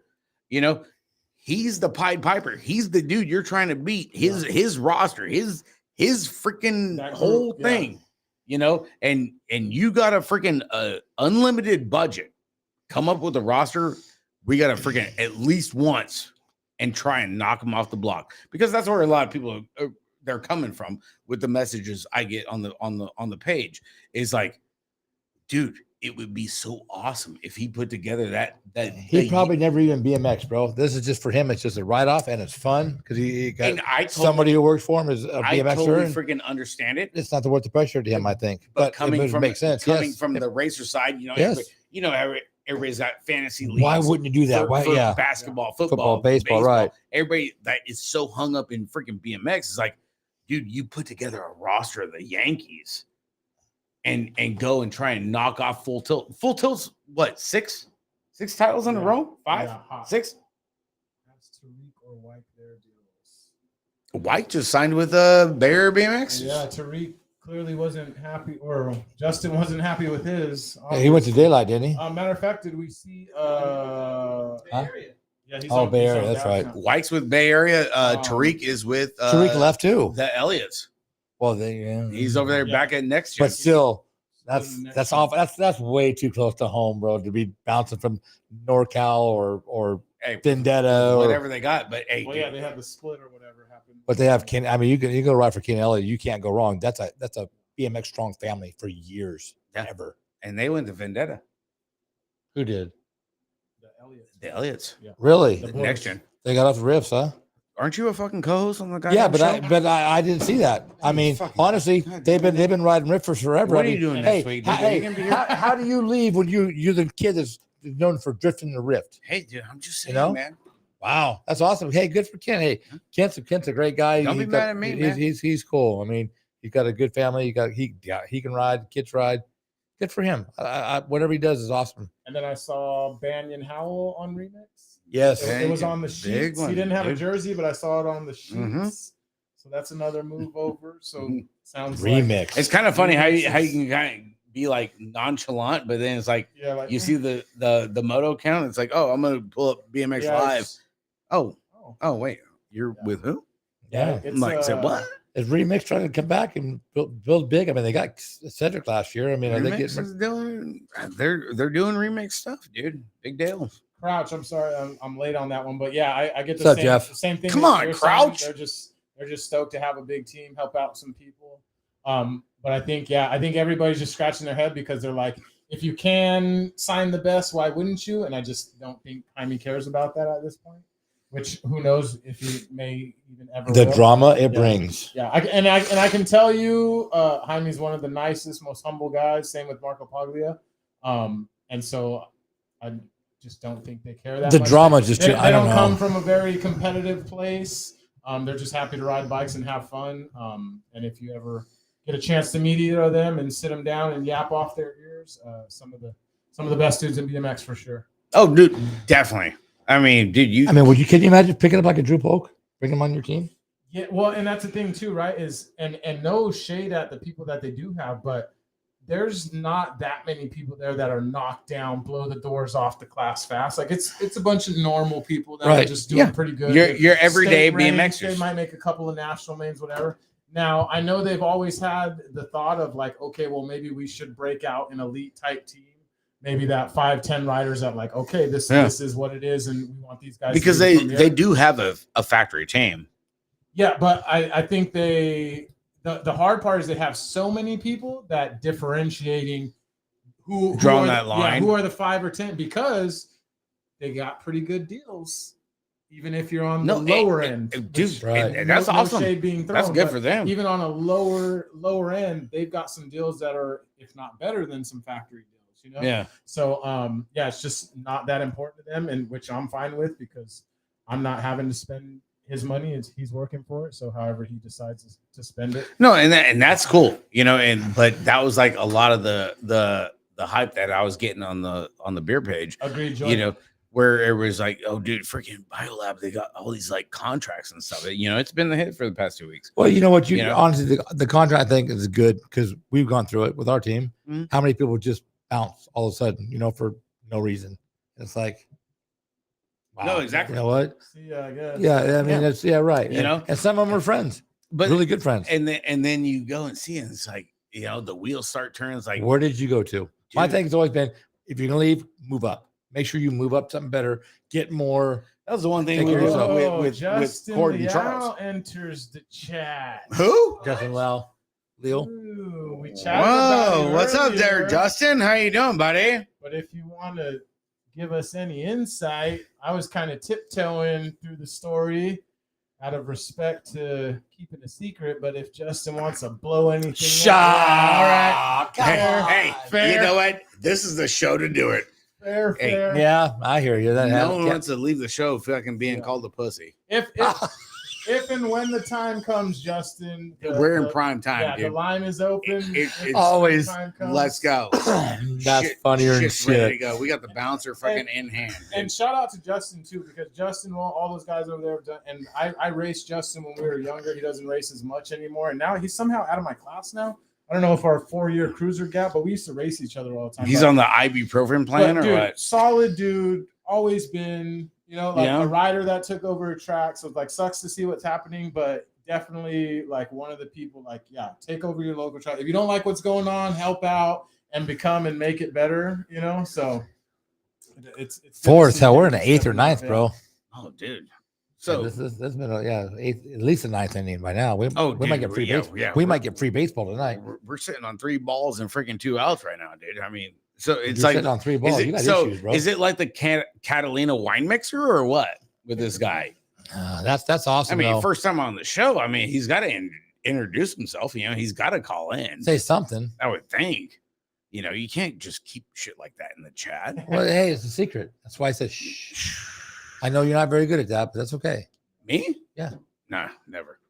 Well, you did a pretty good job with the Cam Larson thing, dude. You had to wait like 2 weeks, 3 weeks. Dude, I had to wait forever. You did good with that. I'll give you props there. You did really good with that. Man, did you hear why the delay in that announcement? Well, you knew it. Yes, I did. Yeah. Yes. What'd you think about that? Not too bad. I mean, I kind of get it. Dude, it's all about feel. Yeah. It's all about feel. Oh, I know you are, Cord. I mean, it's cool. Honestly, I mean, dude, you're on the bike, dude, and Cam's fucking hauling ass. I don't know anything about it. I didn't hear shit. Compared to me, so he don't tell me nothing. I get it. It's all a comfort thing, and shit happens. But that's the cool part about it. You're looking for that freaking sweet deal. It's like, hey, dude, everything's Gucci, and hey, if we could just freaking kind of like squash this and change this up a little bit. Oh, the tires? I'm freaking dialed. Yeah. Yeah. You did tell me. I'm sorry. I lied. My bad. It's all see. Yeah. Yeah. But yeah, hey, you know what? There's nothing wrong with having a little bit of personality in your bike. Yeah. There's certain things you really, really like. You got to keep them because it makes you comfortable. Can't blame a guy for that. It's a big thing, and that's with anybody. Yeah. Same thing with freaking downhill and mountain bike. You got to be comfortable on your rig. Right. You know, ready to go. It doesn't matter what bike you ride. If you're not comfortable, you're not going to go fast. Oh yeah, dude. Well, you go fast, but you're probably going to wreck. Oh my god, dude! But trying to hold that shit in from Grants, oh my god, dude. Oh, Dude, he's all bloated, like he's gonna take a shit or Just something. playing It was funny. dumb. I don't No, know. he was getting bigger and bigger as the weeks went on. I was like, what am I gonna Froze do? was growing. yeah, dude. I was getting ready to pop him with a I was pin. constipated, dude. Everybody's like, same thing with like the whole shibby thing. I'm like, dude, don't worry. Well, no, if you weren't Dude. so nosy, you wouldn't know the answers to all those questions. But We wouldn't have a show either. it sucks being popular. Hey, at least Wow, now hey, we're bragging. Hey, at least I'm popular for freaking some reason. I mean, Yeah, shit, dude. not for your height, that's for sure. It sure as hell ain't because I'm fast. It's you what know. it's for your announcing. Yes, Court, thank you for representing very well in Arkansas. We love it. Couldn't do without you. Yeah, you know, and talking about like grassroots program, you know, Cord Bierman, you know, we talked about him, had him on the show a couple weeks ago. You know, Good night, Silverback. making it through the ranks and stuff, and going through the ups and downs and everything of Now he's being running on the state team. on the bike shop side of it, and now he's running the Oklahoma Arkansas state team for S Squared. Yep. You know, that's a big thing. You know, and that can go with anybody. You know, and we try to implement that and preach it to everybody like it's possible. You know, is there anything in the works of something like that with over there at the Supercross ranks? You know, because I know you guys are big. You know, Supercross is huge. They're not that. You know, team-wise, not that big, are you? Yeah, we're probably the biggest we've ever been right now. And if I were being 100% honest, I prefer it a little bit smaller just because it's a little less to handle. Uh-huh. But we typically 10 riders. Oh, that's and even when we balloon up to like we probably have 15 right now, but 5 of those are like a guy like me that's not racing a ton, a Randy Roberts not racing a ton. Those are because we keep our family crew just because if real life happens and we don't, we're gonna need that bike back in that jersey. You're fucking out of here, you know. Like, no, we still get you uniforms. Bubba's still considered on our factory team, so even though you're not riding as much as you may have in your heyday or whatever, right? We still keep you on. So we carry about 15, I'd say, and out of that 15, I'd say 8, 9, 10 are actively racing, kind of nonstop here and there. Everywhere. Right. So we don't ever really spread out much further than that because I mean between that everybody's good on Eric. Everybody's pretty much based out of California, Arizona, Later Binky. Hollywood. So Hollywood's that's in here good. right now. Five extra riders just because they've been there for long enough. Yeah. It's and to be frank, they don't cost you that much, you know. a jersey. Does Bubba need a new bike build every year? He rides it once or twice at the local, puts on a couple of clinics. Do I need a new bike every year? Not really, you know. Like you might go faster. Yeah, I don't even know if the Vision F1 could help me with that. Hey, the visionary Valencia, Hey, baby. Mac too. I tried. Hey, I Third of the tried. year. Okay, so when you get Dude, your your Monday morning meeting, be like, Yeah. hey, dude, Hey. Thunder freaking help, dude. He said I need a new frame. So I'm come just on. saying, man. Hey, Mike. Hey. I mean, I've had the same thing with John. You know, being not factory, but being adopted. He's adopted more than anything. Ambassador of Right. S-Squared 100%. you know, and spreading everything. You know, he was like, hey, dude, you need a new frame. What do you need? John, I'm good. Oh, dude, you sure? Like, no, honestly, dude, you know, I don't take advantage of the opportunities or whatever. Which is the downside of factory teams. A lot of those guys do. You know, well, yeah, because it happens is, if you sent Rick Carter a new one, I need a new one. I raced 3 times as much as him, so Right. I should get 3 frames, you know? And imagine that we're talking an aluminum frame there. Imagine you get that with Vision F1s at $2,100 a pop. No, exactly. Yeah. So when your own inward team starts keeping up with the Joneses, it's like, wait up, Woody? a second here. Yeah. You know, and that shit can get expensive quick. And you want to talk about how you go from a program, you're like, okay, well, that 10 riders, we got to scale that down to 5 because now you 5 want as much as 15, you know? Right. So it's hard. I mean, I'll give you some 21 insight. for a frame, huh? Yeah, 2100 frame and fork for the carbon that comes with headset, fork, and Frame. That's frame. good. Yeah. Mine was, I think mine when I bought it, I got it through Fly, but I think it was 13. But that was, I don't know how long ago was that? Yeah, it's probably Dude, I'm the wrong number guy. There's not a Vision. I've had it for 5-6 years. Yeah, the new ones, and I'm sure dealer price is a bit lower than that because they got their margin, but Right, but still, it was. I bought it for an advertisement for the band. And so what I tell, and I tell this to the factory kids too, I'm like, you have to understand if you hit up Bill for an extra frame or a new frame or whatever the reason may be, you got to understand That's one that would have been sold out of the warehouse at $2,100. Yeah, you're not getting one that just come from where. And here's the other thing: those things are always sold out. So it's like you're literally taking $2,100 from Out of his pocket. Yeah. So just respect it. If you need it, you need it. And I tell people all the time: there's a difference between want and a need. Right. You don't need a practice. And don't ever call me for a want because I don't want to hear it. If you have a need, I should be the first person you call and we'll get you squared away because the want stuff, I mean, our fly helmets, I think they're $689 a pop or whatever. Uh-huh. Oh, I crashed. I want a new helmet. Well, I want another car, but listen, at $689, I'm not calling Ray at Fly and telling him I need another one because you crashed. I'm like, is the phone overnight broken? that bitch? Well, no, but it's got a big scratch. Well, cool. Buff it out. Yeah, it's a scratch, yeah, bro. I'm like, listen, we all crash, but Right. yeah, so it can definitely get out of hand, and that's kind of one of those things where when you say like, yeah, if you have a charter or whatever, it's like, yeah, if you hit up a Cali Protectives or whatever it is, hey, I got 3 riders. It's not just 3 helmets. It's 3 helmets What's up, Mike to start Smith? the year.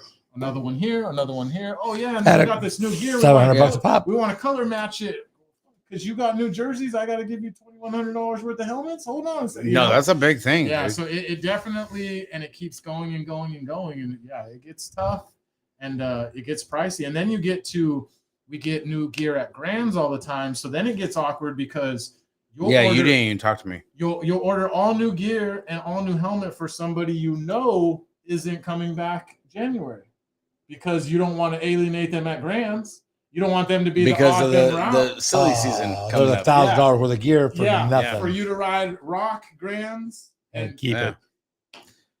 Yeah, so yeah, it gets tricky. That's fucked. That's why I don't buy jerseys before the end of the year. Yeah, That's a big thing. Yeah, you can blow out a budget quick, and like that. You know that person's leaving. Like you've already had the conversation. You're just trying to get through it. But yeah, and I've been there. It's like, yeah, all right, here we go. So would it be better? Like, so if, say you're a smaller manufacturer compared to Supercross S squared answer, and you're doing the predominant of the ambassador thing. Is it easier that way? Oh yeah. 100%. Because you get somebody Go on, Eric. Just be like, hey, I want you to ride my stuff, promote me on social media. 9 times out of 10, you're going to get just as much out of them as you are out of a racer. And theirs is going to be a little bit more authentic because here's what happens on the race side is people go to the Tulsa National, right? Their post on Friday is gearing up for the weekend. Right. Work's been put in. Here we go. And then they post on Sunday. Weekend wasn't what I thought it was. Get back to it next weekend. Back in the office. And the back in the office Monday post. Amateur, every single pro. It's the same thing. You scroll your feed and you're just like, yeah, real authentic. Yeah. But your brand ambassador that's maybe not racing 20 weekends a year, he's like, dude, I went to this big bike ride out, took this picture, this video, met this person. Their stuff is a little bit more dynamic, a little bit. It's more real. And not to say that the race stuff isn't real, but it just gets stagnant because it's the same. Cafe will be your bust. Yeah. Total brand. Yes. Brand. Yeah. Yes. You're on it. And so yeah. So to me, you get 9 times out of 10, you're going to get even more. And those brand ambassadors, they're not doing to keep up with the Joneses because they're not sitting in the pit seeing, oh, you got new shoes? Bill didn't offer me no new shoes because they're not even there. They're not seeing that. It's what not. the fuck is Bill fucking doing? Right. You're representing what you got, and you're happy with what you got. What the fuck you wearing zips? Wait, shit. If you get Bill next week, yeah, fucking nag too. We got to get Bill to call in next week. He does got a shoe deal in the works. I don't know if he'll leak it to you, but you already did. No, but I can only give you the gist of it. Okay. We're gonna get fucking Hollywood on this fucking deal right now. Yeah, he's working on something. Yeah, Hollywood with him right now in Anaheim. I wouldn't fucking be I know surprised. I know they are. They went to Anaheim together. Hollywood's there because they wanted him to bring his Kawasaki motorbike. He got a free pass for everything to go to the races, and Bill's already there. They're together. I talked to him yesterday. He goes, "Yeah, me and Bill are going to." So I have a serious question. What you want to bring? If we'll come down there for the Supercross next time, is that what it is, Mike? Mike, if you leak the shit, Hollywood, let's go Hollywood. Go with it. Hollywood, he probably knows too. Hollywood, you know the number. Yeah, come on, bring it, bro. How about Supercross? I'm sure you had fun. You have fun at a funeral, so Yeah, he told me yesterday. What's up, Eric? How you doing, brother? Braden's still in here. Freaking Hutman. Dude, there's still a lot of people in here. What's up, Noel? Noel's. Hey, they were at the house earlier today. I saw one on a red line 24. Holy shit, dude! We're at 3.5 hours into the show. What? God damn! What the hell? It's past your bedtime, dude. Michelle's looking. Christ, Michelle's looking for you. We're barely a freaking hour in. Fine, I'm gonna take the bullet train back to the bay. Fucking bullet train. Good luck with that. Fucking. Let me know where it drops off at. 6 minutes start to finish. Oh, that's right. You drive a Tesla. You can do that, right? Yeah, never mind. Come on, Mike. We're on the edge of our seats. Yeah, dude. Yeah. What do you got, Hollywood? Come on, bring it. I don't want to call you. Come on, Mike. Oh, like I said, he was there with Bill. He goes, I'll see Bill tonight. When I talked to him, he goes, I'll see Bill tonight. I'll talk to him. There you go. Is one post with 5,000 followers as valuable as 5 posts with 1,000 followers? Jesus fucking Christ. Oh no, that's a that's pretty well. Really? You know what? That kind of That's a good question for him. That kind of goes into like what we were talking about with big Nick Bruce getting dropped by Rockstar. Okay, True. and Rockstar's still with Chad Curley and Dennis Anderson. You know, that's a big one. Yeah. You know, and Nick Bruce is getting ready to represent freaking United States for freestyle. You know. Okay, so what's the answer to this then? What's the fuck it? I Pro don't even versus know. ambassador. One of the Elliots. So, Mike, for me, I would side with one post with the 5,000 followers. And my reasoning behind that is you're reaching 5,000 potential customers on the same page. Yeah. Right. And I don't know that you reaching 1,000, which 1,000 is great. Don't get me wrong. But if you have to tell somebody 5 times to buy something, then you're probably not going to make the sale anyway. So the same 1,000 people. And also, again, in this day and age, and I'm kind of crazy because I think social media is kind of starting to die off anyway, as far as like a revenue stream. Don't kill my fucking vibe. No. So here's my thing, and it goes perfect because how many people do you follow?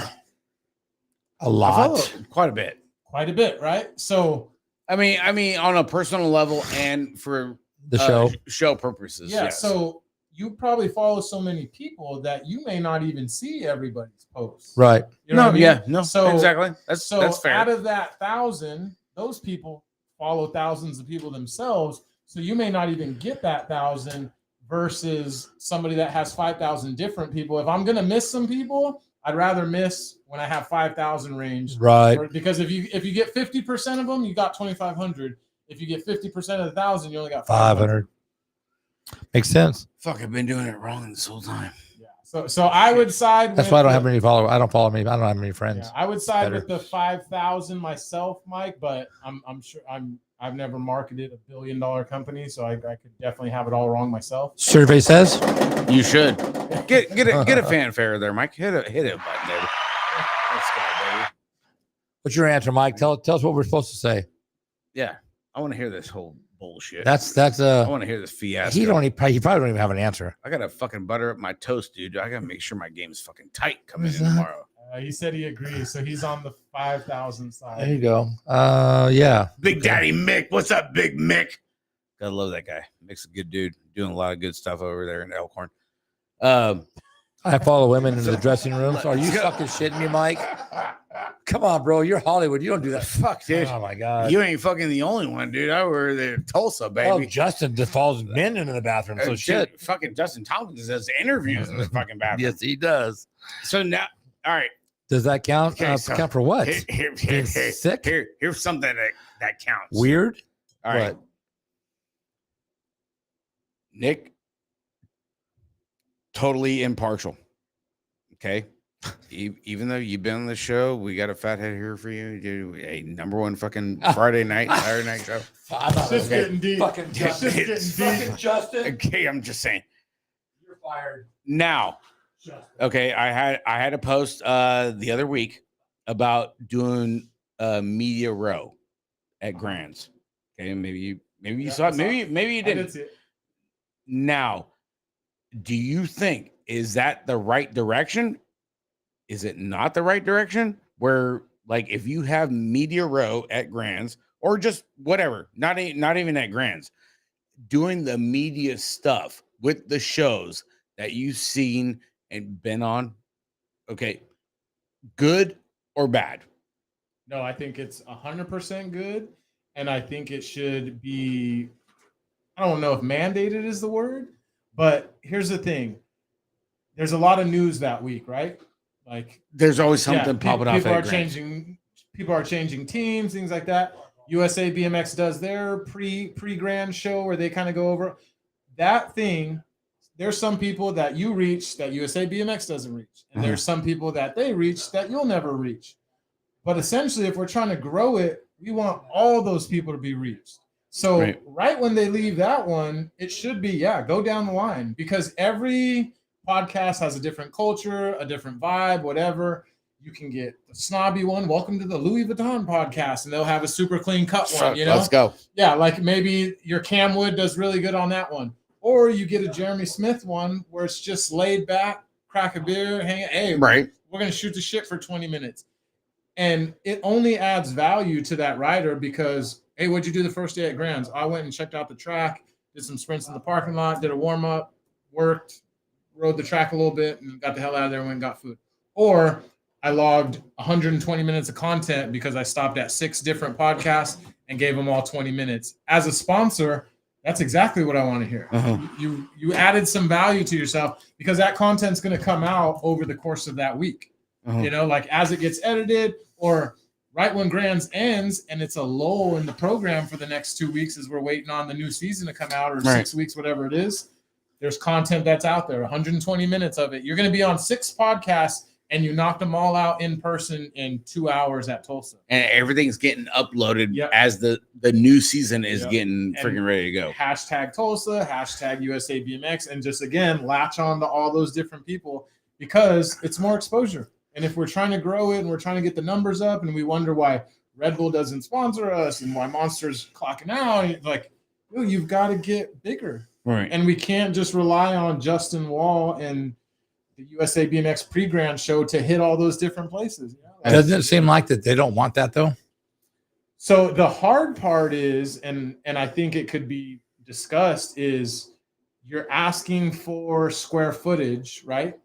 Because you would need, like, we want to have this, so we need 120 feet. Yeah, right. We want to have 6 easy ups, so that's 120 feet.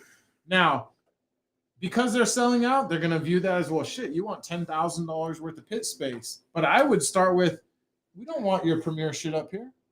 Doesn't matter where you're at. Let us get the ramp that you close off anyway so the kids aren't scootering down. We don't mind sitting on the slope, you know, or we'll be behind, because at the bottom, remember where they used to do like the Stasic track? Right. And like there's space there.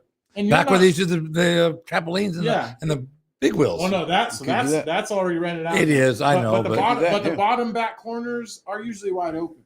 So it's like you just come to the table and say, hey, listen, I'm not trying to cost you guys money, but I'm trying to bring some exposure. Let's try it one time, and if it doesn't work, back behind staging would be perfect. No one says back behind staging. Yeah. And you see everybody. You're going to see every single swinging dick that races. You're going to see him back there.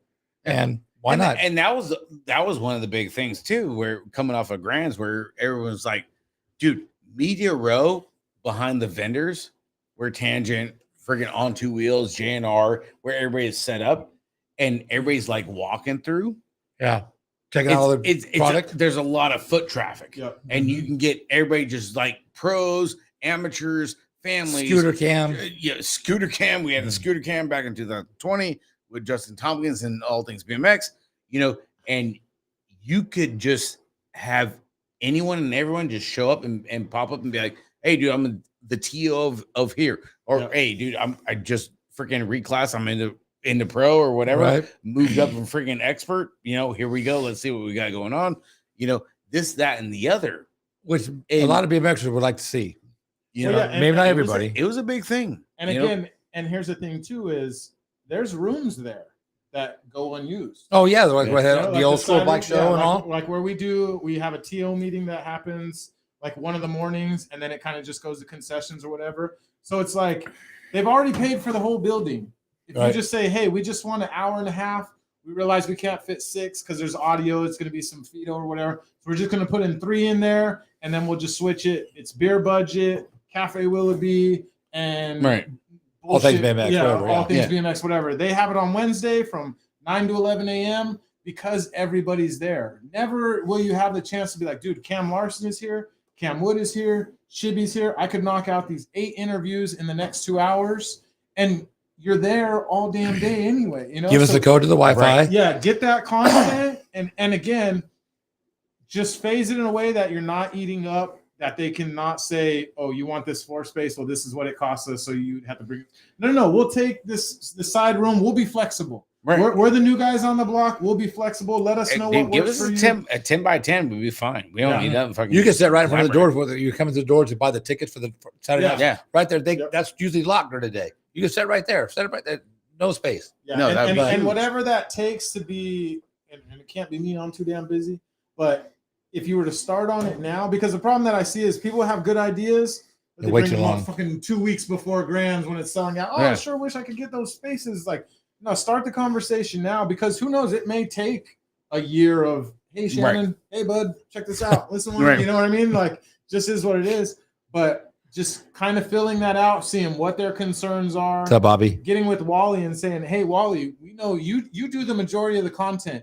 If we do this and we give you first dibs at the content, you could splice whatever you want, and we'll just have the originals after that. Right. It's like, again, it can only bring value for the riders, for the sanction, for the sport, and then for your normal listeners, because now they're getting pros that they wouldn't get otherwise. Right. No, exactly, dude.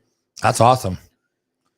All right, Bobby get on, Rick. Esquivel. Yeah, What's up, Bobby? Your sister was in here earlier, dude. I mean, dude, you're a little late to the fucking program, Bobby. Hey, I'm here to work, man. You don't know their hours. Hey, I'm Don't just hate. saying, dude. Whatever, dude. Don't try to hate, man. He's a good guy. Well, I'm not gonna date Bobby. I'll date his sister. I ain't gonna. Hell, Bobby won't even date you, bro. You're too short. No, I'm just saying, man. I love you, but yeah, Bobby ain't going that way. All right. Man. Now we can make you laugh, bro. That's what it's all about. It's supposed to be fun out here. This fucking show sucks. Yeah. Well, whatever. laugh. Hey, if you're laughing, you're having a good time. I know we're having a good time. Hey. So it's You know what, dude? Hell of a show to start off the season. Nick. Sweet. You know what, Lonnie. dude? Okay. God bless you for Your wife? for My mom. Oh, your mom. Wait, oh, what? that mom, Mrs. That's mom. Big Mom's Wow, in there. Mrs. Valencia. I say what? Awesome. Thank you for tuning in. Dang, Mom freaking bringing the heat. Yeah, which I have it on more. That's one more viewer. We need to bring him on more often. She needs to come in the studio. She knows Bobby too. Does she? Around a while, yeah. Oh yeah. Well, she's been around you. She got to know Bobby. So my dad knows Jaime Leja. They all grew up in that same town. So yeah. Really? Why the hell's not everybody over here in the freaking goddamn studio? No, she lives in Arizona. She's where? She lives in Arizona. Oh yeah, she ain't coming. Yeah, No, she's 10 hours. still in the town. What the? Yeah. You tell us now She's after doing the homegrown. show? Jesus Christ, Nick! Oh, I swear to God, I thought you knew. You get her to call in. She's a hoot. Oh shit! Who you got? Let's go. Fire this. Plug it in. Just plug the cord into my phone. What cord? No, there is no fire. There is The no cord. This. No, it's Wi-Fi, dude. Hollywood. Speakerphone. Hang on. Wait, Hang on, wait, Mike. hold on. All right, Hollywood, you there? Yeah, heck. Yeah, I am. Yeah. I'm right here. I got my side hack with me, riding around Supercross all day today. Oh, what a You sitting down there at A1, dude? Dude, I was A1 sporting my Hack Shack Kawasaki. super hack all the way around. Really? Loving it. Hey man, I want to just say that I have a new hero. Who's this? Nick Valencia. Are you shitting me right now? The visionary? Let me tell you right now, anybody that dedicates and gives back to the sport the way that guy does is a hero of mine. That's awesome, Mike. I appreciate that, Mike. I really appreciate his opinions. They're well thought out, and he's well spoken. I really appreciate and again, more than anything, what he gives back to the sport. He's a hero of mine. Awesome. Are you tuning in the right show? I'm just saying, Mike. Yeah. I'm just, I don't I'm want sorry. Mike Miller freaking calling you out down there at Ukaipa because you know how them SoCal guys are. Right. I'm sorry. Is this Martini Budget BMX? You goddamn right, dude. No, it's We got- Castadores, bro. We got freaking salsa burgers over here. Little champagne I'm chat. sorry. I thought this was Milwaukee Best. Oh, there you go. The Beast. Yep. You called the right place, bro. Thank you, Mike. I appreciate it. And I just try to do my best. As cliche as it may sound, BMX has given me a whole lot, and pretty much my entire life I can tie back to a lot of opportunities in my life have come from BMX. And people I've met through BMX, all that stuff. So now it's just kind of transitioning into making it happen for the next crew good after shit. me, and kind of trying to keep them and giving them what I got. And ironically enough, tie this back in and going back to the profile thing. I don't know if you guys saw, but there was a vet pro that was riding in a dirt jumper on Friday night. Did you guys catch that? So that guy is Lucas Porzio, and his mom and dad ran Chandler, the first track I rode out when I was 12 years old, and it was Lucas Porzio. He still rides freestyle for profile, and he lives out in Florida. Wow. And as soon as I saw a dude on the gate in a ProTech helmet, I was like, I guarantee that's Lucas Porzio. And sure enough, the next morning, Really? it was like on Instagram and stuff. So it comes full circle, right? Like, Wow. So thank you, Mike. I appreciate the kind words, and I'll keep on keeping on, knowing that you're keeping an eye on me. So I will keep it Yeah, going. man. Keep up the good work. You're doing great work, man. Yeah, thank you. I appreciate what you do. As far as the two knuckleheads on either side of you, I really love those guys. But that just goes to prove I'm a poor judge of character. Amen, brother. That's why we all get along. Dude, we don't blame you. I don't like me either. Shit. Yeah, there you go. Yeah, man. Crouch knows who I was Hey, talking about. I look forward to seeing both you guys when I come up in a couple of weeks. Yes, and sir. Until then, brother, keep on keeping on. And Nick, thank you again for all you do for the sport of BMX. And again, you're my new hero. I appreciate Right it, on. man. Thank you so much. Did you get that picture last You guys night? have a great night. Hey, by the way, as far as Supercross racing goes, Yeah. hey, fantastic parking lot. That's all you. That's all you. Here we go. Hey, did you get that picture I sent you? You get the Mike? fucking tacos done or what? He don't care. Dude, I was Beer working and the tequila. grill. He- I whole shot into Blackstone. really? Look at this guy, Oh, dude. yeah. He's like BMX fucking Sammy Hagar, Yeah. dude. This guy is something else. Oh yeah, Castadores and Modelo's, bro, or Tecati's. He's a happy camper. Tacos. No, we went Sold. to Cotty. We went to Cotty 30 pack on this one. Oh, Going deep, baby. he didn't want to go watch the races. He wanted to tailgate. That's I'll be here when you guys Holy get back. shit. That's the old dude. Oakland way right there. Yeah. Right? Get a ticket. That's Hey, awesome. Antica's finest. Hey, I'll catch you guys on the backside. I'll see you guys in a week or two. All right, be safe. Appreciate Be you, safe Sounds going good, home. Mike, dude. God bless you, brother. Thank you. Yeah, man. All right, Bye now. bye. Later. Hey, Crouch. So yeah, I'm glad you know Lucas too. Yeah, and so he Love he that guy, barbacks at that NAR bar, which is like the little extreme sports bar. If I'm correct, I follow him on Instagram and still keep in touch with him. But yeah, his parents ran the Chandler track for years when I was a kid. Before Rennie Dyer took it over after them, and then now Luna and the crew got it back. But yeah, super good guy, super nice. Always been. He's a lifer in the sport. Raced A Pro back when he was a kid, and just kind of grew up a track kid, and good to see him still around it. I was hyped to see him racing, and then I told him to just sign up for Masters because there was only like 5 dudes at Masters. I was like, dude, just get in Masters. You'd have been in the main no matter what. I think the next time Nick comes on the show, we're gonna have to confiscate his phone. This dude just knows way too much. It's a different level, dude. But look what he brought. You can't take away his information center. You know? Fucking It's pizza, like baby. it's like taking your damn fucking laptop away. We would have a whole lot to talk about. I don't even know what to do. I don't even want to wake up in the morning to All the messages? hear all the messages because a lot of a turn lot. the phone off until you decide to get No, because I got to turn it on because there's You don't have to. a lot of people. You ain't got to do shit, bro. Stay A- white and breathe. Pay taxes. That's all you got to do. A lot of people just don't understand the day after a show. Only options Like, you have, honestly. right? That's all the options you have. I'm gonna sleep in tomorrow because Mike Miranda just stamped me. Dude, Co-signed me, yeah. you're good Yeah, to like go, a dude. You motherfucker. got your own Yeah. avatar, dude. It's Hunger Games over, dude. Everybody's got to go through freaking Nick Valencia. Yeah, Stick go the raise feet up up in the now. morning, Bobby says. Fuck, you ain't shit, Hey, baby. Bobby, you'll believe this because you know me. My 20-inch is still in the golf bag. And From the Grands? Yeah, and it will make it to Phoenix. I can almost guarantee it. And the reason I know it's in the Not golf even bag touched, is dude. because I unzipped it today to pull a set of shoes out of it, and I dropped it on the ground. Didn't even pick it up off the ground. Just pulled the shoes out. Make sure they don't sink up your bag. Yeah, literally just still sitting there. Wow. Yeah. Rough life.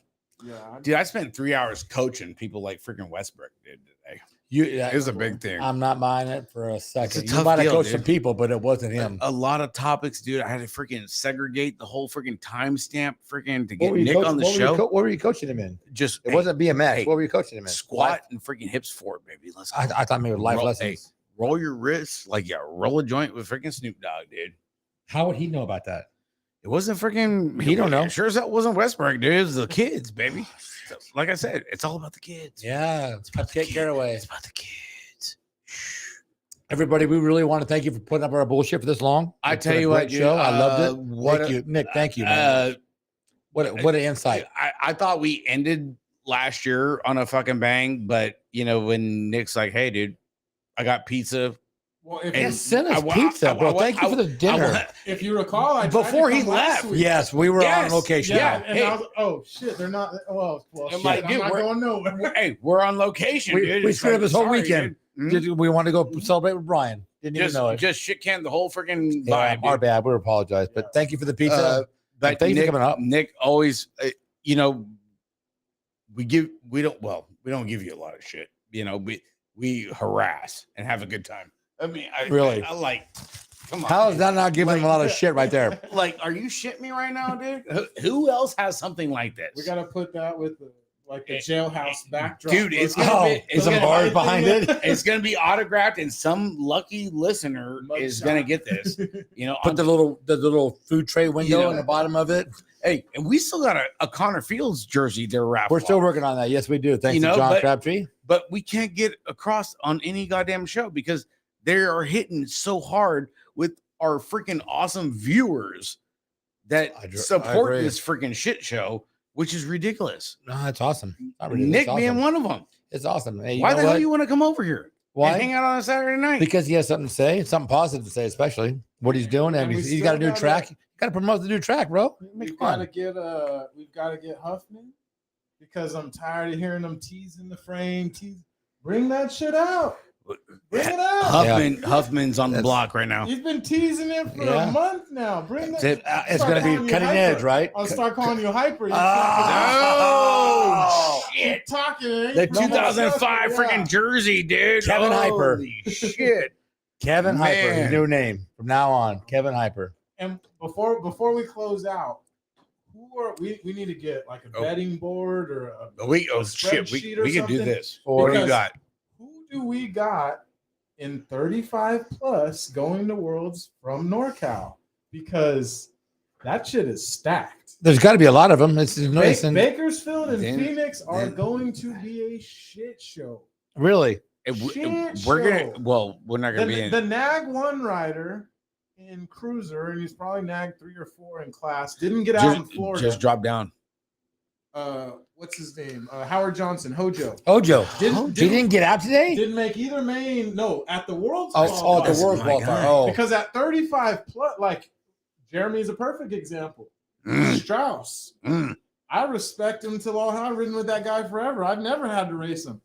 35 plus. Well, shit. Here we go. he's right. Mark Jackson. Oh, shit. Red Red Racer. Racer. Phil, Jeff Anna. If you like, there's a lot of people that are like, well, shit, the Worlds are here. I'll pick up my bike for that. Bobby, Kevin Huffman. Like, when you get to Can you race a 35 plus and you take off, there's nothing No, else. all the after that. filters. Yeah, it's like, holy. Can you race that? Can Kev race his bike at the Worlds?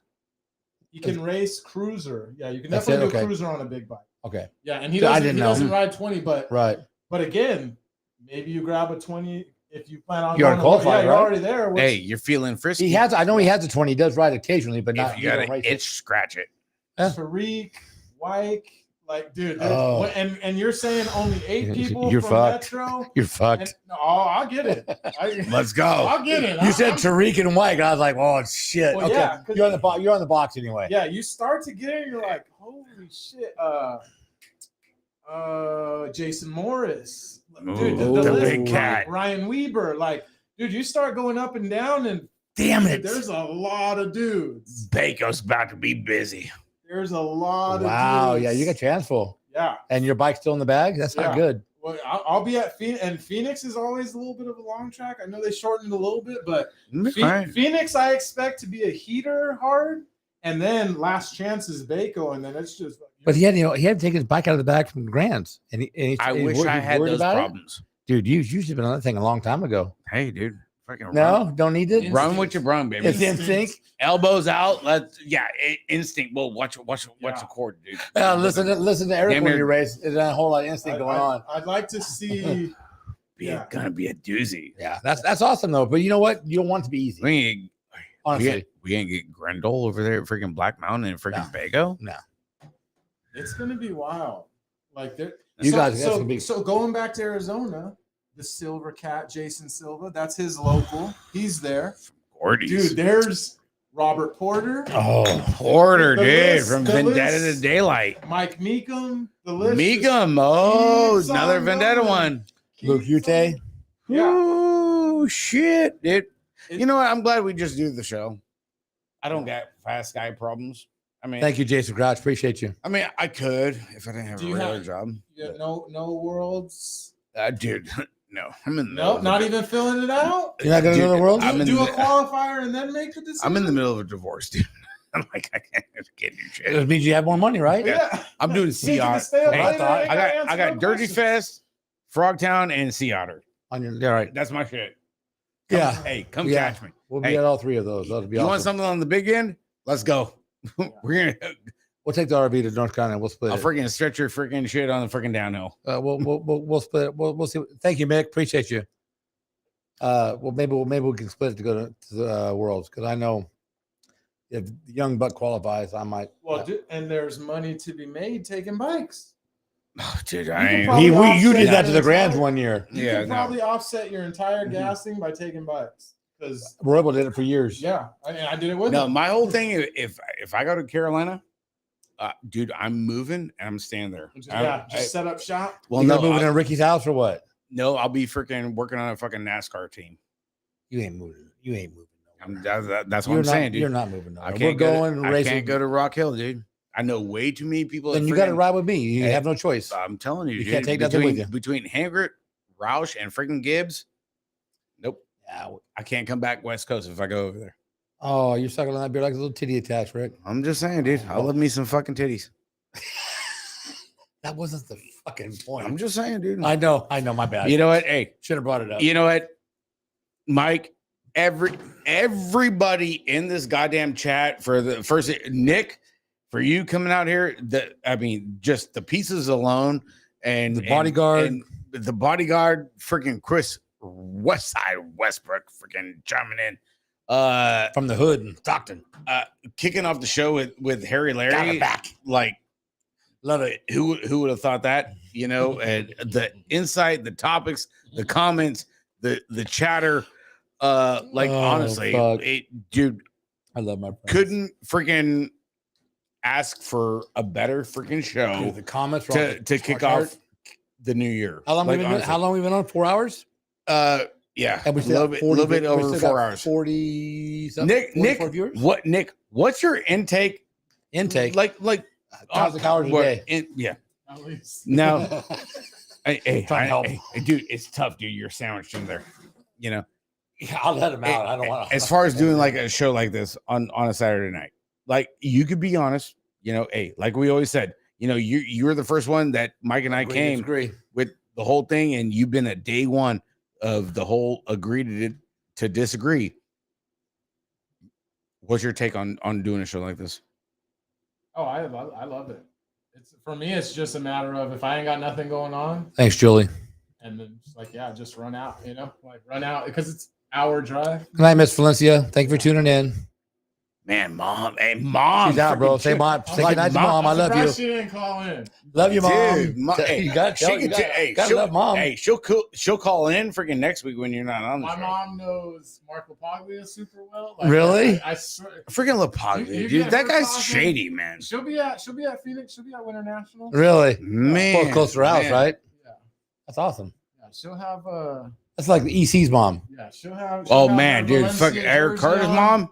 Oh my god. Yeah, the same thing. Some of those moms, they get in that race. Their kids racing. They're all in. Best watch out. There's a crazy one in the house that was like that for a while. Yeah, she's a lot more toned down now. In her Well, heyday, yeah. she was pretty wild. Well, yeah, because you're not cutting edge anymore, Nick. Well, I mean, old. you're into sales now. I mean, dude, you're taking- 35. You got to race Jason not, Morris. Not you know. too much to get excited about. You know, you're taking parking lot You were money. that too for half the year, or you know, quarter of the year, you're whatever. selling I mean, frames. You know, I mean, dude, you're a hands-on kind of guy. You No, know, it's a big thing. You had a pretty good. I mean, it did go all the way through the year, but the first part of it started out really, really well for you. Good Oh times, damn good it! times. Fucking Hollywood, dude. Guess what? Former daylight rider won't be racing Winter Nationals. He called in earlier, Mike. I don't know if you heard it, but Harry called the show earlier. Yeah, Mike. Yeah, he ended up on the Beer Budget show before he was on Dirty Knobs. Yeah. Wow. Wow. Damn. Hey, it's like EC watching one of our shows before he watched one of our own. Fuck, His own. dude, I tell you what, dude. Fucking Eric, dude. Eric's a fucking good dude. I told you, dude. We got something else. We're related somewhere. Nick. With her Hey. new jersey. You get mom jerseys too? Yeah, she got a new one. She got a freshie. Say, what? Dude, that's legit. She got a Mom be freshie for getting hooked up? Christmas. Yeah. Bill taking care of mom too. That's awesome. Look at that, dude. You know, shit. Bill's always been a stand-up dude. You Crazy know, how hey, drunk y'all sound when I've been drinking. Thanks, Craig. Fucking goddamn. That's funny shit right there. Hey, it's a good time. Hey, it's Saturday night. We ain't got shit to do tomorrow. No, You know, yard work done. But you know what, Nick? Hey, God bless you, dude. Thank you for coming in on the show again. You know, third time. Third Time. You know, I mean, hey, Oh, baby. yeah. Third time in real life. Yeah. I never missed an Yeah, episode. but hey, you never miss the episode right here. Yeah. You know, like I tell That's you what you what, watch where he's like, dude, where's it hey, at? Where's hey, that picture? I tell you what, we gotta figure out a way to get this to Grands this coming year. And put it on the And big poster, and like a banner. we're gonna fucking raffle it We off. just hang that thing from the It's gotta be rafters where they fucking can't huge. Take it down. Exactly. No one can steal it. You know, and stuff. Thanks, Corey. Yeah, Nick, Tell Chuck we said hi. your insight with teams, tracks, everything in BMX between, dude, Awesome. it's so freaking huge, you know. And I hope everybody that was in the chat room was freaking on fire. Appreciate with what you had to offer, Yeah. you know, like because it was different. Because don't get us wrong, we than the do other shows. kind of pick your brain when you're on here. We really do have questions that we just don't know the answers, and we know that you might. So we're using you for information. It's a good platform. It's chill, and that's the thing is like it's Two comfortable pizzas to is kind come of a in. cheap hooker, right? Yeah, You know what how you it's look at it? comfortable. You can come. Hey, we're easy, man. Yeah, if there's a question like with the Justin stuff, it's like he popped in. Hey, do you want to talk about more? He said, "Shh, all right, cool." Yeah, We can exactly. respect it, you know? Right. And there's always that treading that line because sometimes I'll know something that's going on before, and typically what I do to play it safe is I'll just wait until somebody else talks about it, and then I can go ahead and give. Right. Because then I'm not the one. Oh. Yeah. You blow it out. Look at there. that. Hey, I'm not going. hey, I'm not just getting wait, blown up. Let somebody say it. Okay, cool. Now That's right. Hey, I didn't want to be the first one to say it, but yep, there is sandbagging on podcasts right now. I always drive alone. I can have his avatar in my passenger seat. Be the guy just if you're in Wow. the area, You know, You're going to Yeah. get pulled over. You're going to get Yeah. a ticket for driving the HOV the lane. carpool lane dummy. Yeah. That's a big ticket when you get caught faking it. Only on the fucking beer show, dude. I tell you what, dude. But Nick, thank you so much Yes, thank for, you. for coming on. Dude, Morgan Hill BMX. Get ready, dude, because they're getting ready to freaking guns a blazing. Yeah. You know, with the small crew they got going over there, and with everybody over there. They're just going to at pick up where they Manzanita, left off. You know, it's going to be a big thing, man. Yeah. And state weekend is going to be huge. What weekend is that again, Nick? That would have to look up. But Yeah. if you look up the Manzanita State Race, You don't know off the top of your head? No. He got a lot of There we Scheduling go. isn't- Finally got yeah. Nick. See what I mean? I'm No- shooting no with slack. calendars, Yeah. no slack. He Done. All Right right, to the never bone. mind, dude. You know, we'll just agree to disagree on the date. Here we go. Gonna use the catchphrase. Jesus Why Christ. I not? swear to God. If it works. Hey, thank you guys so much. Hope everybody had a great freaking New Year, great freaking Christmas. Appreciate everybody. Westbrook, you know what? Love you, brother. Nick, we love you too, bro. Thank you, Brian. Love has saved your life. Appreciate everybody tuning in. Yes. Harry Larry for Calling. calling in. And the random We didn't walker that got ran expect over by a it, bus. You know, dude.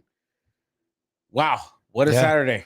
You know, I mean, here we are, January, you know, starting another season, knocking on the door of 4 years of the podcast. Nick, appreciate your insight too, honestly, on what on how the 4 years. You're still watching this shit. the Nick. shows go, dude. Look. Yeah. You're Yeah, pretty impressive. Yeah, you're still here, dude, which is Oh, it's 40 pretty people freaking at crazy, 4 man. hours? Yeah, who's Kip? Braden. Kip, dude, over there at AOT, No you idea know, who that big is. supporter over there at the show. July 21st, Morgan Hill. There you You know. go, Alex. Appreciate you. There you go, Rick. Now you know. You know, July 21st, Morgan Hill. Big Huh? qualifier. SCR. oh, July Morgan- 21st, yes. Nick. 521? Yeah, it's getting there. No, 721. What am I saying? May 21st will be 521. Okay, see?